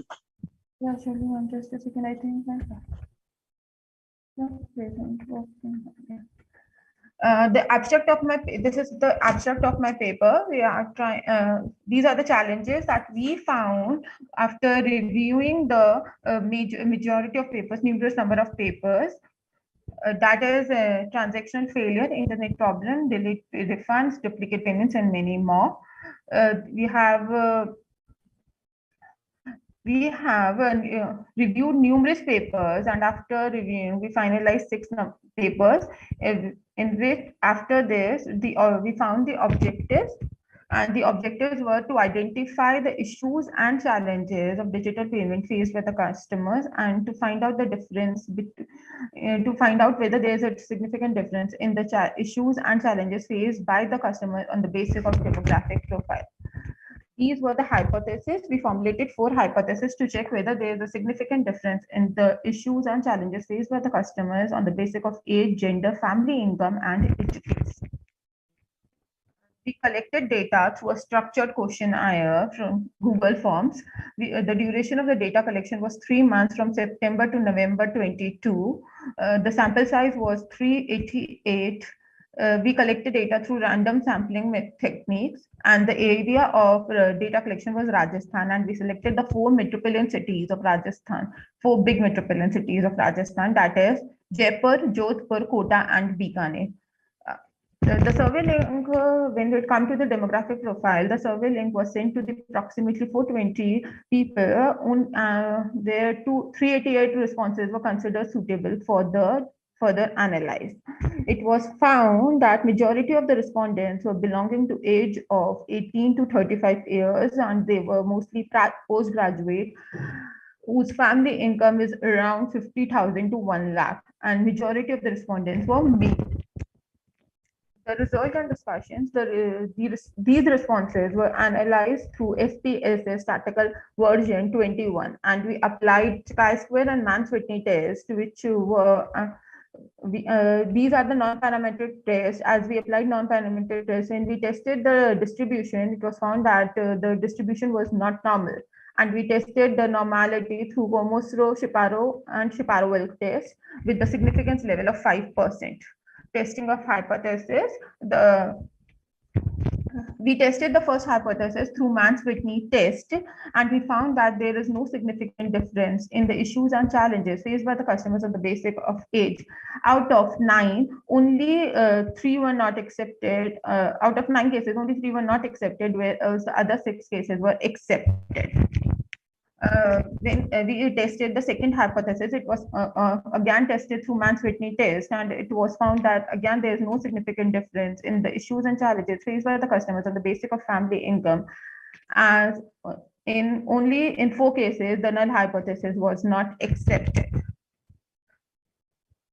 When we tested the third hypothesis, that is, there is no significant difference in the difference in the issues and challenges faced by the customers on the basis of education, we found again there is no significant difference in the basis of education and issues, as only in 3 cases the null hypothesis was not accepted. Whereas when we come to the last objective, the challenges faced by the customers in making digital payment are independent to gender, in this the null hypothesis was not accepted, as out of 9 cases, only in three the null hypothesis was accepted, whereas on the other 6 cases the null hypothesis was not accepted. The limitation of this study was the samples were chosen, no doubt, very carefully, but still these samples, 388 respondents, doesn't give exact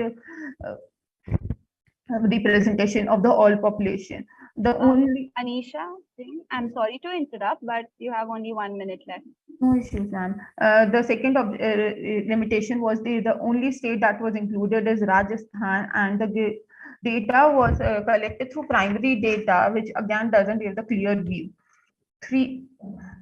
The conclusion of this study, we came to that the majority of respondents, the majority of obstacles that the Rajasthan people were facing while dealing in digital payment was transactional failure, overspending, internet problems, phishing scams, and long procedures of transferring the amount from one digital application to digital applications via bank. Whereas the second objective was, whereas the second finding was the mobile wallets, banking cards, internet banking, and UPI are the digital payment applications which are mostly used by the people of Rajasthan. And according to the study, mostly people utilize digital payment methods on daily basis. And these are actually started after demonetization and COVID-19, where the people's attitude towards digital payment have completely or significantly changed. These are my references, and thank you so much for listening. Okay. Thank you, Anisha. It was a good paper with focused objectives and proper analysis. Just a few doubts I had here and there because you had done some good work. How did you find your, what was your sample design? What kind of sampling you used? How did you choose that 388 people? 388 through Morgan formula. Ma'am, we sent it, we selected 388 through Morgan formula. We came to 384. We sent the. No, I'm not talking about the sample size. What kind of sampling you used? See, you're talking about. Okay. Simple random sampling technique. Okay. When you say random sampling, what did you mean? If I may understand. We randomly choose people, but before asking them to fill the question, we ask them whether they are using digital payment modes or not. Okay. Right. See, when you say random sampling, I think you're meaning what you're saying. And we actually, so ma'am, actually we said that we accepted that people are using digital payment modes after this COVID-19 and demonetization. I believe every random person in the world is using.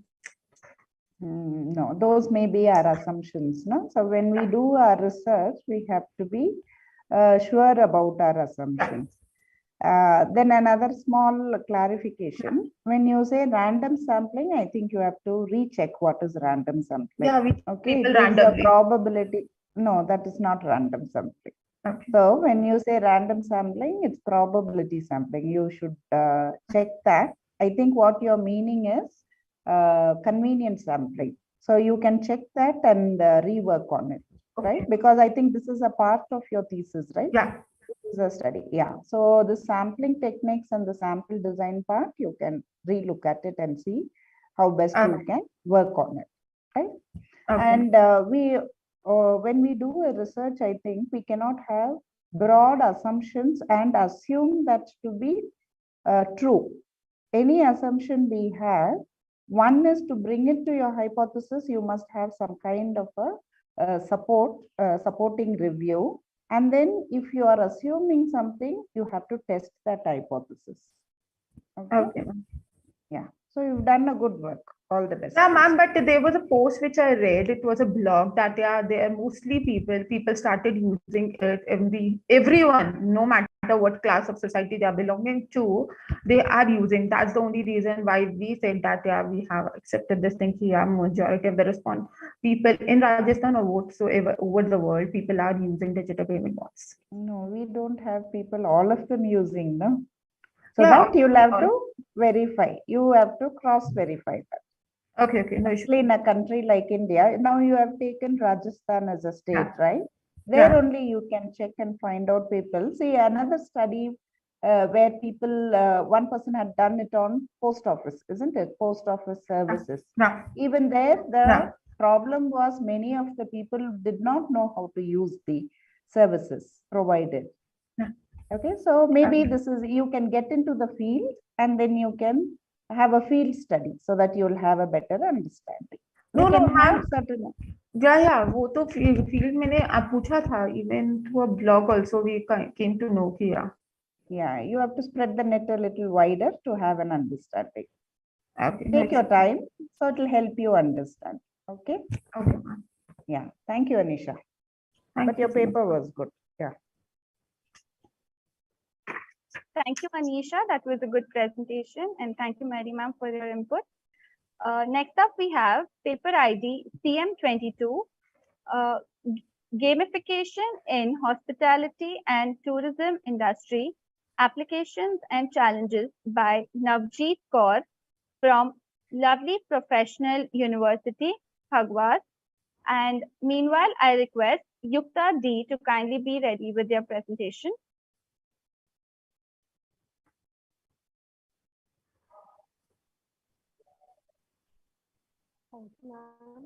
Am I audible?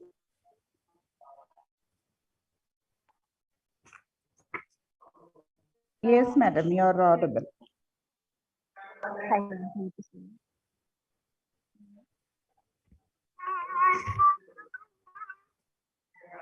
Hello? हाँ जी.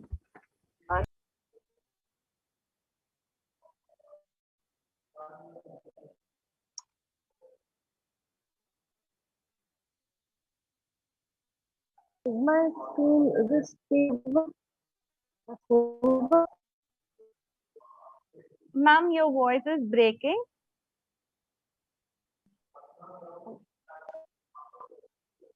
My screen, could you please tell me, is my screen visible? Yes, it's visible, madam. Thank you so much, ma'am. Good afternoon to all present here. Myself, Navjeet Kaur. I'm a trust scholar at Lovely Professional University, Fagwara, Punjab. And today's my topic is gamification in hospitality and tourism industry, its applications and challenges. First of all, as per the outline given by the Dayananda Sagar College, I'll start with the abstract. So gamification is currently receiving more interest from the game designers who wish to solve the specific goals by implementing its elements in non-game context. Tourism and hospitality are another industry where gamification adoption is gaining popularity. Through this study, I tried to dig deeper into the various applications through which hospitality and tourism industry can benefit from gamification. Further, challenges that firms will face in gaming various processes into non-game context and the ideas to overcome these challenges are also provided. So first of all, I try to explain what is gamification. The term generally misinterpreted by the people, like introducing the real game or real world simulation. But actually, it's simply the introduction of gaming feature like fun, excitement, challenge. Are you using? Ma'am, are you using the slides? We don't see any slides. Yes, I'm using my slides. Slide is not visible, ma'am. Wait, ma'am. So sorry. Now we can see you, but not the slide.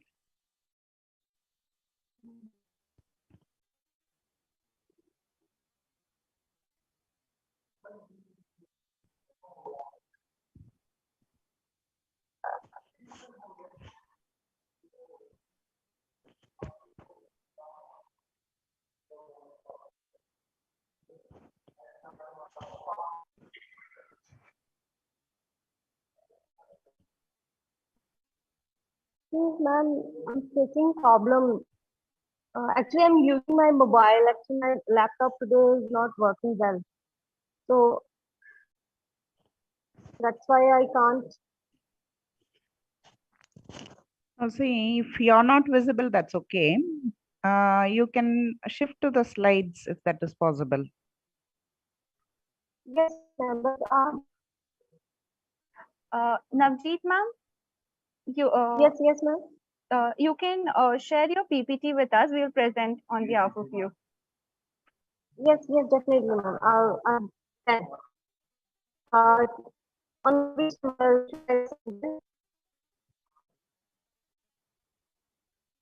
just a minute, ma'am. I'll let you know. Navjit, ma'am. Yes, ma'am. Ma'am, you can share your PPT to the conference mail. You please send the PPT to the conference mail. Okay, so we can share it for you. Conference mail. Could you please tell me the conference mail on the. Ma'am, now I request Riya. I think we'll move on with the next presentation. Ma'am, ping me privately. I'll guide you.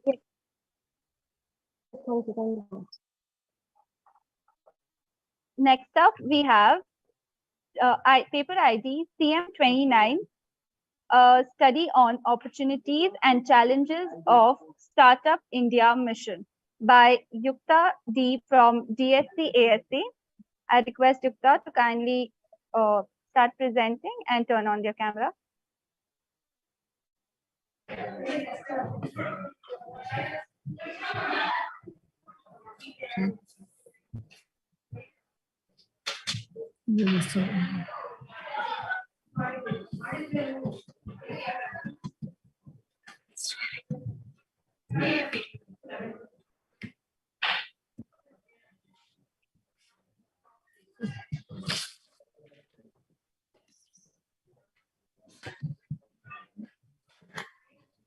Good afternoon, everybody. I'm Yukta, and today we are here to present a paper on a study on opportunities and challenges of Startup India mission.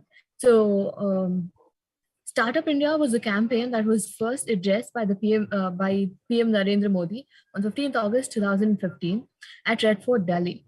This campaign was introduced under the government of India as an initiative to develop over 75 startups support hubs in the country. Startup India scheme is an important government scheme that was launched on 16th January 2016 with an aim to promote and support the startups in India by providing bank finances. It was inaugurated by former Finance Minister Arun. Moving on to the objectives of the study, our main focus was to understand the strategies of, to study the strategies of Startup India mission and to identify the opportunities, challenges of the scheme, and also identify the impact of the mission on Indian economy and conclude based on it. Our limitations of the study is that it is mainly focused on secondary data and it is qualitative in nature. Our research methodology is the inquiry in this paper is descriptive and as previously mentioned, it is based on secondary sources, and statement of problem is India continues to have the worst startup ecosystem in the world, and we have the third largest economy globally.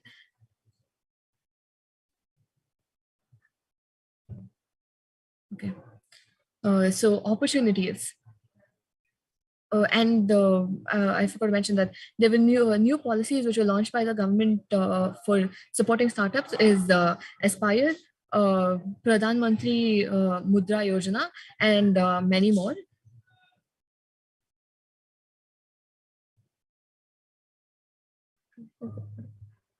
Opportunities for startup is that is a large population. The people of India have a huge access to the country. By 2020, the workforce is expected to outnumber the inactive population connectivity. India's telecom industry has nearly 100 crore subscribers. Mobile connectivity has made its way towards the rural as well as urban population, and change of the working class is also another opportunity, because traditional career paths will give way to the Indian startup spaces, challenging assignments, good compensation packages, and and would attract numerous people to get involved in startups and innovative society. India has the largest population of young people, which is the biggest drive of innovation, manpower, talent, and future leaders. India has its own challenges in terms of education, health, infrastructure, and growing gaps between India and Bharat. So now moving on to the challenges, I request Anya to take over. So challenges of Startup India mission is generating income. So the reason several startups fail because as the business keeps growing, the operational costs increase and revenue decreases. So this makes the businesses to focus more on financing aspects, and they dilute their focus regarding fundamentals of business and supportive infrastructure. So there are a number of supportive infrastructure like incubators, business development centers. If there is a lack to access these infrastructures, then it is also one of the reasons why startups fail. And creating awareness in the market. Startups fail due to lack of attention to the market constraints. The environment for startup is usually more difficult than well-established companies. I'm sorry to interrupt, Ananya, but you have only 1 minute left. Yeah, okay.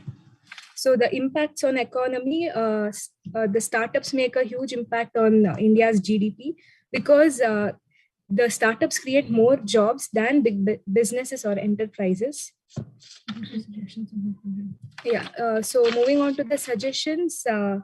So encouraging more people about entrepreneurship and angel funding will of course motivate the new businesses, and making people realize the benefits of starting and owning a business, and strategic innovations among people should be promoted. So conclusion is that in India, the opportunities for startup is immense as well as the challenges. So if in order to overcome these challenges, both the government and the startups have to put equal efforts. Since India is in expansion cycle, government is also increasing initiatives like Mudra Yojana, CTG, SME, etc. to support startups. And this will, of course, increase marketing, financing, and running of startups in India. Thank you. Okay, thank you, Ananya Bhatt. And what's your name? Yukta. Yukta. Yeah, I understand you're all students from Dayananda Sagar. Yes.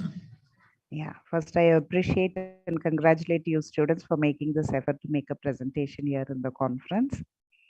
Thank you, ma'am. A few suggestions, okay? Because one is you've taken the right topic to have an understanding and make a presentation. My suggestion would be, because it's talking about startups and the current business environment, and all of y'all have aspirations on the same lines as well, isn't it? At least most of y'all. So I think you can take up individual cases and go into the details of the cases as a case study in detail, if you can understand, especially the popular ones whom y'all have been following, right? So when you understand the case in detail, you'll know the various influences, right? From the funding sources to operations and other areas, what has led to success and what has led to failures, and comparing with the emerging markets, other emerging markets, then you'll have greater insights, and probably you can also do something about it, and probably at least be a little more alert on those dimensions so that it will help you moving forward in your aspirations. Yes, ma'am. In your job as well. Okay. Yes. So thank you and all the very best to you. Appreciate that you made this effort to make a presentation. Thank you, ma'am. Thank you. Thank you, Ananya and Yukta, for a very good presentation. And thank you, Mary ma'am, for your input. Moving on, we have next paper ID CM26, a study on prospects of Make in India initiative with special reference to Indian defense manufacturing sector by Abdur Rahman from DSC ASC. Now, I request Abdur Rahman to kindly turn on the camera and start with their presentation.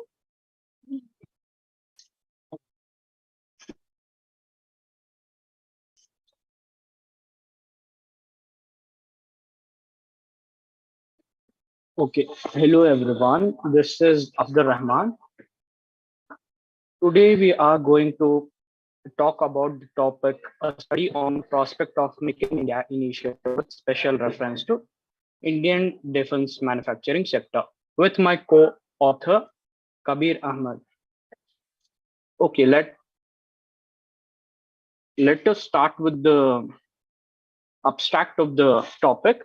India is being the fastest economy in the world, which is now focusing on promoting domestic manufacturing and industries, augmented foreign investment in the country to promote nation. As a significant investment destination in the world as a part of economic progress growth. Make in India is one such missions launched in the year 2014 by our Honorable Prime Minister Narendra Modi to promote self-reliability of the nation. The Make in India project seeks to improve the investment climate, establish modern, effective infrastructure, open up the foreign market to India. And this paper aims to study the impacts on Make in India campaign with special reference to defense manufacturing. Now let us start with the objectives of the study. To study the strategies to promote Make in India mission, to know various supporting initiatives for Make in India mission, to understand the impacts of Make in India with reference to the defense manufacturing sector, to provide the conclusion based on the study. Now, with the limitation of the study, the qualitative nature of the study is still additional restriction, as this solely studies using secondary data. When we talk about the research methodology, this paper investigation is primarily descriptive in nature. Secondary data sources have been used as the foundation of the study. The information was compiled through various journals, research papers, and books. Now let us start the objectives of Make in India campaign. Make in India campaign is a global manufacturing hub to promote India, to attract. The objectives include to attract foreign direct investment in India and to boost investors' confidence to invest in India and improve ease of doing business and the ranking of it, promote innovation and entrepreneurship, develop transparency and accountancy. And let us start with the initiatives taken by the government to promote Make in India. Opening with the FDI in defense sector, which was 49% last year, and now it is 74%. 100% in the railway sector. Government has reduced the documentation and liberalization of the policies, infrastructure development, and various schemes like Smart City, the Startup India, Skill India, Sagar, which is the promotion of the ports, and Digital India, Agni, etc. Now my co-author Kabir will take over from here. Moving on to the impacts of the study, the Indian economy heavily depends on the defense sector. Growing security demand growing is set to pick up speed due to the improvement made possible by the research and development project, as well as a variety of items and pieces of equipment development. Defense exports in India stood at around 1,301 crores in financial year 2022 and 23 until August. In June 2022, the Ministry of Defense approved the process procurement of military equipment and platforms to work. I'm sorry to interrupt, Kaveen. You have only 1 minute left. Yeah, okay. Worth 76,390 crores of domestic industries.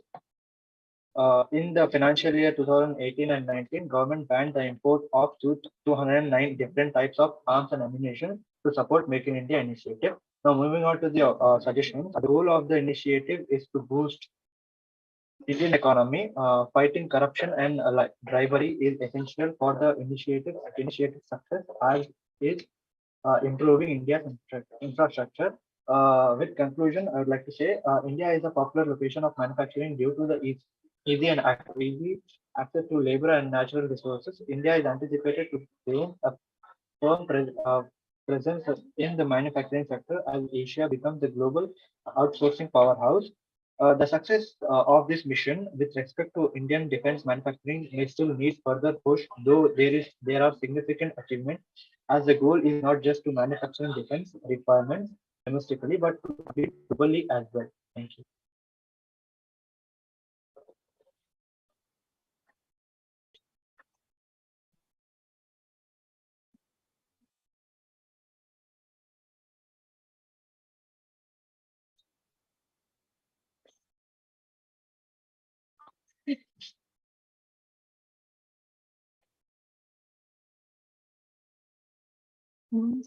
Ma'am, you are not audible. I am so sorry. I had muted my mic. So once again, I repeat. So thank you, Abdul Rahman and Kabir. I appreciate your efforts in making this presentation. So similar to the other teams, you all have taken a similar topic on Make in India mission, but you had focused more on the defense sector. Yeah, just a small suggestion for you. You had some good inputs. If all those statistics and important details which you have identified and given us during this presentation, if you had put them on the slides in proper indent points, it would have been much more visible to us and we could have taken those points. But of course, in your presentation, you did say, but they were more on paragraphs. Okay, so all the best to you for further studies as well as for further paper presentations, right? All the best to you, both of you. Thank you. Thank you, Abdul Rahman and Kabir, for your presentation. And thank you, ma'am, for your input. Next up, we have paper ID CM27, Students' Perceptions and Satisfaction on Online Education, a study by Dr. E.M. Naresh Babu and Dr. C.V. Purushottam from ABBS School of Management. So, good afternoon. So, am I audible, ma'am? Yes, sir. Yes, sir. I'm audible. Yeah. Okay, okay. So, fine. I'm just trying to share my video. Yeah, so now I think you can see me. Okay, so good morning, sorry, good afternoon to all the panel members, and I would like to thank Dayananda Sagar University for giving me the opportunity to share my views on student perception and satisfaction and on online education. So the presentation goes like this. Now we are going to see what is learning and development in Indian education system, review of literature, research problem and model formulation, analysis and conclusion. So coming to the learning, I hope you can see the definition given by Richard Gross as learning is a process of acquiring new understanding, new knowledge, new behavior, new skills, values, attitudes, and preferences. Okay. So there are basically 4 stages of learning. The first stage is unconscious incompetence. In this stage, people don't even know like what they should know. So completely unconscious of the things what are happening in the world.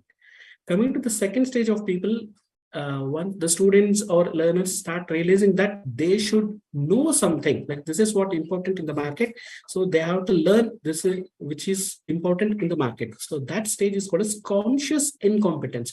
In this stage, they come to know that we have to learn these things. Third stage is conscious competence. Once after realizing that they have to learn some certain concept like data science or something which is important in the emerging market, they start seriously practicing that every day so that they'll become some kind of masters in that. The fourth stage of learning is unconscious competence. Okay, so without their knowledge itself, they should be able to present that paper. Like now the students initially, we don't know how to give a presentation on Zoom or something like that. So now the students even very easy and they're presenting the papers very comfortably. So each and every, almost all the people have become to that stage now. And coming to the education system, because we are talking about the online education, let me just show like how the Indian education system has started. In the very early stages, you can see the students are going to ashramas nearby forests and they used to learn these things from the gurus.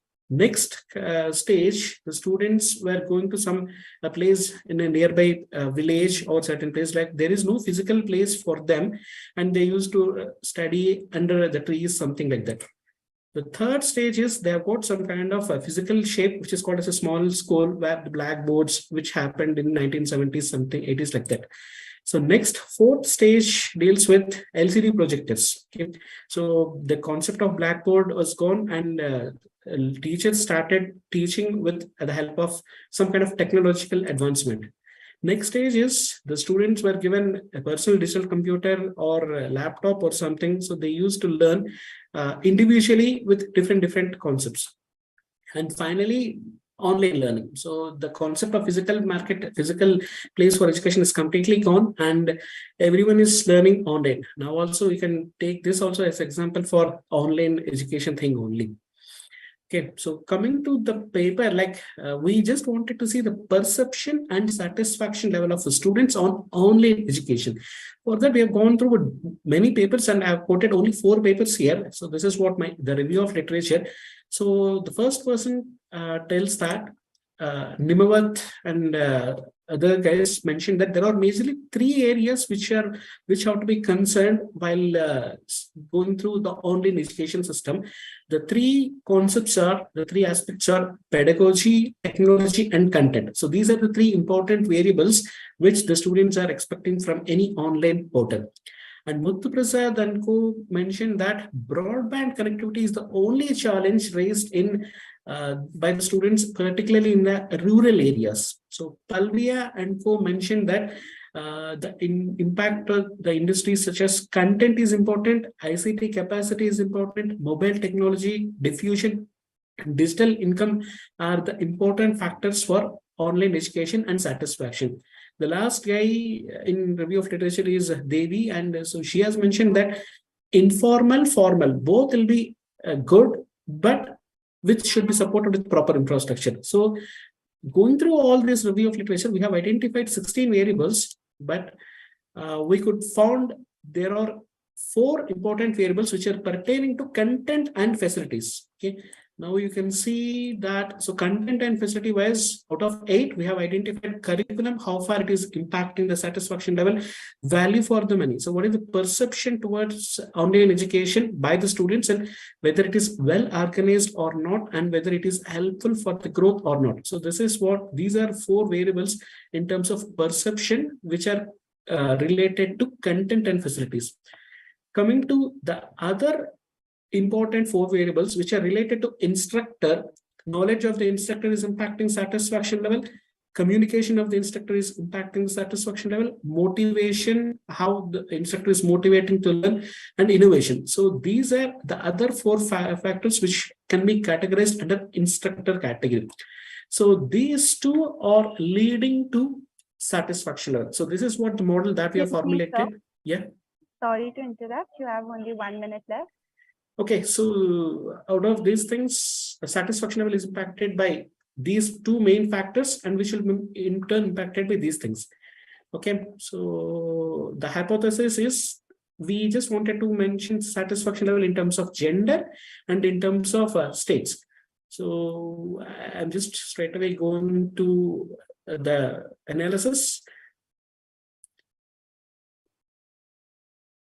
And there is a positive relation between content and instructor. So that's why these are the 2 important factors which you have taken.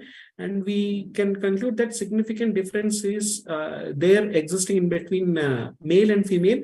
And as the data is collected from Andhra Pradesh student and Telangana students, there is a significant difference in terms of satisfaction level also. And so thanks a lot for giving me the opportunity. That's all from my side. Thank you. Thank you, Dr. Naresh, for your valuable inputs. A little the last slide, sir, where you have found you have given the findings. Can I go to conclusion, ma'am? No, conclusion. Yeah, conclusion. Yeah. See, I was a little curious to know positive correlation between content and instructor. I did understand. What is the significant difference in the satisfaction level between male and female? Who is more satisfied? Who is less satisfied? Madam, male are more satisfied as per my analysis, because you can see in the maximum cases, male are more satisfied. So female, they are more curious, and maybe they did not get the right input from the faculty or something. So this is what my conclusion as per the data collected. Okay, sir. Okay. And were you able to collect those factors which has led to dissatisfaction, sir? Yes, madam. So we have collected that, and we have mentioned that also in our analysis. Paper. Okay, fine. And then the last finding in the same slide. Similarly, between states also, the satisfaction levels are different, you have mentioned. Yes, madam. What was your finding, sir? So out of 90 sample, the data collected from Andhra Pradesh is 54 and Telangana is 46. Even in this case, the students from the data from Andhra Pradesh is more satisfied when compared to Telangana. So this is what as per the data, ma'am. Okay. And should I think you are taking this for publication, right, sir? Yes, ma'am. Yeah. Should we not increase the sample size for publication and having a better representation? Yes, madam. So we have now we are going to extend this sample for 367 with some analytical thing, and we are going to increase the sample. That's all. Okay, sir. Okay. Thank you so much. Thank you very much for Thank you. your valuable. Thank you. Thank you. Yes, ma'am. Yes, madam. We can go to the next presentation. Thank you so much, sir. Thank you so much, ma'am. Next up, we have paper ID CM-28, a study on consumer buying behavior towards customized products with special reference to Bangalore city by Swati Gupta and Dr. C.V. Purushottam from ABBS School of Management.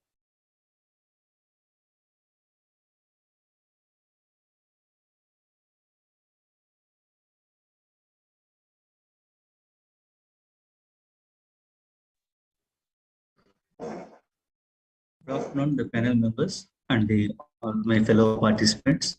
So myself, Dr. C.V. Purushottam. Today I'm going to present a paper on consumers' buying behavior towards customized products with special reference to Bangalore city. So this paper was co-authored by my student Swati Gupta.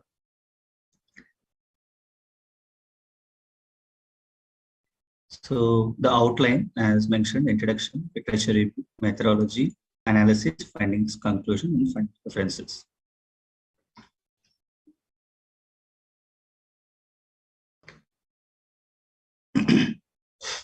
So understanding the consumer needs and wants provides the basis for devising strategies that helps a company to sustain in this competitive world. Internet penetration, growth of disruptive technologies, increase in double income households, and other global factors brought significant changes and made behavior more complex to understand. These days, the customers are empowered by social media and digital technologies and have gained new perspectives on shopping and are expecting to get products and services that match their specific needs. So in an effort to increase sales and satisfaction of the customers, now many companies around the world are embracing the mass customization to provide unique value to their customers. And in fact, it has become a sustainable competitive strategy for companies to offer customized products. So these points triggered towards certain questions in my mind that to measure what is the level of preference towards these customized products in Bangalore city, and what factors affects the preference for these customer products, and is there any difference between the male and female consumers with respect to this preference and with respect to the perception on factors affecting the consumer products. So when I have gone through this literature survey, so these are the results I have found on the internet that 10,000 studies so far have happened on this topic. And when it comes to India and customized products, only 168 it has been shown. These are the results from Mendeley. But I found that there are studies happened on general consumer behavior with respect to the attitude, perception, and there are studies on social media, but there is very few studies that focused on this interaction between the social media and the consumer buying behavior towards these customer products. That has given a gap to me. To fill that gap for my study, I have taken up this research. So coming to the objectives, I have taken 3 objectives to satisfy the study. So here to find out the purchasing behavior of the consumers in the Bangalore city, and to examine the impact of general and social media factors on purchase of customer products, and to investigate the perception differences between male and female consumers with respect to the customer products and with respect to the perception on factors affecting the purchase of customer products. The research methodology, I have followed descriptive as well as analytical approach, and I have used primary data through a mail survey, and I have used a survey instrument structured questionnaire. And using convenient sampling, I have done my survey with a sample of 101, that too in Bangalore city. So I have considered price, cash on delivery or EMI, discounts, family reference, and product brand as general factors. And I have categorized social media factors into like online reviews, trending in social media, influencer, platform, and social media feed as social media factors. And this is my research model. So the analysis shows here. So with this is what descriptive analysis here, price plays a major role in deciding the purchase of customer products with a mean of 4.2 and a standard deviation of 0.75. And the second important factor is discounts with a 4.1 mean. And the least influencing factor in this study, I have found through analysis that 2.69. So influencer is the least influencing factor. And when it comes to the perception of respondents, overall perception of the respondents, I have performed one sample t-test. It has shown that there is the significance value is 0.04. That means there is a significant difference among the respondents with respect to the purchasing behavior towards customer products. And when it comes to the factors affecting the purchase of customer products, there exists significant difference among the respondents with respect to general factors. But with respect to social media factor, there exists no significant difference among the respondents. And with respect to the gender differences, I have found that male are more frequent buyers of customer products compared to female. And with respect to factors also, so male are more influenced by general as well as social media factor compared to female. So I have performed independent sample t-test to analyze the differences between the male and female. So here the significance showed that none of the factors like the buying behavior or the factors affecting the purchase of customer products, there exists no significant difference between the male and female. Excuse me, sir. I'm sorry to interrupt. You have only 1 minute left. Thank you. So here, then I have performed the regression analysis to analyze the impact of general factors and social media factors on purchase of customer products. So the model shows that the model is just 6.2% valid, but when it comes to the overall, the model is valid with the 0.05, that means a significance. But when it comes to the coefficient value analysis, here the general factor shows only 3% impact on the purchasing behavior, whereas social media factor shows 32.8% impact on the purchasing behavior, and it is also significant. So these are my results of the study. So I have made a hypothesis. And coming to my findings, so yes, customer preference towards customer products were highly influenced by price, and whereas social media factor feed was found as insignificant influencer. Compared to male and female, yes, men are more frequent buyers compared to female, and there exists no significant difference between the gender in buying the customer products. And between the social media and general factor, social media factor was found having significant impact on purchase of customer products. And my conclusion is, yes, understanding the purchasing behavior towards customer products has become a primary focus. But when in my evaluation, I found that compared to general factors, social media factor played an important role.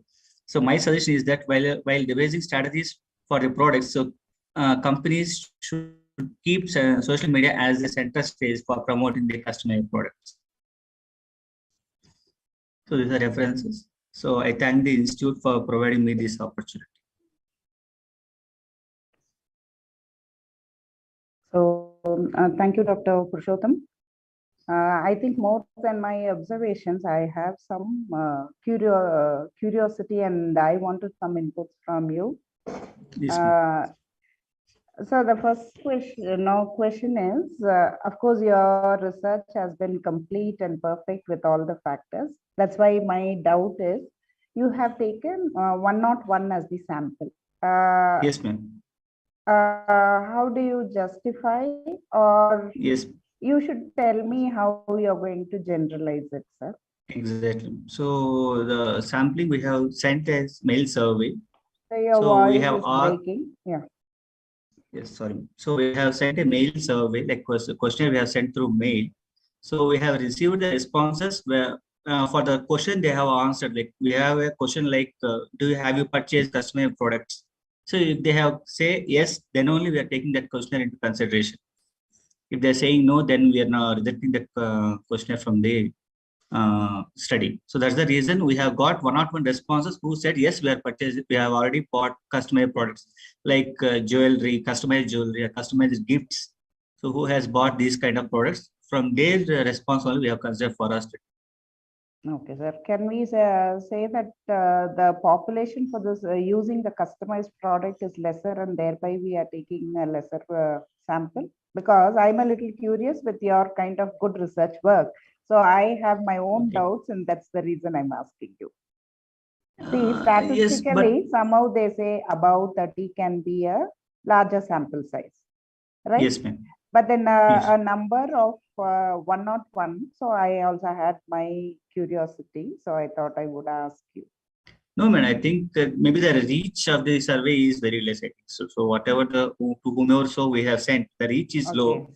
But we have seen a trend like nowadays, people are purchasing the customer, keeping their products like with a specific, what you can say, kind of preferences, color, size. So that trend is now going on, man. So customization.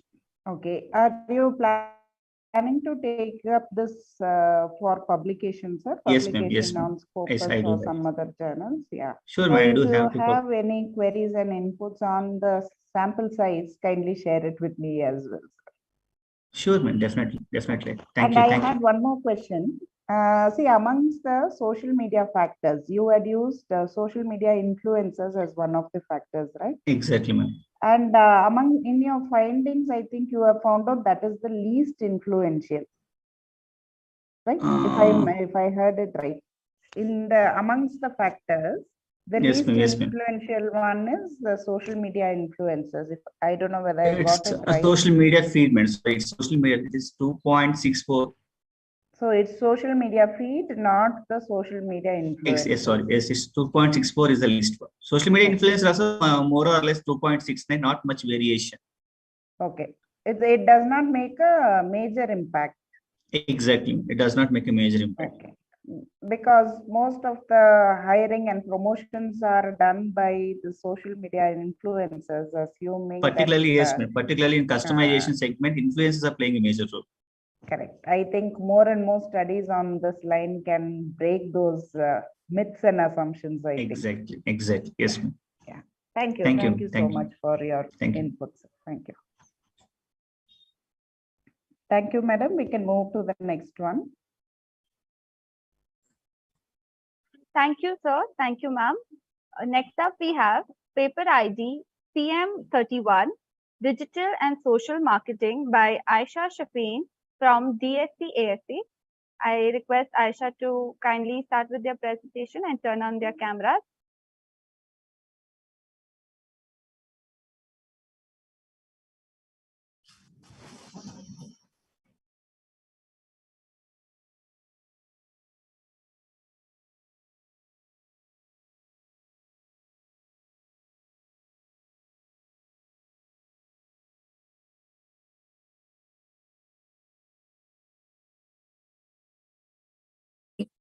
So I'm Aisha Shafin, and I'm working with my co-author Pranavika Saranavakumar, and we have a topic, a study on digital and social marketing.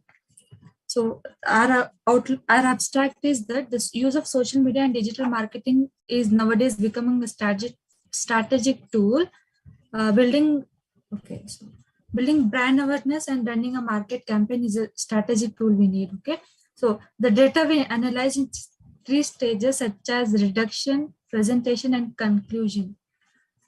Related works are like social seeding,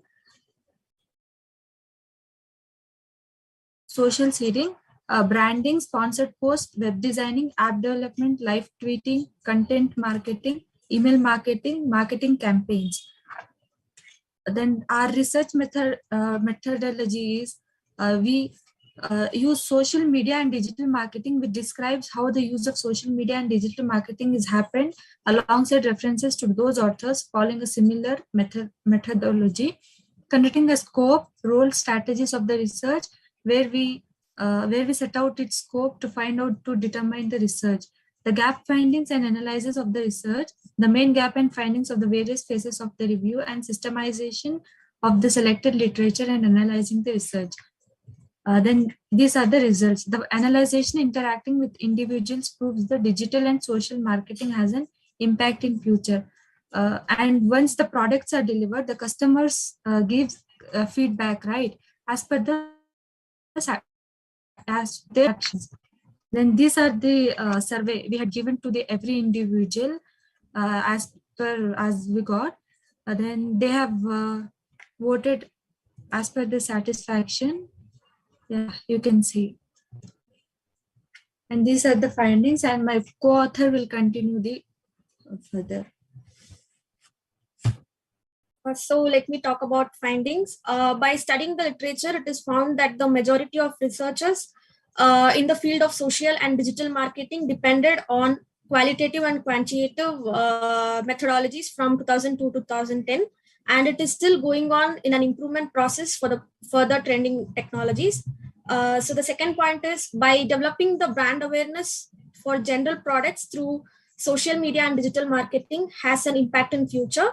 The study strengthens the engagement strategies to increase further customer loyalty by providing their needs and by providing customized products, whatever they demand for. So suggestions, there is still need for future academic research within the field of digital marketing and social marketing participation. A suggestion for further research is to perform qualitative and quantitative and conceptual research, where one can provide a new dimension to study. Define your goals by providing a specific set attainable goals, and to make sure that your future goals are measurable. Learn about your target audience. Select your social media platforms wisely. Build a winning game plan for marketing. So I would like to conclude by saying that the innovation of digital marketing will stretch to both offline and online world. Digital marketing is the future of marketing and will only keep progressing with time. The study has also revealed that in order to utilize the digital marketing in an effective way, the companies are required to design an effective platform. So the example is Pinterest. Future work, huge potential for marketers that implement artificial intelligence and VR technologies. Customer engagement behaviors and customer journeys enhanced via SMS. Importance of ethical practice and explainability in use of AI and ML. Trust is positively impacted via the cultivation of customer engagement. Sorry to interrupt, Pranavika. You have 1 minute left. Okay, thank you. These are the references. Thank you. Thank you, Aisha and Pranavika. So I understand you all are students from first year BBA. Yes. Yeah, very good. I appreciate the effort both of you all have made and the courage with which you all have decided to make your presentations along with the faculty members and other research scholars in this particular platform. So congratulations to both of you people. Yeah, Thank you. A couple of suggestions for you, because you have a lot of interest and curiosity in learning. That's the reason you opted to come and make your presentation, isn't it? So with all the information that you have given, if you can add on your reviews with the empirical work, just pick up the findings from the empirical studies and probably that will give you some additional insights, right? Sure. So that will help you further also. Anyway, it's a job well done. All the best to you. Thank you, ma'am. Thank you. Thank you, Aisha and Pranavika, and thank you, ma'am. Next up, we have paper ID CM30, Consumer Protection Act and Trends. Consumer Protection Act Trends by Yukta D from DST ASC. I request Yukta to kindly turn on their camera and start with their presentation.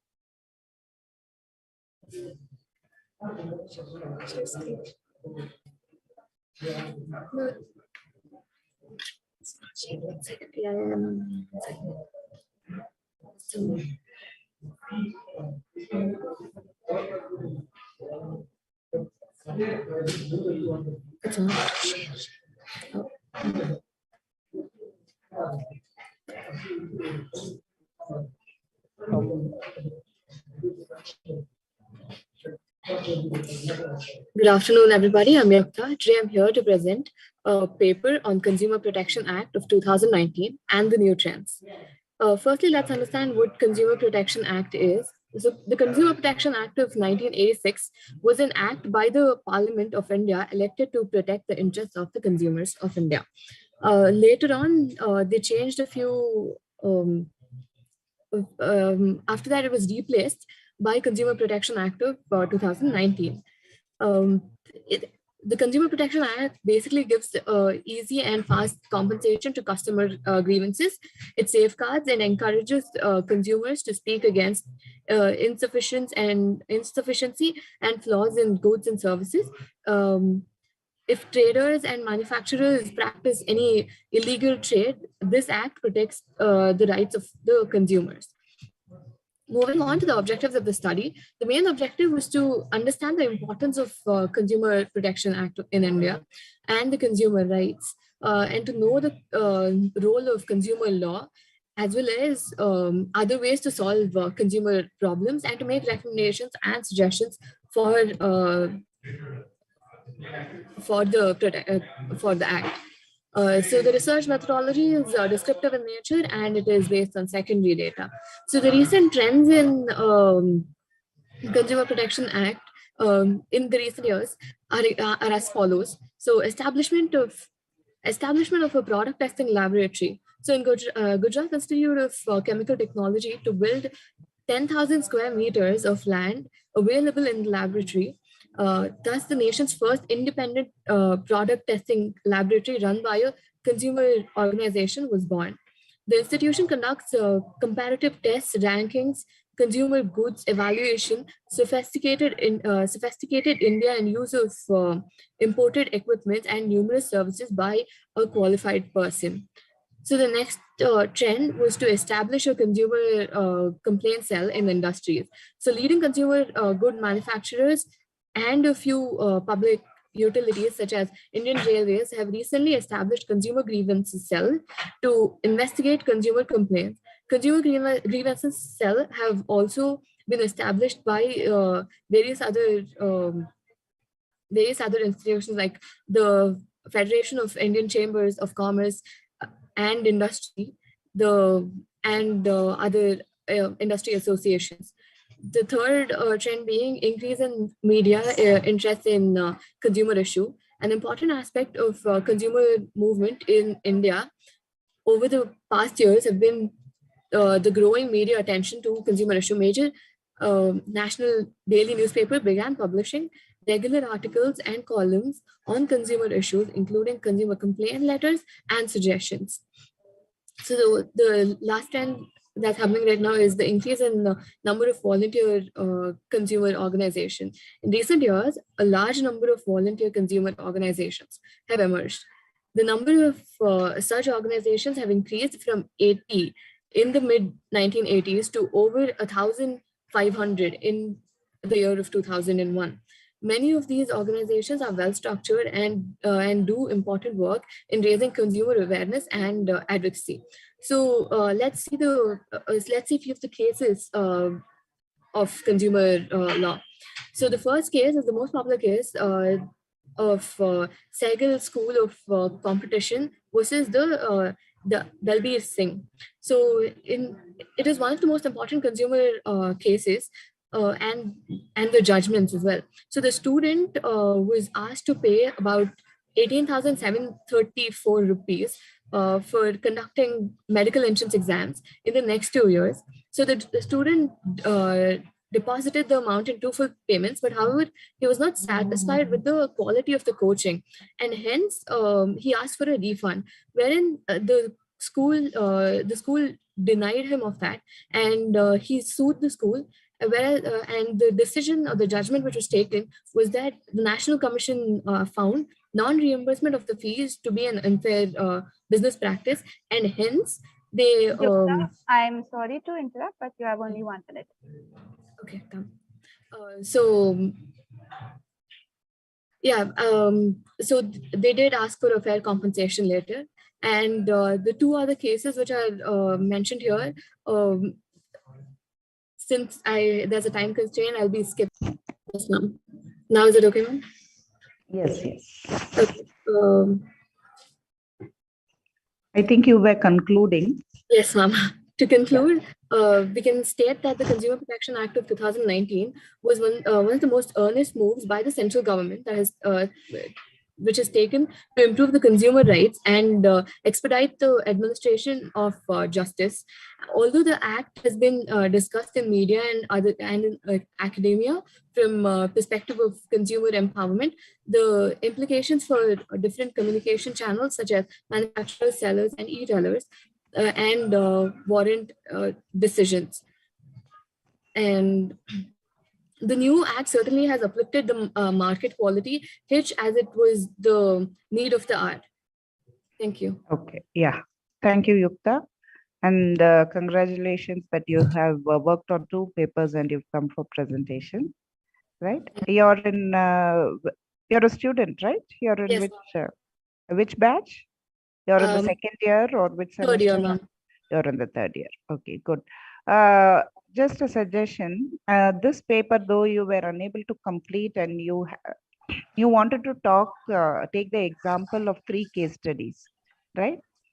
Yes, ma'am. Yeah, so what you can probably do is you can work on the paper and take the inputs and advice of your faculty members, and then you can consider publishing the paper. You can work on the paper and then you can consider publishing also, right? You can take the assistance of the faculty members and you can go ahead. So thank you. Congratulations once again for working on 2 papers.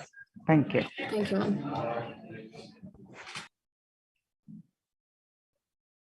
Thank you, Yukta, and thank you, ma'am.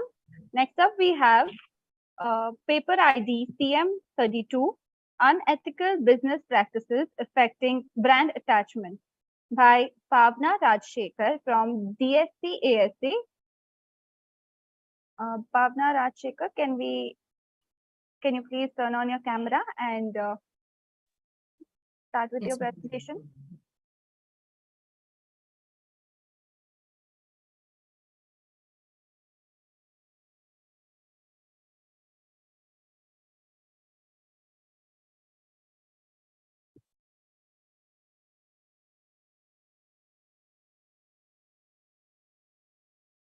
Good afternoon.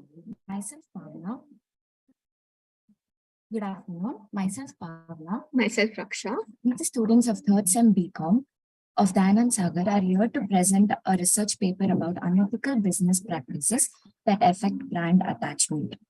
In this research, we will get to know the unethical behavior by the companies and how it affects brand attachment and the relationship between them. To know what is unethical business practices, an action that falls outside what is considered morally right or proper for a profession, business, etc. And brand attachment means an emotional connection between brand and people or the consumers. This what creates a positive impact on the brand. To know the objective of this research, this is a secondary data-based research to know how unethical business practices affect the brand value. In this we have added a case study of Coca-Cola, where we are trying to establish the adverse effect of unethical business practices on brand. To move in detail, here are some of the unethical business practices. So first one is adulteration, which means act of adding impure substances to increase the quantity. Spurious products, which means the products which are falsely claimed to be genuine. Lack of transparency means providing all the information, not providing all the information and disclaimers regarding the products. Injurious products are those products which are sold even after knowing they are injurious to health, like cigarettes. And let us know the factors that affect the brand attachment. So consumer satisfaction means when the consumer is not satisfied with a certain product. Brand response is when the companies are not responding properly to the consumers, and when and brand similarities means when people or the customers don't even know about those products. And what happens when these brand attachments are affected are there will be a decrease in brand loyalty, and it will be very difficult to achieve premium pricing, and there will be very less involvement of the people, and the purchase intentions of the consumers will become low. Now let us know the relationship between the unethical business practices and the brand value. Everyone likes qualitative products with in a reasonable price. Apart from this, brand reputation and behavior also plays an important role. In case brands follow unethical practices, all these gets reduced, and this directly affect the brand value. We have taken up Coca-Cola as a case study to know more about it. Coca-Cola is a well-established company which sells a carbonated drink. It was originally intended as a patent medicine and later marketed as a temperance drink. Coca-Cola was invented by John Smith Pemberton and was later sold to Asa Griggs Candler, and it has a market value of more than $173 billion. In June 1999, around 30 Belgian children fell ill after consuming Coke products, which was later determined that the reason was because of a bath of improperly processed carbon dioxide. The response was slow, so the people assumed that the CEO had difficulty making decisions. In 1999, the reputation of Coca-Cola faced a backlash on the basis of racial discrimination. They had to pay $193 million to settle the claims, even though they denied all allegations. In 2003, Center for Science and Environment tested the drink and found extreme levels of pesticides due to usage of contaminated groundwater. Even though the company denied all allegations, the drink was banned in many countries and the sales dropped by 15% temporarily. During the Russia-Ukraine war in 2022, the sales dropped when the company was still operating in Russia and was followed by a campaign to boycott the company. The company had a one-time hit of $195.4 million. I'm sorry to interrupt, partner, but you have only 1 minute. Yeah, okay. $195.4 million, and after the company stopped selling the products in Russia, the sales rose by 6%. So coming to the conclusion, based on this research, we are concluding that unethical business practices always lead to a downfall of companies' brand value as well as the reputation. Hence, the companies need to follow ethical practices to maintain good relationship with the existing consumers, to attract consumers and collaborations. So coming to the suggestions, developing ethical business standards, consumers awareness and educating them about the products, and improvement of leadership and communication. Thank you.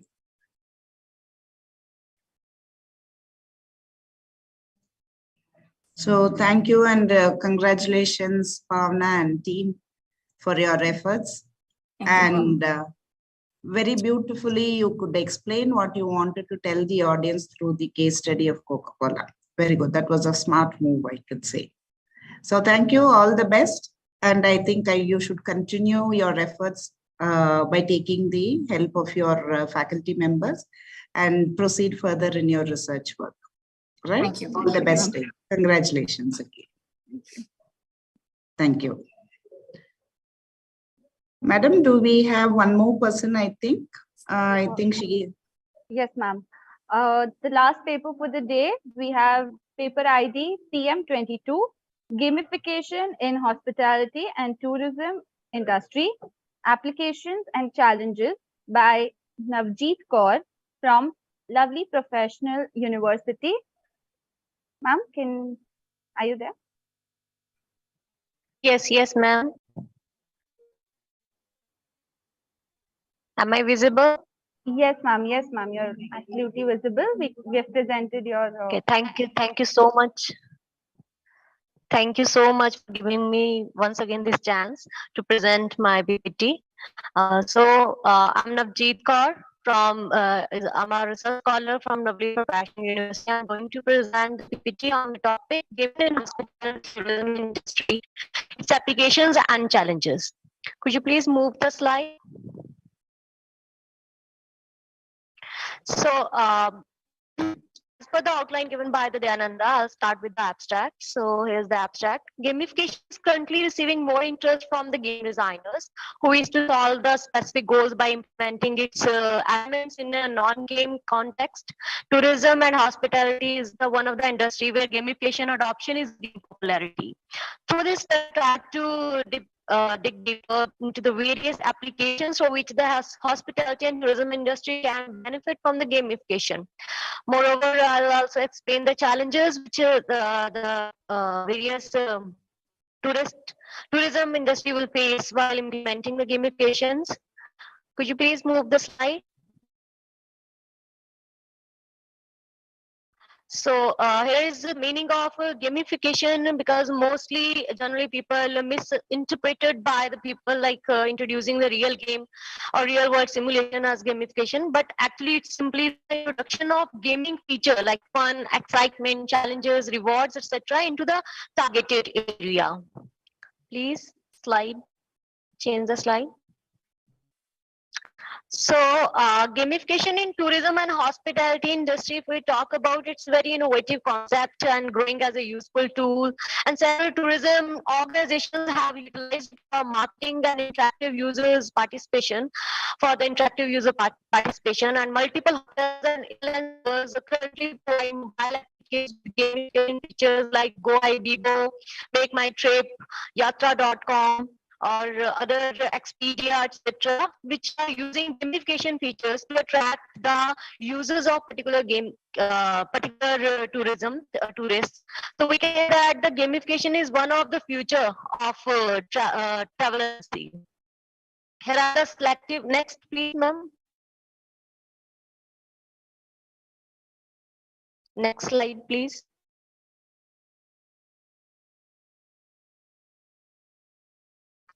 So here the selective review on related work and Excuse me, ma'am. From which, yes. I'm sorry to interrupt, but you have only 1 minute left. Okay, thank you. Could you please, these are the selective review on related work, like number of, I go through on literature review and found number of related work with my study. Could you please move the slide?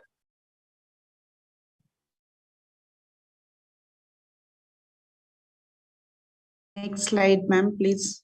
Move if you the can slide, change the please. slide for Next us. slide, please.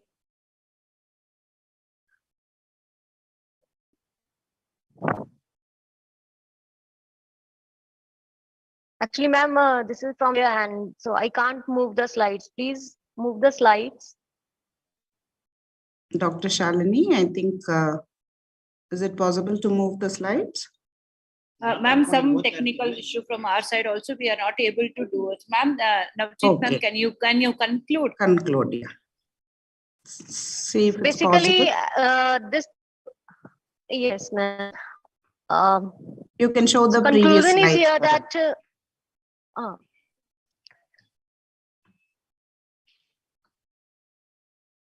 So gamification is the new trend among the hoteliers to engage with their customers. There are numerous tourist and hospitality areas where gamification aspects can be implemented. Gamification could be utilized by tourism industry or firm to motivate their employees to achieve better tourism goals. But there are a number of obstacles game developers will face in tourism business, as the gamification is the latest concept in the tourism industry. So these meanwhile my whole paper is on the gamification features which the tourism industry can incorporate in their number of areas, like you can say one of the field environment friendly tourism, they opt that gamification. Moreover, in the field of destination management, even 2 or 3 studies I took for this purpose, and they implemented the location based mobile games to encourage the participation and enhance the tourist experience. And there in the marketing communication, the tourism can also opt the gamifications, so that they can more engage their tourists with them, and enhance the customer engagement in the tourism. Thank you, ma'am. So thank you, madam. Navjit Kaur, I think there was a lot of disturbance for you from your end as well. So you couldn't Yes, present it yeah, with, there were a lot of interruptions. So sorry for that. But however, your topic was good on gamification in the hospitality sector. I think you should take it forward with a lot of empirical research work, and then you can take your own studies also. So probably you can do an empirical work and take your research forward. Right? Yes, ma'am. Okay. Sidewise, I'm doing work for that because it's my gamification is my topic of research for your doing thesis. PhD. Okay. So, all the very best to you, yes, madam. Yes. Thank you. Thank you so much. Thank you so much. Thank you. Sorry for Thank you. Sorry for the Thank you. inconvenience that. Thank you so much, Navjeet ma'am, and thank you, Mary ma'am. I hand over the session to Subbalakshmi ma'am.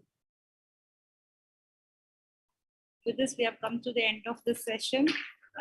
Thank you so much, Mary ma'am. As usual, you were so patient and you have given such a very useful insights, and you have categorized the participants in different categories, like how you have to give inputs for students, those who are doing research, like what type of literature review they should do, what book they can refer, as well as for the researchers, what how they should approach the journals, and what would be whether they have to improve on their sample size and how they can do it.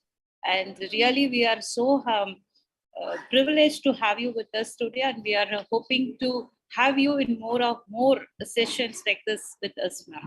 Thank you so much. Thank you, Dr. Subbalakshmi. And also, may I have a couple of words? Sure, ma'am. Yeah, so my heartfelt congratulations to all the participants for enriching the sessions with their wide knowledge, bringing a lot of knowledge and insights to this particular session, and taking up very varied topics, especially more in related to your conference theme. So some of the topics which I felt like gig platforms, gig economy, which may not sound as an advancement in the recent trend or something related to your theme, but however, with the recent developments, what can be the implications for the gig economy? So that could be a greater study. And most of the people have come with a lot of different topics and with an input which is useful for most of us. And special congratulations to your students who have made their efforts as well. So thank you all. Thanks for the organizers who had been very good in your time management, etc., as well as the management team and organizers who gave me an opportunity to be with all of you. Thank you so much. Thank you, ma'am. Thank you, ma'am. Thank you, Sia. Thank you, Sia, for helping me in the session. Thank you.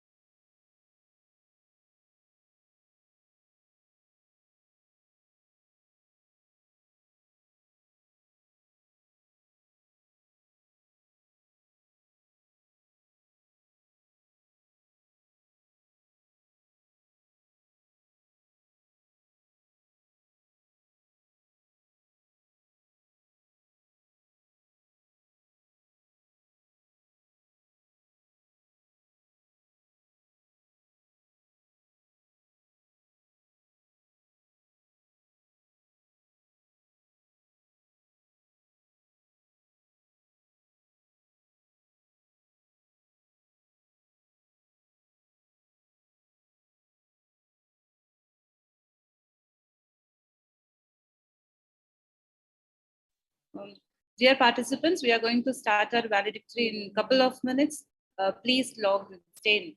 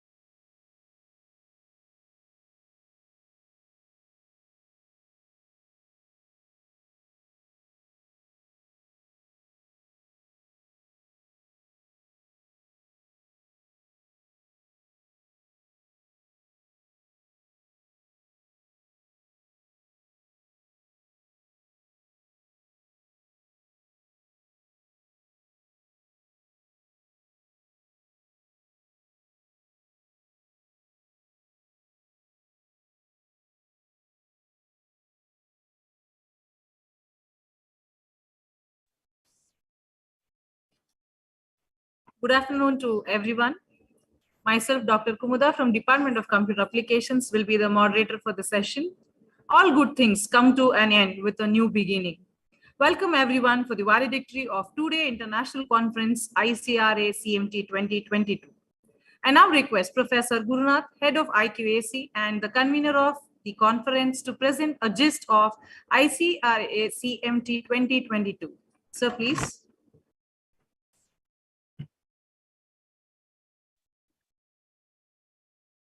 Am I audible?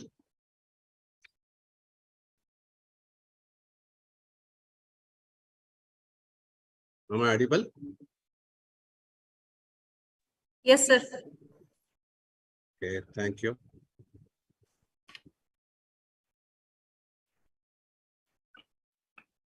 Good evening, everyone.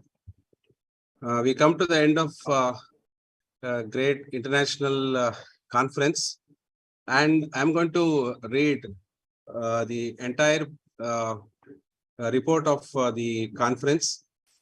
The first day of the conference began with Dr. Sumera Madam, Sumera Aluru, MBA department, introducing the theme. This was followed by IQAC coordinator, conference convener, myself only. Gurunath delivered welcome speech, welcomed everyone to the conference, including Dr. Kosga Egaparaj of Putra International College in Malaysia, Ms. Natasha Sagar, Joint Secretary DSI, Principal, Director MBA, HODs, faculty, and conference participants, all academic partners, including Primax Foundation. At the inaugural address, Principal Dr. Nagaraj Chennai gave a brief summary of most recent developments in IT, business, and management, and acknowledged the contributions of each field. He stressed on interactions between business and technology and emphasized on collaborative efforts to foster growth. Later, Joint Secretary of DSI, Ms. Natasha Sagar, emphasized 3 topics on current technological trends in her presidential address. She began by discussing the effects of AI and ML, how mobile commerce empowered rural India, and how digitization in the context of management accelerated the rate of adoption in the majority of business. Marketing is Dr. Kosga Egaparaj's area of expertise. In his keynote address titled "From Offline Marketing to Online Marketing," he asserted that we may draw on our prior experiences to meet our goals for the future in business, management, and IT. Due to advancements in technology, we transitioned from face-to-face instruction to online instruction. Online instructions was not permitted in the past, but the UGC now approves of it. He explained that whereas people had previously been experts in the field, but not in another, because to advancements, anyone could now become both not only jack of all, but master of all. Dr. Shalini Suresh, conference convener and head of the research and IPR cell, gave the vote of thanks. In the second session, Commerce and Management Track 1, Dr. Jyotirmayi Reddy, Associate Professor, Faculty of Management Studies, Marwadi University, served as the session chair along with Dr. Sumeru Aluru of MBA department. Being co-chair, gave presenters the opportunity to showcase their work online. 16 research themes were covered by the presenters in this session. The post-lunch session was anchored by Professor Srivatsala from Computer Applications, and the technical talk regarding approach for spam mail detection using machine learning was held at 2 p.m. by Devabrata Samanta, an assistant professor, Kosovo's Rochester Institute Technology in Europe. From 2:30 to 4 p.m., the computer science tracks paper presentations took place. There were a total of 13 papers presented during the session. Dr. Piyush Kumar Parikh of Nite Meenakshi College presided over this meeting session with Professor Srivatsala, Computer Science Department, serving as co-chair.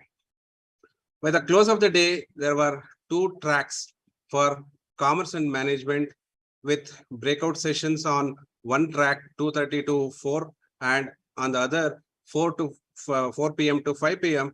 During this period, about 23 papers were presented with Dr. Savita Trivedi and Dr. Suplab Bodhar, head of BBM department, and Savita Trivedi being head of MCOM department, serving as the session chairs respectively, with Dr. Subbalakshmi of BBA BCom and along with Dr. Deepika Sharma, BBA BCom department, serving as co-chairs. The session of the first day ended by 5:45 p.m. Second day started with the session keynote by Dr. Anuba Jain, head of computer science, IIS deemed university, Jaipur, delivered keynote address. She spoke on topic Go Green with Blue, the mantra for sustainable world. She spoke about SMAC concept and opined that in convergence of these 4 technologies is currently driving the business innovation. Considering the drastic rise in data centers and carbon footprints, she also spoke about the need for energy forecasts and green environments. The next session at 11, it started with the computer science track for presentations. Dr. Suma V, of Vice Principal and Head of the Department, Computer Science and Design Department of Dayananda Sagar College of Engineering, served as the session chair, and Professor Srivatsala served as a co-chair. During the session, 12 presenters gave presentations of their research. Moving on to the next session from 1:30 p.m. to 1:30 p.m. To 2 p.m. technical talk by Mr. Amit Chaudhary, Associate Director, KPMG Global Services, India, delivered a technical talk on smarter and scalable AI. He thrusted upon changing dynamics of business while emphasizing on the need for technological breakthroughs. Mr. Chaudhary also talked about cloud computing and artificial intelligence radically changing the way business and is conducted. Next session, the presentation with respect to commerce and management, it held during 2 to 4 p.m. Dr. Matilda J, Associate Professor at Christ University in Bangalore, and Dr. Subbalakshmi, BBA BCom, served as a co-chairs for the session. Participants in this session delivered 16 papers in total. I thank Dr. Vinish, MBA department, and Dr. Chetan, MBA department, for preparing this report of the conference. Finally, I would happily like to present the conference outcome. There are the 2 domains were showcased in this particular conference: commerce management and computer science. Total track sessions were 6, 4 from commerce and management, 2 from computer science. Total commerce and management papers we registered 51 papers, and the computer science papers are 32, and the total papers from Karnataka altogether 48 papers, and total papers outside of Karnataka 31 papers, and total papers from outside of India 3 papers we got. So this is the entire report of the international conference ICRACMT-2022. Thank you one and all. Thank you, sir. I now request Dr. Venkatesha BR, Director, MBA BU, to give a valedictory speech. Sir, over to you.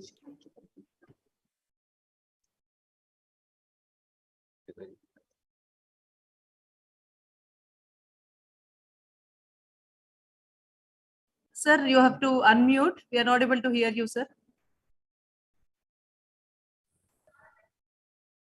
Hello, are you in a position to hear me? Yes, sir. Yes, sir. Yeah.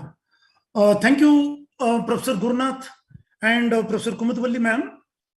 In fact, before commencing my valedictory address, let me say that Professor Gurnath is too intelligent.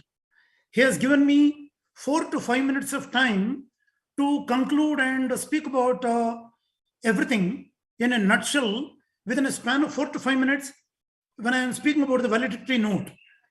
In fact, dear all the paper presenters, student researchers and faculty whoever presented the papers, it is something like 2 days of absolutely detailed, thought out, deeply knowledgeable presentations. Now everything has to be consolidated and encapsulated in about 4 to 5 minutes. I will definitely try my level best and try to conclude this valedictory note probably in a span of 4 to 5 minutes. And it is also something like I have the habit of giving some nice comparisons. Like you go to a rich man's reception wedding dinner, and there will be about 155 dishes. You are supposed to complete your dinner in about 15 minutes and you are supposed to come out. That is the kind of exercise that has been given to me. Let me see how best I could taste all the dishes and come out successfully. Dear friends, Professor Gurnath has given the total number of papers like 83, out of which 51 from Commerce and Management and 32 from Computer Science. In fact, a few of the papers which caught our attention was Financing Artisanal Small-Scale Mining in Sub-Saharan Africa, a systematic literature review by Mr. Makungo Pashaw. He came out with lots of details. And the second paper was Perception of Employees Towards the Impact of Promotion and Training and Development on Job Performance, a case study of Nangarhar University Lecturers of Afghanistan by Mr. Abdul Rashid.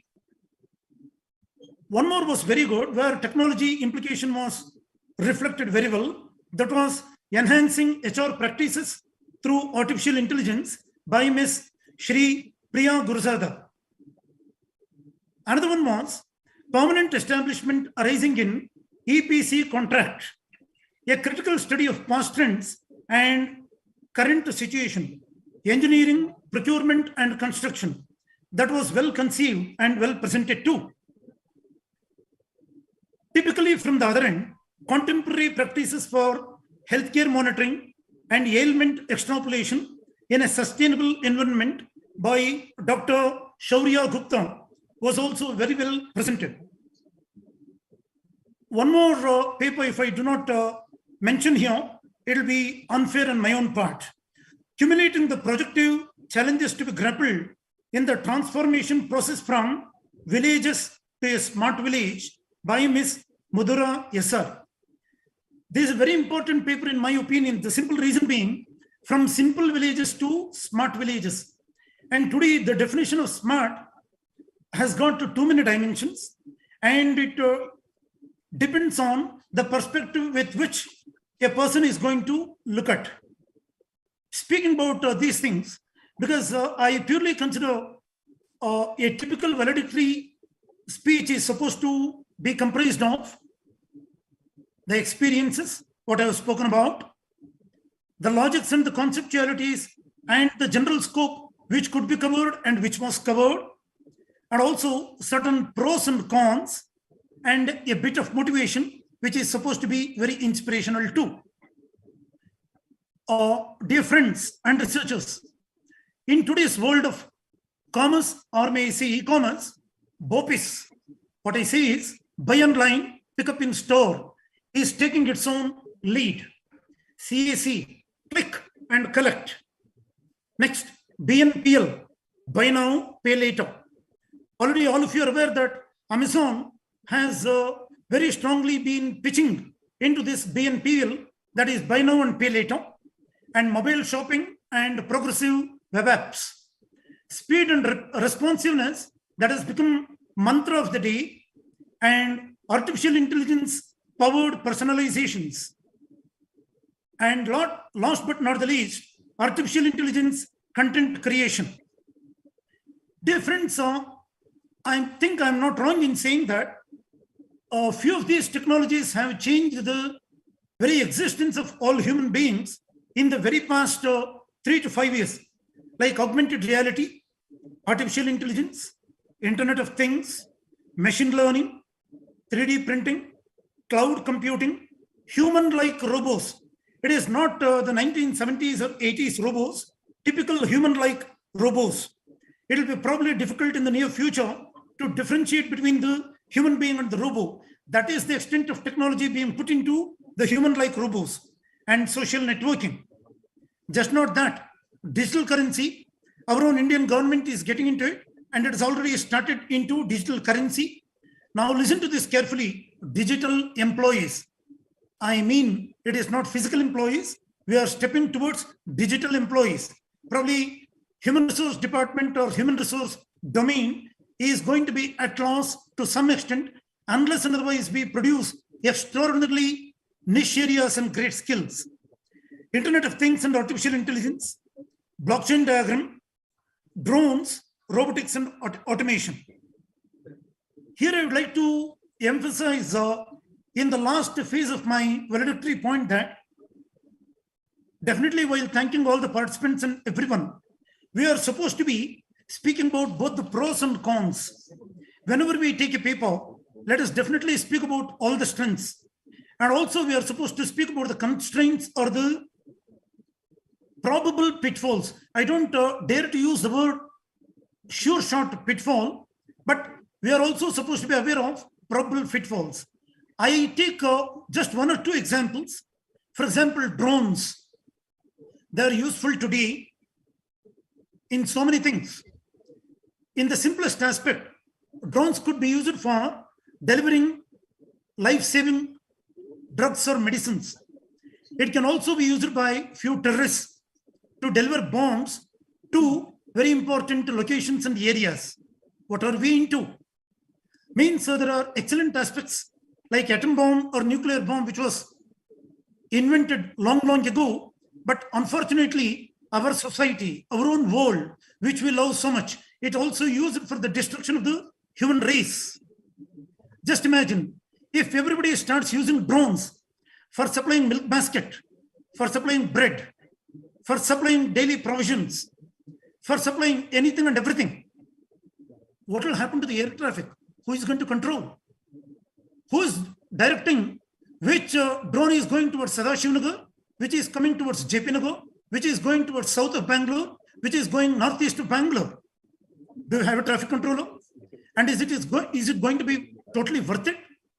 And what is the guarantee that legal provisions or legal implications are going to be taken care of? What am I trying to say? Let us not forget that human values will have to be given the predominant value when we are speaking of technology and involvement of technology in every domain of our own life. Dear friends, I would like to say something. Another classic example. We have got everything at our fingertips today. As I said, milk basket, tomatoes, provisions, medicines, anything and everything. You have got a door delivery system. What is happening to real networking? What is happening to social behavior? What is happening to physical activity?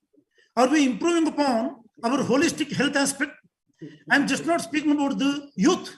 I'm also speaking about the aged seniors, intellectuals. I mean to say holistic health in terms of physical health, mental health, and spiritual health. That's why I always emphasize when we are speaking of any goods, of any particular theoretical concept or the practical implementation aspect of the same concept, let us also speak of probable constraints and actual constraints, and what is the scope of its further development. Having delved so much into this, dear researchers, dear friends, definitely including the young scholars and the veterans in the particular field. I would like to quote here that 80% of success is showing up without fear. We are what we repeatedly do. Be it Sachin Tendulkar, be it Virat Kohli, be it Roger Federer, or be it our own beloved Prime Minister, Mr. Narendra Modi. We are what we repeatedly do, but it should be in the constructive direction, have a very positive sense of mind, and for the good of the people, for the good of the society. In fact, I feel very happy that all the presentations were really good. Few deserved extraordinary applauses, and few deserved certain definite improvements. But as I said, success is what we repeatedly do. Now let me express my sincere thanks to Professor Gurunath ji for having given me this opportunity of addressing as a valedictory note. Thanks to one and all. May God bless you and wish you all the best. Thank you very much. Thank you, Professor, sir. More than a wind-up speech, it was like inspiring speech because you gave us a lot of idea and again pushed us forward to go ahead and do our research, continue the work of research. Thank you very much for your speech, sir. Thank you, ma'am. Thank you very much, sir, for inspiring words. Thank you, Venkatesh, sir. Thank you, sir. Professor Sunita, HOD MCA. Ma'am, I now request you to share a few words on ICRACMT 2022.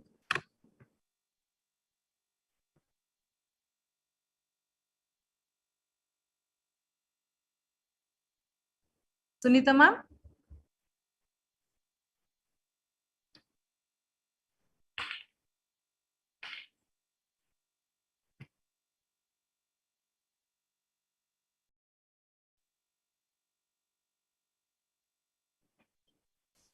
Ma'am, we are not able to hear you, Sunita, ma'am.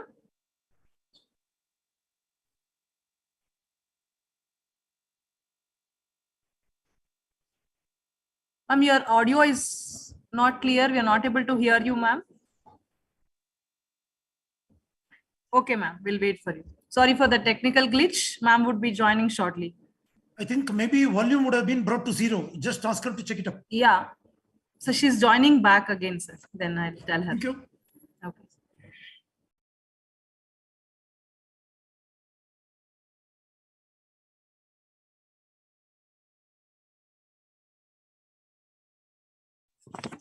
Hello. Hello. Yes, ma'am. We are able to hear you now. Yeah. Yes, Thank you, Kumara. Yes, ma'am. Good afternoon, everyone. Thank you very much, team, for organizing this interesting and fantastic conference. Kudos to everyone. I'm very impressed with the commitment, coordination, and efficiency of the conference team members. Really, it was a great educational experience for me with an excellent sessions of thought-provoking. I wish to congratulate you all on the superb success of this conference. There were a very good number of registrations and presentations. In fact, it was a splendid event, both in terms of intellectual quality and knowledge distribution. Great job by young minds. All the budding researchers' presentations were wonderful. It's a great opportunity for our students, for all the students, fraternity and faculty to present their ideas and thoughts. I had an excellent learning time at this conference. I'm looking forward to next year's conference. Great job. Well done, team. Thank you. Thank you for appreciating and also, inspiring us to conduct once more. That's great of you, ma'am. Thank you. I now request any participant of the conference to kindly share their valuable feedback, as it helps us to improvise to conduct further events in a better way. Can we have any participant kindly to share your feedback?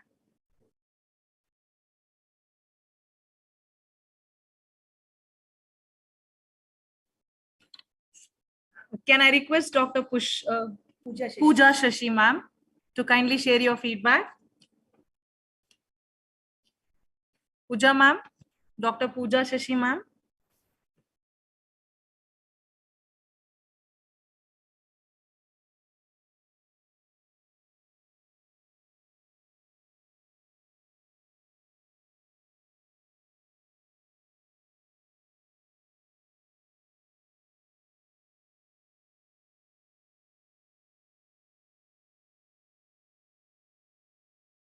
Can we have Makungu Paschal?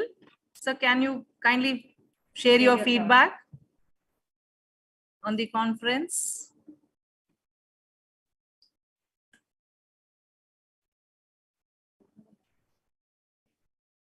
Makungu Paschal, sir.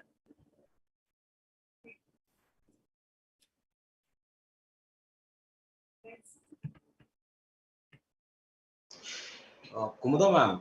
Yes, sir. One of my students want to share, but she's unable to log in. She'll be talking through my profile. Is that okay? Fine, sir. Fine, sir. Please. Please. Good evening, everyone. I'm Ananya Bhatt from 5th Sem BCom. So I am very grateful for college for providing this opportunity. It was a really good experience. And since I was presenting the second paper, like in the international conference, it was a really good experience. Thank you. Thank you. Madhura, do we have you available? Can you share your feedback on the conference? Madhura?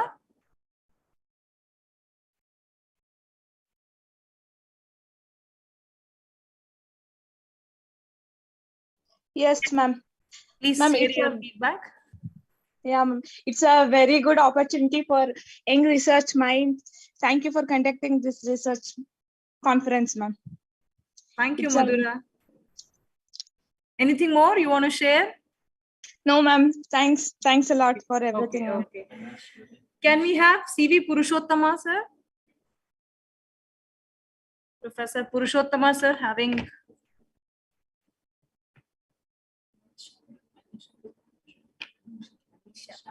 Can we have Anisha, ma'am? Kindly share your feedback. We are not going to be judgmental about it because we really need your valuable feedbacks for further improvement.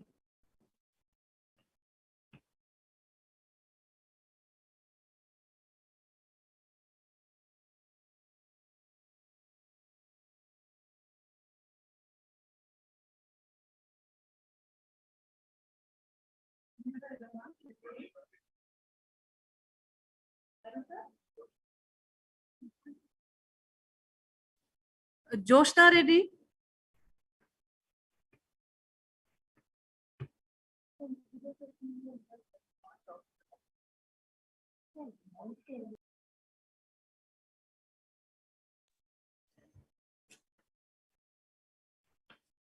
So thank you for those who gave us the feedback. I now request Dr. Shalini Suresh, Associate Professor, Department of Computer Applications, to propose the vote of thanks. A very good evening all. Myself, Dr. Shalini Suresh, on behalf of the Sagar College of Arts, Science and Commerce, Research and IPR Cell, and entire team of ICRACMT 2022, feel very happy and overwhelmed to propose the vote of thanks. Our heartfelt gratitude to the management and the Sagar institutions for all the support rendered in shaping the conference. My sincere thanks to Sri Swamy, Secretary MGVP Trust, for the guidance and support for ICRACMT 2022. I express my deep sense of gratitude for Honorable Joint Secretary the Sagar institutions, Ms. Natasha Sagar, for gracing the inaugural session and proposing the presidential address. My sincere thanks to Principal DSEAC, Dr. Nagaraj Shenoy sir, for the constant guidance and support throughout this journey of ICRACMT 2022. We would like to acknowledge our heartfelt gratitude to Vice Principal DSEAC, Professor Hemant Upala, Director MBA Dr. Venkatesh Biya, HOD MCA Professor Sunita, HOD MCOM Dr. Savita Trivedi, HOD BBA Dr. Suplab Podar, and HOD BCom Professor Murugesh. I extend my heartfelt thanks to Professor Gurnath, IQAC Coordinator, for being a wonderful leader and an inspiration at every stage in planning and executing this great event. Thank you so much, sir. We had eminent people from the industry and academia as keynote speakers, invited speakers, and session chairs in ICRACMT 2022. I wish to express my gratitude to Dr. Kosga Egapparaj from Putra International College, Malaysia, Dr. Anubha Jain, IAS deemed to be University Jaipur, for delivering the keynote sessions. Dr. Debabrata Samantha, Cosmos RIT Europe, Dr. Amit Chaudhary, KPMG, for the technical sessions, Dr. Piyush Kumar Parikh, Nite Meenakshi Institute of Technology, Dr. Jyotirmayi Reddy, Marwadi University, Dr. Mary Matilda, Christ Academy, Dr. Suma, Vice Principal DSCE, Dr. Suplab Kanti Podar, Dayananda Sagar College, and Dr. Savita Trivedi, Dayananda Sagar College for chairing the Computer Science and Commerce and Management track. I would like to thank Dr. K.V. Ramanathan, Primax Foundation for partnering with us to organize ICRACMT 2022. Organizing a conference online, though it looks very smooth and easy, a lot of hard work, planning, and a strongly bonded organizing committee is inevitable to make this a successful one. I express my deep sense of gratitude to Professor Dharmendra Jadhav for his impeccable efforts for hosting the website and streaming the Zoom and YouTube link seamlessly. I am speechless to thank the conference organizing committee, Dr. Sumera Allaru, Dr. Subbalakshmi, Professor Srivatsala, Dr. Kumudavalli, Dr. Deepika Sharma, Dr. Vinish, Dr. Chetan Shetty for their unconditional support. I also thank student volunteers, Rakhib Khan, Sia Malpani, Rishabh Joshi from BBA, Gunau and Meghna J. Yadav from BCA, Aditya Maheshwari and Mahadi Arkanath from MBA for their constant support and coordination. A special note of appreciation to Mr. Mahesh Reddy from EDP, Mr. Nandakumar from Facilities, Mr. Varun for the technical support, and all the non-teaching and housekeeping staff. A sincere thanks to all the conference presenters and delegates for your contribution to ICRACMT to make it a successful conference. Thank you all once again. Thank you, ma'am.